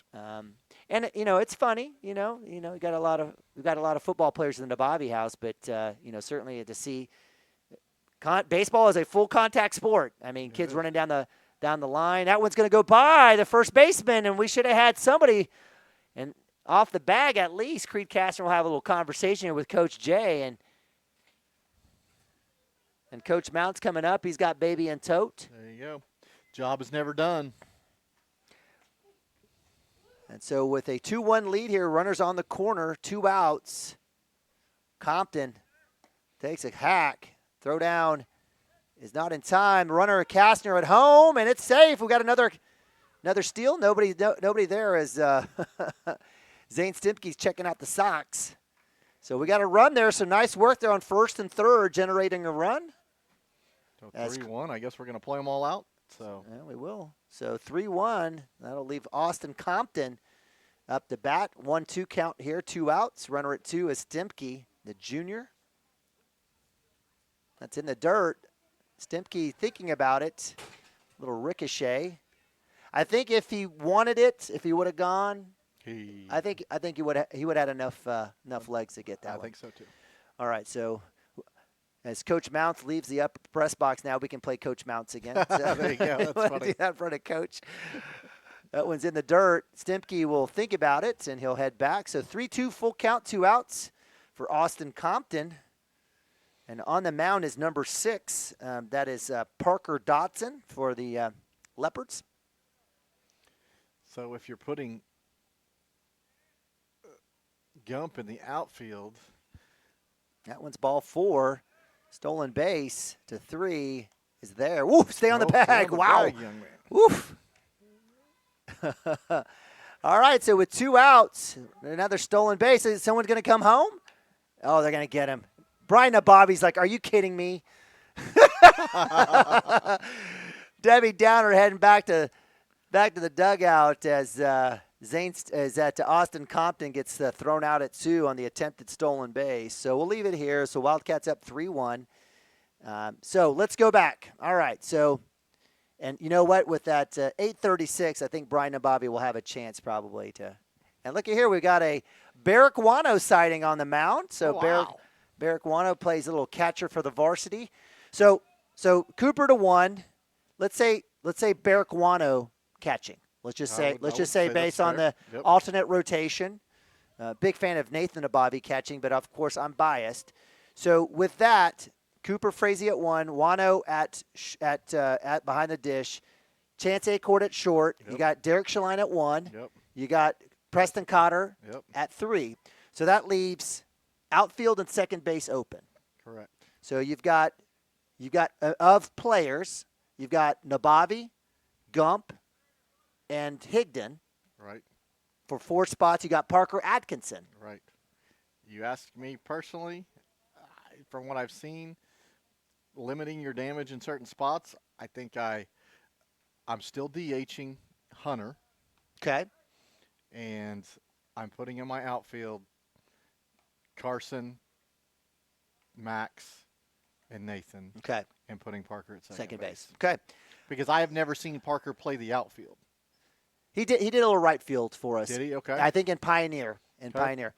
So I'm following you, right? So you're the way smarter guy. What about this? Okay. So let's think about moving Preston Cotter to short. Okay. Leaving Chance in center, and then do you put Parker at third? We tried that a little bit in preseason. In the preseason. Okay. Is there another third baseman? Do you put Derek over at third? And put Ryder Likens at first. Ryder Likens at first. So you don't have to go with Chance, right? No, you don't have to. And Chance, I tell you what, I know he had an error. I think it's his first error of the year in center. But, I mean, you want to talk about a guy that can cover light pole to light pole in center field? Yeah, for sure. Wano gets the strike, 1-1, and we have a ball on the field. So we have time there. Thankfully, we'll call the strike. So we got Justin Sylvester behind the dish. We do have Likens at 1, Brian Nabavi at 2. We've got Drake Woody at 3, at short, Aiden Berry at 3. We've got Kastner in left, Stimke in center, and is that Higdon back in right? I think that is like Higdon. The big tall Higdon, right? Yeah, number 14. I think what you offered up is probably what's going to happen. I don't think you take Preston Cotter off of third. I was just putting that out there. If you wanted to leave Acord in center, right? So ring him up. Wano coming in, gets the K, out number 1. Nice work there by the freshman. Now, Bobby, figure it out, son. And the Wildcats will get 1 out here, top of 2, up 3-1. So in that case, I mean, I guess you have Gibson. I don't know, hitting for whoever. I don't know. You can figure it out. But if you're going to have Gibson hit, then let's just solidify who's out there. And is there anybody that you see out here that could potentially be a best outfielder option for you? And the reason I say that, there's a Zane Stimke. I've hit balls to Brian Nabavi and know that he can get it done. Is there anybody else out here that you – I mean, I'm looking at this. Because you know you're going to have a DH. Right. So I don't think Brian Nabavi gets that call. Okay. I don't. I love. Only because I think Liz eyeballs. So I know the kids played baseball just like the rest of the Nabavis. You know, since 2 years old. But I just think that what you see, I'm not sure. Maybe you might see. I think Zane Stimke is a really good call on that. Zane has varsity innings. Right. In the outfield, yep. And he's been able to hit in varsity innings as well. So, And we talked about that was a tough spot for Zane. I think Zane is somebody you can trust. He's in center field right now. Right. So I think that's a good call. And so we'll see. And I think, but that still leaves open second base. And then, if most likely is that a Parker or Nathan Nabavi scenario. Well, I think, I think both those guys are going to be in the lineup. Yeah. Nathan's got a, 522 on base percentage. Got a good hit today. Yeah, good for him. Good for him. Beyond that, the wheels that it presents out there, and you can cover a lot of ground with wheels. So. Oh, that was close for Wano. I thought he had the K there, the second one. That'll be the runner. All right, so let's just go ahead, put the dollar down. We're going to go Cooper, Wano. Yep. We'll go Derek at first, Preston at third, Chance at short, Parker at second. In the outfield, you're going to have some combination of Gump, Higdon, Nabavi, and or Zane Stimke. Right. Okay. For sure. That's my. Okay. All right. I lost up my bracket, so that's my new. And then you'll have Hunter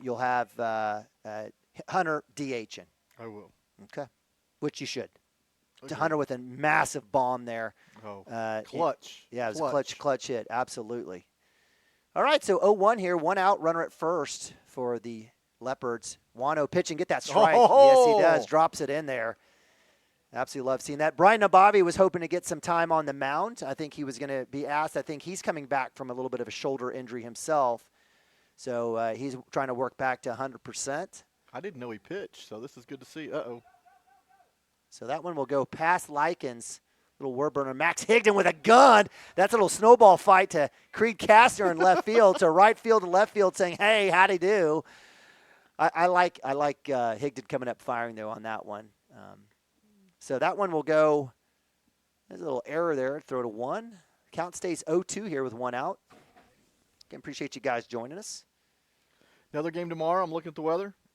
Almost 60 degrees tomorrow. Oh, man. Give me that spring weather. So, God bless. It says sunny. Oh, yes, sir.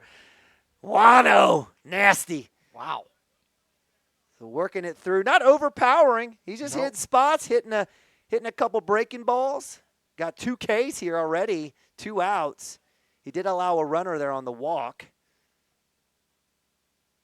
So with 2 outs, Wildcats hanging on to a 3-1 lead here in JV time. Battle of the future here, and get the strike there. Battle of the future here between Cashion 2A and the 3A Leopards. This kid's JV. He'd be a big size kid too when he. Look, we got another kid on deck. Right. They lift a house. Got him missing. Got a chance at 3 there on the throwdown. Stolen base, but good work by Justin trying to find that ball. Give credit to the Lindsay Leopard there on the stolen base. I wish we were a little bit more aggressive with some of those dropped balls and pass balls. All right. I'd just like our leads at second to be bigger and with the secondary. I agree. So you give yourself a chance. I agree. I totally agree. Wano, fastball, strike 3. Woo! Wano with 3 Ks. It was like, hey, man, I'm ready to go. So with that, that'll end it as we move to bottom of 2. Wildcats up 3-1. Brian Nabavi will be leading off for the Wildcats as he was mopey-dopey after Austin Compton was thrown out stealing it too. It's like, dude, are you serious? I just timed this guy up. Do we have a new pitcher here for? I have not. I think so. All right. So we'll go to a quick timeout. Be right back as we move to bottom of 2 here. Cashion Wildcats TV.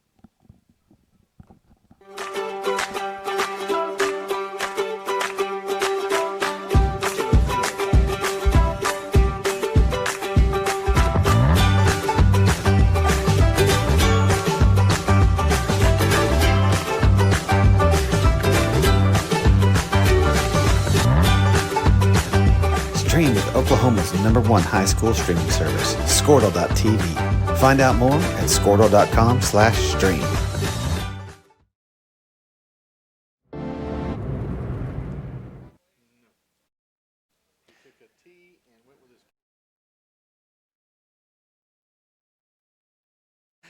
All right, welcome back. Cashion Wildcats TV. JV time here as the Wildcats taking on the Leopards from Lindsay, 2A versus 3A. Wildcats with a 3-1 lead here as we move to bottom of 2. Coach Mount said 9 o'clock, that's it. All right, so this may be it here for us here as Wildcats up 3-1. Looks like it'll be Brian Nababi leading off for the Wildcats, a little Aiden Berry. And I don't know. What else do we have out there taking hacks? I do see Aiden Berry.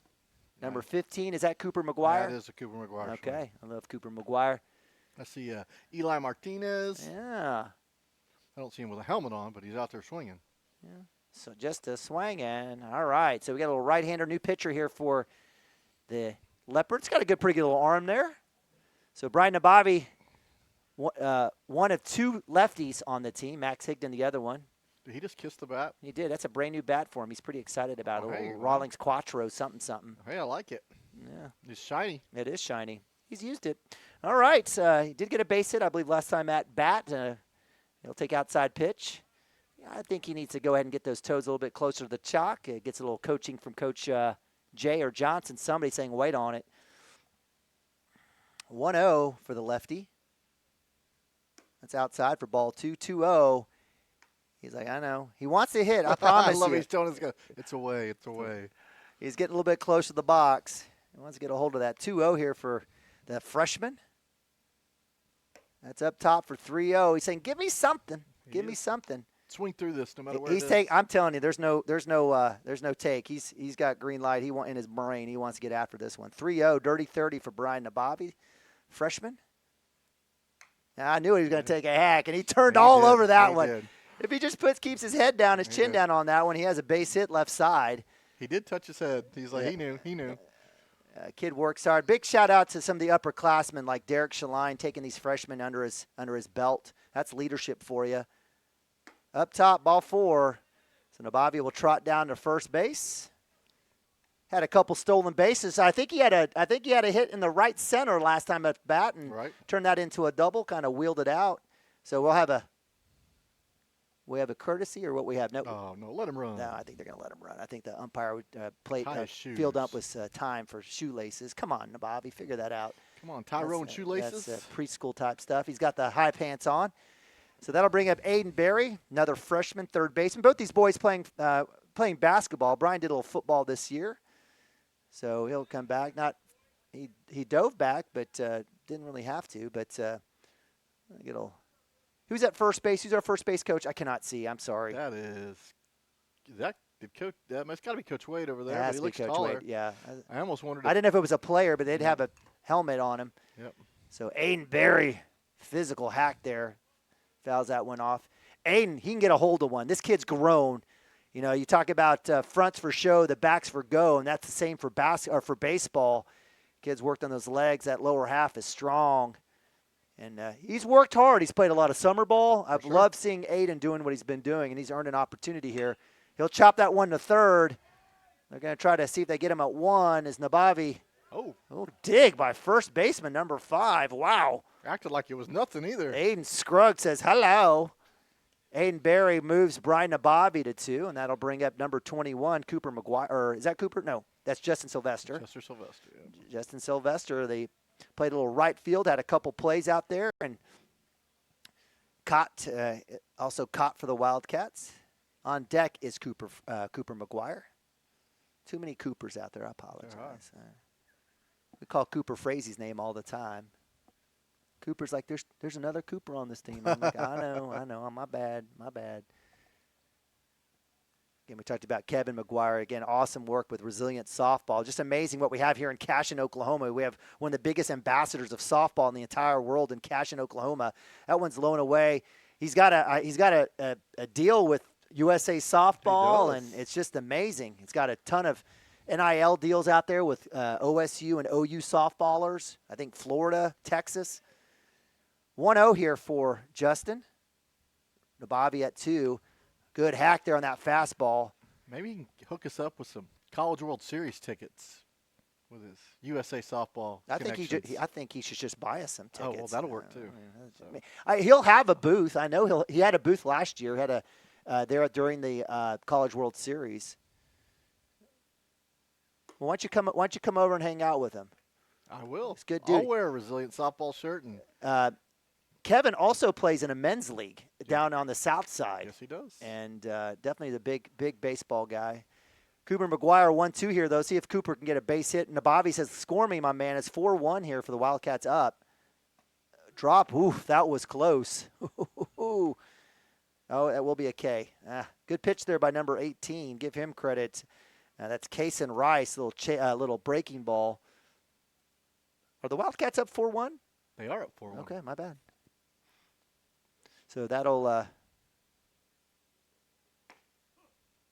bring up Cooper. That's Cooper McGuire. This is Cooper McGuire. That's what I think. This is Cooper McGuire. My bad. That was Justin Sylvester. My bad. Justin Sylvester with the K. Cooper McGuire down 0-1 quick here, though. Is Cashion heating up. Now, Bobby's like, let's go. We got one out. I'll get it right. I know we got a bunch of parents mad at me. Brush back. A little smile there. As Cooper McGuire gets a little business from his dugout. So 1-1 there. I said, wear it. He's like, whatevs. 1-1 for McGuire. Brian Nabavi at 2. Good hack there. Just a little behind. That one goes off the first base dugout wall. So count goes to 1-2 here with 2 outs. On deck is that Creed Kastner? No, that is Drew Westerhoff. Drew Westerhoff. My man, Drew. Maybe that was Drew earlier. I don't know. Oof. Oh, oof. Had some good break to it. It was a little did. Up, it did. Yeah, I guess just a little high there. Cooper's pretty fortunate.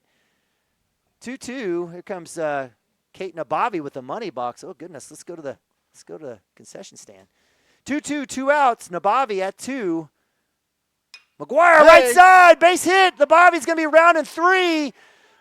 He's going. No throw. That's an RBI single. Cooper McGuire, knock him in, baby. Line drive RBI. Absolutely love seeing that. Yes, ma'am. Put it there on his desk. There's a safe there. He'll put it in the safe. Cooper McGuire with 2 strikes on him. Fantastic spot. Hard line drive, right side into right field. Nabavi showing his wheels. Gets the run. Give credit to the RBI to Cooper McGuire. That'll bring up Drew Westerhoff, freshman for the Wildcats. Oh, wow. That was really close to the nose. Wow. Oh, man. Talking about not moving out of the way. Drew Westerhoff says, no, brush that one off, son. Touches one, tough says, kid right there. Man. So Drew Westerhoff, better known as the little brother of Madison Westerhoff. Yes. Madison, fantastic. Had big-time three-point shooter for the Wildcats. Fantastic defender, too. She leaves it all on the court. So Drew will find himself at first. McGuire at 2. Eli Martinez.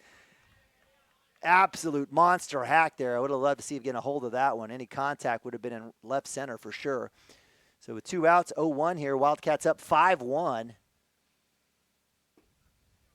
Going back to that, I am a big fan of Madison Westerhoff's defense. I tell my daughter, go watch her play defense and emulate everything she does because it's pretty good stuff. Fantastic. I totally agree. All-out effort. 1-1. Runners at first and second for the Wildcats. 2 outs. Martinez with a shot to short. And it will be in time. So a little fielder's choice there. Nice work there by the shortstop. Good job by Martinez putting it in play. Absolutely. Wildcats put at least 1 up and go up 5-1 as we move to top of 3. Are we going to play? We're talking. We knew we were going to 9. It is 8:55, and it looks like we're going to play one more half. All right. Hey, listen, we all love baseball. So the umpires are like, okay, whatevs. So it looks like Barrick Wano will go back out to the mound. Zane Stipke will go to center. Drake Woody to short. Aiden Berry at third. Brian Nabavi, wearing number 19 today, will head out. And have a little fun out there. Yeah, you know, these freshman guys, they have played a lot of baseball together in Cashion uniforms. Right. They're going to continue to playing with the Wake and Rake group here out of Cashion, Oklahoma. Coach Ward will be coaching a majority of these freshman guys on that 15U. Okay. So they're all going to be stuck together. So I like it. Coach Mounts should be fairly lucky that he's got a nice crop of ninth graders. So Barrick Wano will be on that team. Brian Nabavi, Aiden Berry, Ryder Likens, We've got Braden Stimpke. I know I'm missing a few others. They're going to be peppered in with some guys out of Piedmont. Okay. And possibly Okarche. But they'll be about 10, 11 strong, and I think they're going to be a salty squad. They've got kids that – and that's the thing with some of these Cashion teams in the past and that we currently have right now. They've got parts. Each of the grades have parts. You look at this junior grade, parts. They got parts. And they got kids that, that you got your first baseman, you got your catcher, you got your pitchers, you got guys at short, outfielders. And this freshman group – I'm not going to sit here and tell you that they're going to be the greatest class ever to play Cashion baseball. What I'm going to tell you, though, is they got kids at first, at third, catching, pitching, around the horn, middle infield, in the outfield. So they'll have a chance to do some damage as a group. And right now you're already seeing it as they've kind of filling in some spots here on this varsity, right? They're going to have to continue to do so. Yep. So no, I'm going to enjoy seeing that. Are they going to play tournaments elsewhere? Are we going to host tournaments here and let those guys play? They're going to be part of the yes. So gosh, let's take a look and see if we have a chance. Yeah, they'll be playing out and about. David Hammond's Nothing Beats JV Cashion Baseball. Am I the only? David Hammond's brother-in-law of the century. You might be the only one. I bet you there's a couple parents. I bet you that might be out of town that are watching some of these great kids play, but. Looks like they will be playing out of state as well, so in Oklahoma and in Texas. So they're gonna try to see the best of the best as they can. There you go. So give them credit. And again, this is the investment. This stuff doesn't happen by accident, right? If you're hoping that your kid's going to come into a baseball program and be coached up the whole way, there's too many kids. There's not enough time. Yep, exactly. So we'll get Barrick Wano here on that first pitch. That's first be a strike. It is. They'll be playing in Warner, Oklahoma at Connor State. Nice. Tulsa, Oklahoma at ORU, Seminole State. They'll be playing at Northeastern A&M in Miami. Okay. They'll be in Fort Worth, Texas in June, July. They'll be playing at the Five-Tool Oklahoma City Cup. Oh, yes. Come July 13th, and they'll finish up at ORU. These are all showcase dates and chances to play. Some of these kids do want to play college baseball, so I guess it starts when you're 14 and 15. You get that Five-Tool stuff. Was it the Big Fire showcase and stuff like that? And Derek's played at ORU. He says he still thinks that's the biggest field he's ever played on. He says it's just deep, deep, deep. It just feels that way, right? Right. All right, so Justin Sylvester behind the plate. Barrick Wano on the mound. 1-2 count here. Again, looks like Martinez has gone to first base. Cooper McGuire at second. Drake Woody at short. Aiden Berry at third. Outfield will have to kind of get an idea here.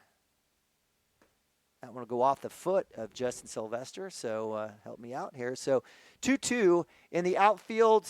Looks like, I think that's Drew Westerhoff in right field. I believe that's the case. In center, we've got Zane Stimke. Yep. And in right, it's Creed Kastner. Okay. So Nabavi will be the one. He got his at-bat, a couple of at-innings, and we'll have a strike three. Barrick Wano with 4 Ks. Hey.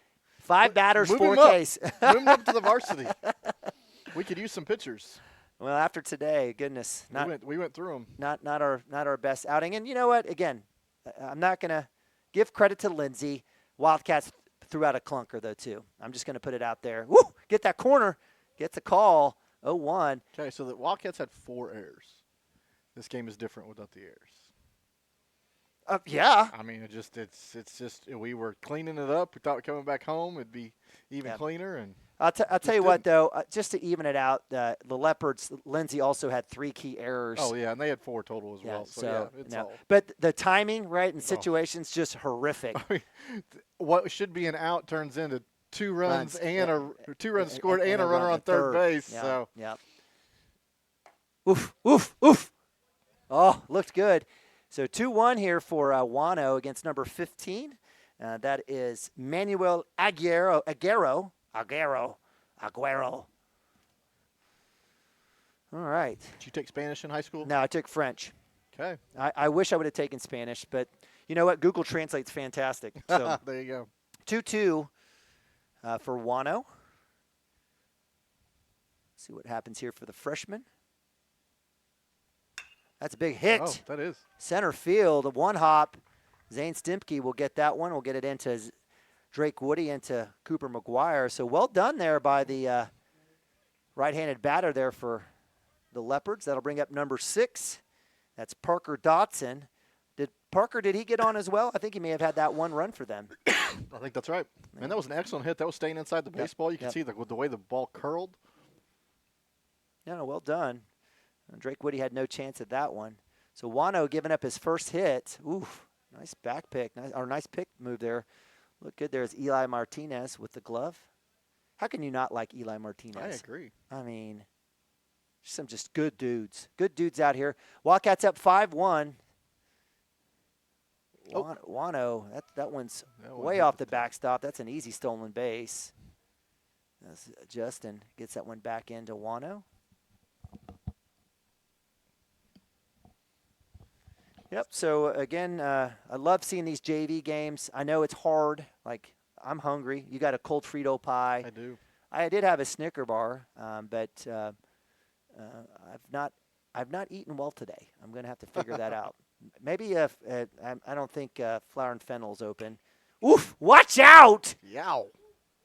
A little behind on that one. The on-deck batter number 5 almost wore that one as well as the kid in the as well as the kid on the post. That bus ride home's not going by the hospital, so gotta get out of the way of that.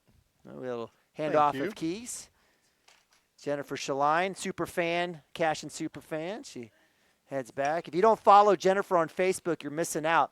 She's the unofficial ambassador of Cashion Wildcat Baseball. Does a great job with pictures, etc. Would you all say you're a baseball family? We are a baseball softball family. Yeah. You just eat it up. I do. I love it. It's the best sport. Those two sports combined are the best. I'll tell you what. I am a huge fan. I like baseball. Runner goes on the hit and run. That one's fouled off. Count stays 1-2.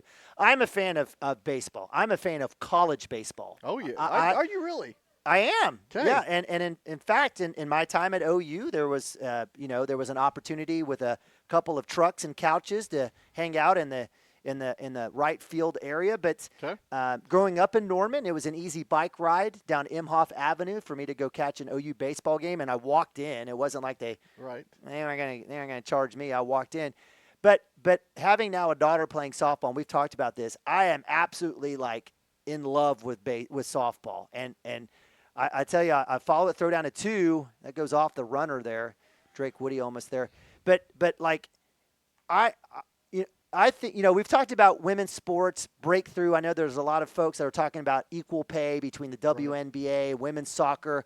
I think it's going to be women's softball and college women's softball that's going to break through in terms of women's athletics. That would be great. That would be fantastic. The game is so exciting and so fast. Right now it seems like pitchers are dominating that sport a little bit. Yeah. If you could get some balance and some more runs scored, I think some people would really be in tune. But there's a lot of runs being scored. And if you're a fan of either state schools, how could you not want to tune in and watch? I mean, it's a lot of fun. And then, of course, you're looking at the number 1 and number 2 teams in America here in the state, right? Is OSU number 2? They are number 2. I mean, it doesn't, and I think just the growth over the last, and you got to give credit to Patty Gasso. I think she's revitalized I would agree with that. softball in the state. Kenny Gallego, who is from Oklahoma, is that right? So Gajewski, I'm sorry, used to play OU baseball, right? Was in charge of groundskeeping at OU. Eventually made his way to Florida and was an assistant coach there before he came to OSU. But yes, I think you got to give Patty Gasso a lot of credit for where the state sits currently. But all tide, right? All ships are rising, right? The tide has but Patty has done here in the state over the last 20 some odd years since 1995, 6-7 College World Series titles. Yeah, she has lifted the game, and it's taken off in terms of youth softball here in the state. I think there's going to be kind of a resurgence of girls playing, significant resurgence of girls playing softball here in the state. There already has been. Right. I think it's going to continue to grow, and I think it's going to take away from maybe a little bit of volleyball, a little bit of softball. It's definitely taken at basketball. For sure. I think the numbers in basketball are down here in the state for girls, but just amazing, just amazing. I know I've gone on and on. Well, I'm sure the AAU girls circuit has got to be down from summer play just based on softball alone. It is. It absolutely is. And we talked about the commitment. You just can't roll out to play softball. you've got specialization, you've got pitching, right? And then what happens with hitting, it's the ultimate team sport. I'm just a big fan. All right, so I know you guys are tired. Back to this. Back to Barrick Wano working well here. We did allow a little run on a pass ball. Give credit to the Leopards on stolen base here, but with 1 out, full count here, up 5-2. We got a pitch, swung, missed. Got a K. So did we foul tip that one? Oh no, he called it. He called it. All right, so I believe that's strikeout number 6. Is that right, or 7? Maybe six. Like, how did we get out 1? I can't remember. Out 1 was. That wasn't a ground out. No. And maybe strikeout 7 okay, for. We were talking too much. Yeah, that happens. Or at least 5. Strikeout 5. Right. He's only pitched. This is his second inning, right? Yes. So 3 outs in the first. And 2 here in the. Yeah. The All third. Right. So five strikeouts. My bad. I can do math. All right. Starts out here. That one's up a little top. Good speed on that one. Just left it up. 2-0 against number 5 here, and that's Aiden Scruggs. Almost took that line drive foul ball. That one's. I think Justin's just a little bit late on that glove. I think he needs to come out, extend it out, right. Get it out there. I think he's waiting too much to get it deeper in the pocket. Just need to extend that out and grab it. 3-0 here. That one's into right center. It's got a chance. Oh, McGuire almost had that one. Great effort there to try to get that one out there. Right at the cut, he says, oh, man, oh, shucks. Darn it. I'm sure that's probably what he said. Did junior high have baseball today? Junior high have baseball today? Kate and Bobby says, no. Aren't you a junior high baseball super fan, I Kate? see the big call bus that came in. Most likely. Yeah, you're right. Good job. Way to go. Hey, if you got a kid, deductive skill. If you got a kid that needs to be picked up, they're here. That one gets past Justin. He tries to do a little soccer kick. Just needs to get his body out in front of it. Just slide over, son. Slide over. Don't need to glove it. You got a runner at 2 now. If you got that runner at first, slide that chest out there. Let it drop. Use all that equipment. So 1-0 here for Wano. 2 outs. Runner at 2. 5-2 run. This may be it. I don't know if we'll have an at-bat. And that one gets by Justin. Runner get to third base.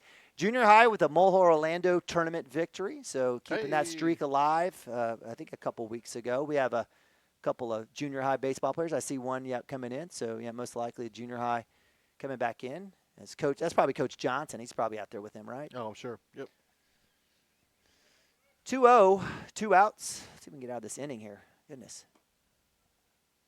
So with a high school team winning a tournament and the junior high team winning a tournament in the same weekend, that's good stuff. Yeah, that's what happens. We're turned into a baseball school, Mike. All we do is win, no matter what.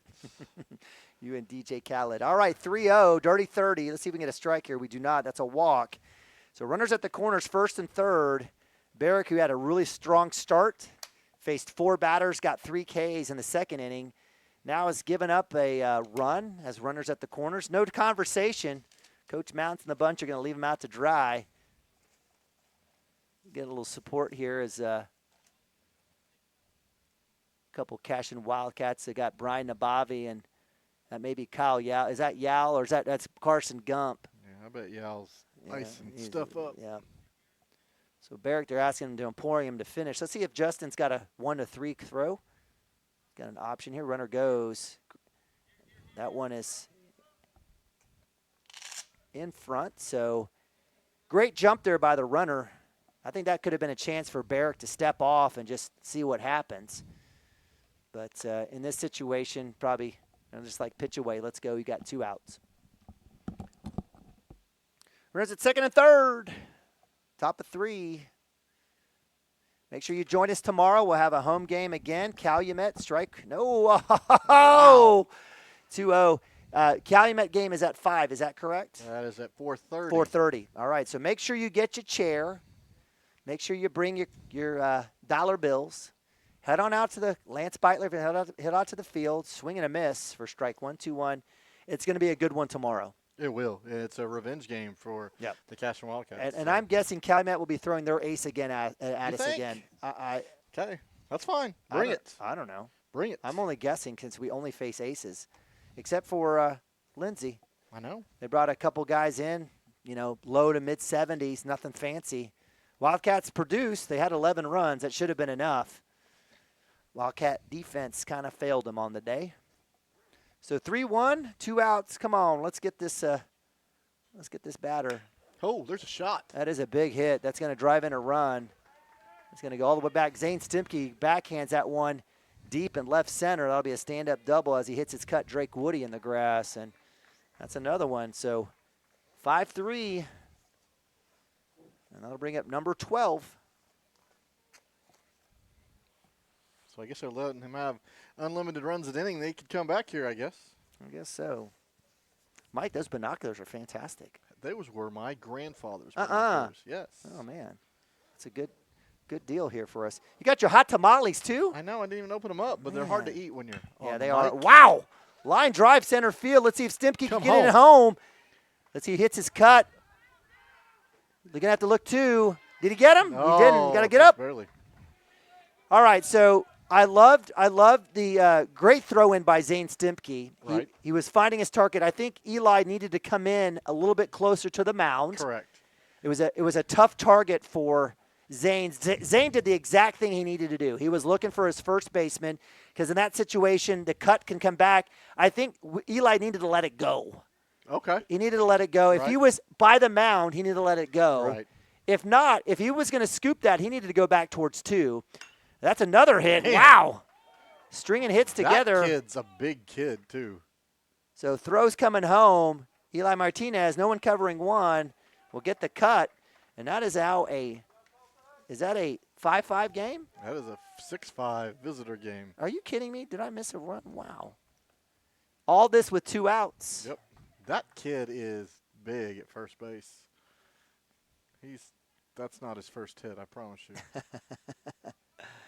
All right, so what was a 5-1 lead now is 6-5. So a 5-run inning here for the visiting Leopards.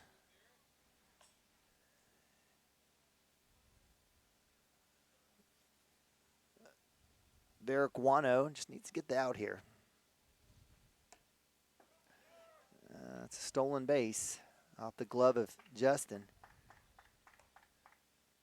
This is where maybe a opportunity, encouragement. Max Higdon hitting a pole here, getting a little run. There you go. He did pitch today. No. Both games. Inside pitch for ball 2. And we have been talking for about 4 straight hours. We have. Yep. I was a little quieter today. I apologize. I was running Game Changer and trying to do music and everything else. So. You do an amazing job for us, Mike. I can still talk. I just need to. Actually, you know what? That kind of works out, I guess, at home. You know, if you're doing the music and everything, I'll just talk, and then when we're on the road, you can do whatever you want to do, and I'll work the scoreboard. I don't have to do the music on the road. No, you don't have to do it. 3-0 here for Wano. Nobody at covering 2. I'm pulling my hair out right now. How are you doing, babe? Doing good? Kate Nabavi with her updated braces today. She got a little purple, blue, navy, royal blue something with pink rubber bands. Hey, there you go. Get that corner. Yeah, get the strike there call. So 3-1. And this umpire can figure this out. You know, we could figure this out a long time ago. Kate, I didn't play when I got my rubber bands when I was a kid. I thought orange and black would be cool for OSU. Not even realizing it's the month of October, and that's all I heard was, oh, for Halloween? Yeah. For Halloween? Yeah, you're like, no. I don't celebrate Halloween with my braces. 3-2, full count. Let's get to K. That'll be a walk. And we're still going. So, top of 3, runners at first and second. Leopards with a 5-run inning here. Okay, so I guess we'll have their chance. Yes, they will. This was supposed to end at 9 o'clock. It's, I think you got to finish the half. 9:15. And here's the question is, will they let Cashion bat? But I don't know. We'll see. Nima, I had an office pool bracket. Yep. Did you win it? If Texas had gone one, I would have. You know, they were only up by 13 in the second half. Instead, the winning, it's already over. Right, because nobody else had anybody else. Nobody had anybody in the Final Four. Right.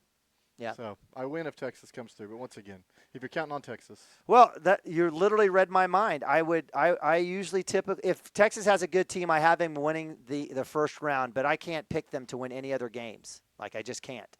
I can't do it. I physically cannot make a pen do it. I saw them play against OSU in Stillwater, and I thought they played really good defense. Right. They beat us 3 times in a row. I was like, man, that's pretty consistent. And then I thought, man, that assistant coach can have this head coaching job if he goes and gets this done. If anybody was going to coach their heart out, it was going to be that guy because he could make millions. Yep. And it just falls short. So, Mike, after this pitch, this 0-2 pitch, which is going to be a K here for my man Barrick Wano. Oh, come on, umpire. 1-2. So let's get through this pitch, and I'm going to give you my thoughts on your Texas pick among any other Big 12 picks. Okay. So 1-2. Let's get this out here. Oh, pass the ball. Come on, Justin. Oh, and the runner stays at first. Okay. So first and third runners on the corners. I'll just say it. You know, I knew it was the kiss of death when everyone was loving on the Big 12. So, hey, from 1 to 10, I still think it's, 1 to 10. When OU is your worst team in the league. Right. There we go. Thank goodness. There's the K. So when OU is your worst team, did they say ball game? Nope. We're going to play the home half of it. So when a team like OU who has like more quad one victories than majority of schools in the entire country, wins over number 1 Alabama, among others. When that happens, you know what? Big 12 is good. But I saw a kiss of death. I saw when we started conference play and everyone's like, the Big 12 might have 9 teams make it into it. I'm like, we're just playing each other. And it was good basketball. I mean, so don't get defensive basketball. But I am never sold on the Big 12. Like in some of the old Big 12 years, I get it. We've had 2 teams in the Final Four several times. Kansas won it last year. Kansas won it last year. I just was not. Now, did I come on record? I think I might have come on record. I may have come on one of our streams. I think I may have said online that I think we're overrated. You did say that. And I went the opposite side. I said we're battle-tested. So me being the homer, I thought battle-tested. If I put 4 Big 12 teams in the Final Four, somebody's going to make a run. Somebody's going to make a run. No.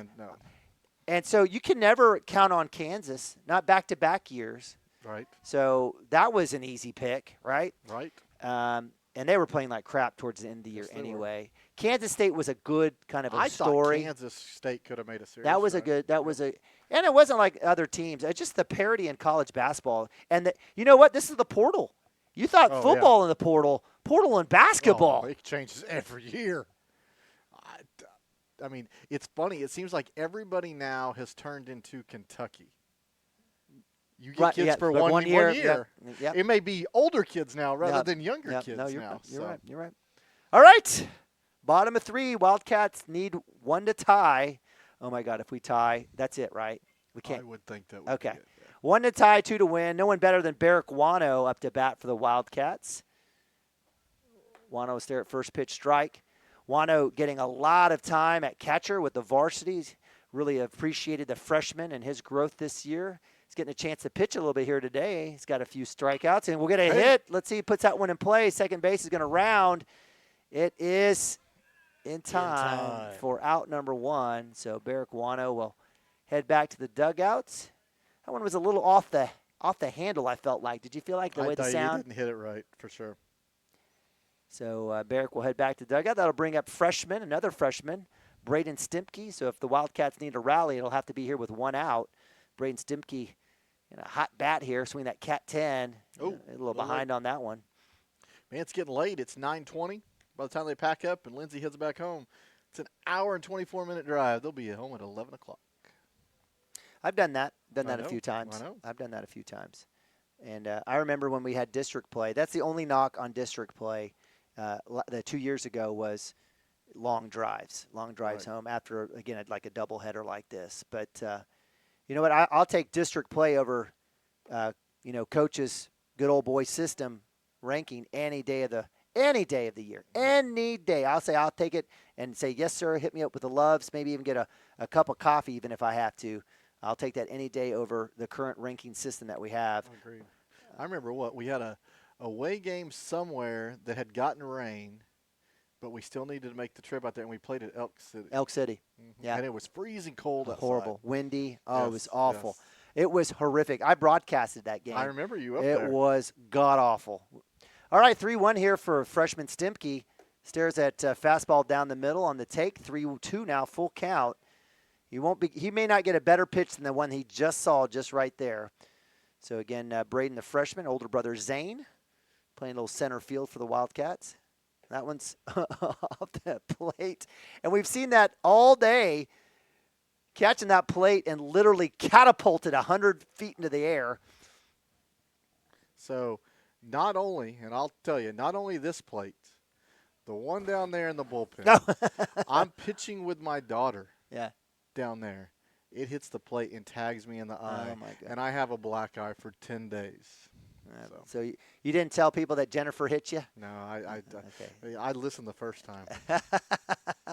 All right, up to bat for the Wildcats. We have somebody. We're going to take a look here. Is that Drake Woody, 22? That is. Double deuces? Yep, That should have is. known that. So Drake Woody, I believe, batting 3-hole here for the Wildcats. Yeah, Max Higdon was the original pitcher, was lead off, and so Barrick Wano came in for him. 1-0 for the sophomore. Runner goes, hit and run, and Stimke flashing those wheels, gets the second. There you go. Slides in. Hey, take a look at him if there's a possibility of surgery. We've enjoyed him being a baseball player so far this year. So. Absolutely. Braden puts in the work as well. Good competitor, even a better kid. Chopper, Woody hits it to short. Oh, thought he might beat that out. Yep.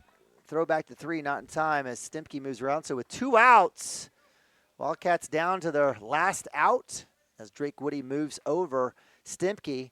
And that'll be Ryder Likens. Ryder on the year, I think batting 1,000 with varsity, is he not? Or 1,000 on base percentage? I think he's batting 333. Okay, my bad. Exactly. My bad. No, don't pull. That's all right, Sure. brother. It's all right. Ooh, healthy hack there from the freshman. So 0-1 here with 2 outs. Tying run at third base. On deck for the Wildcats is Creed Kastner. That one's outside.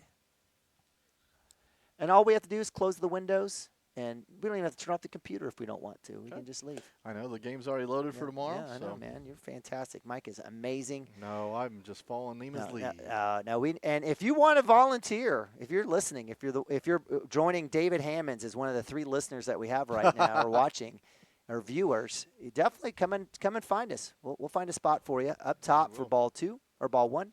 Hey, I would love. I'm serious when I put this out there. I would love to have walk-up music for these kids. If anybody wants to come up here and do that, yeah, run the iPhone, please. Let's have some fun with this. I'd love it too. You I'll know what? I'll tell you what the app is. You know what? Maybe yes. Let's do that, and let's see if somebody wants to come up here and do that. And it's warm up here. Yeah, it is. It's always perfect temperature up here. Hot or cold, yeah, it's perfect. It is perfect. 3-1 here for Ryder Likens, runner at third. He takes a healthy hack at that one. That's going to go foul out of play. So full count here for my man Ryder Likens, the freshman. You want to talk about another baseball guy, Kelly Likens. That kid, Really? Kelly played college baseball. Big baseball guy. Big baseball guy. Love talking baseball with Kelly. Again, another independent company owner here out of Cashion. Big hit deep. Come on, send it deep. It'll drop right at the wall. Run, One hops Ryder, at Ryder run. Likens. Get 3. Round Or at 2, least he's round going to hard. hold him up. And Ryder Likens absolutely mashes that ball to the fence, to the D in Lance Beitler Field. And we've got a tie ball game. Very nice. With 2 outs, goes and gets him a double, tying this ball game up. So Ryder at 2. That'll bring up the junior, Creed Kastner, left fielder for the Wildcats. Zane Stimke, who is on deck. Wildcats have a chance to win this one. Oh, that's what that pitcher thought of the deep hit. Creed pays the price in the middle of the 4 in his back. Hey, you want to talk about redemption? You got Zane Stimke coming up with runners at first and second with 2 outs. I think you want to talk about God's plan and a story. This may be it right here. Love to see Zane Stimpke put one out right side in the gap. He got a hit last time.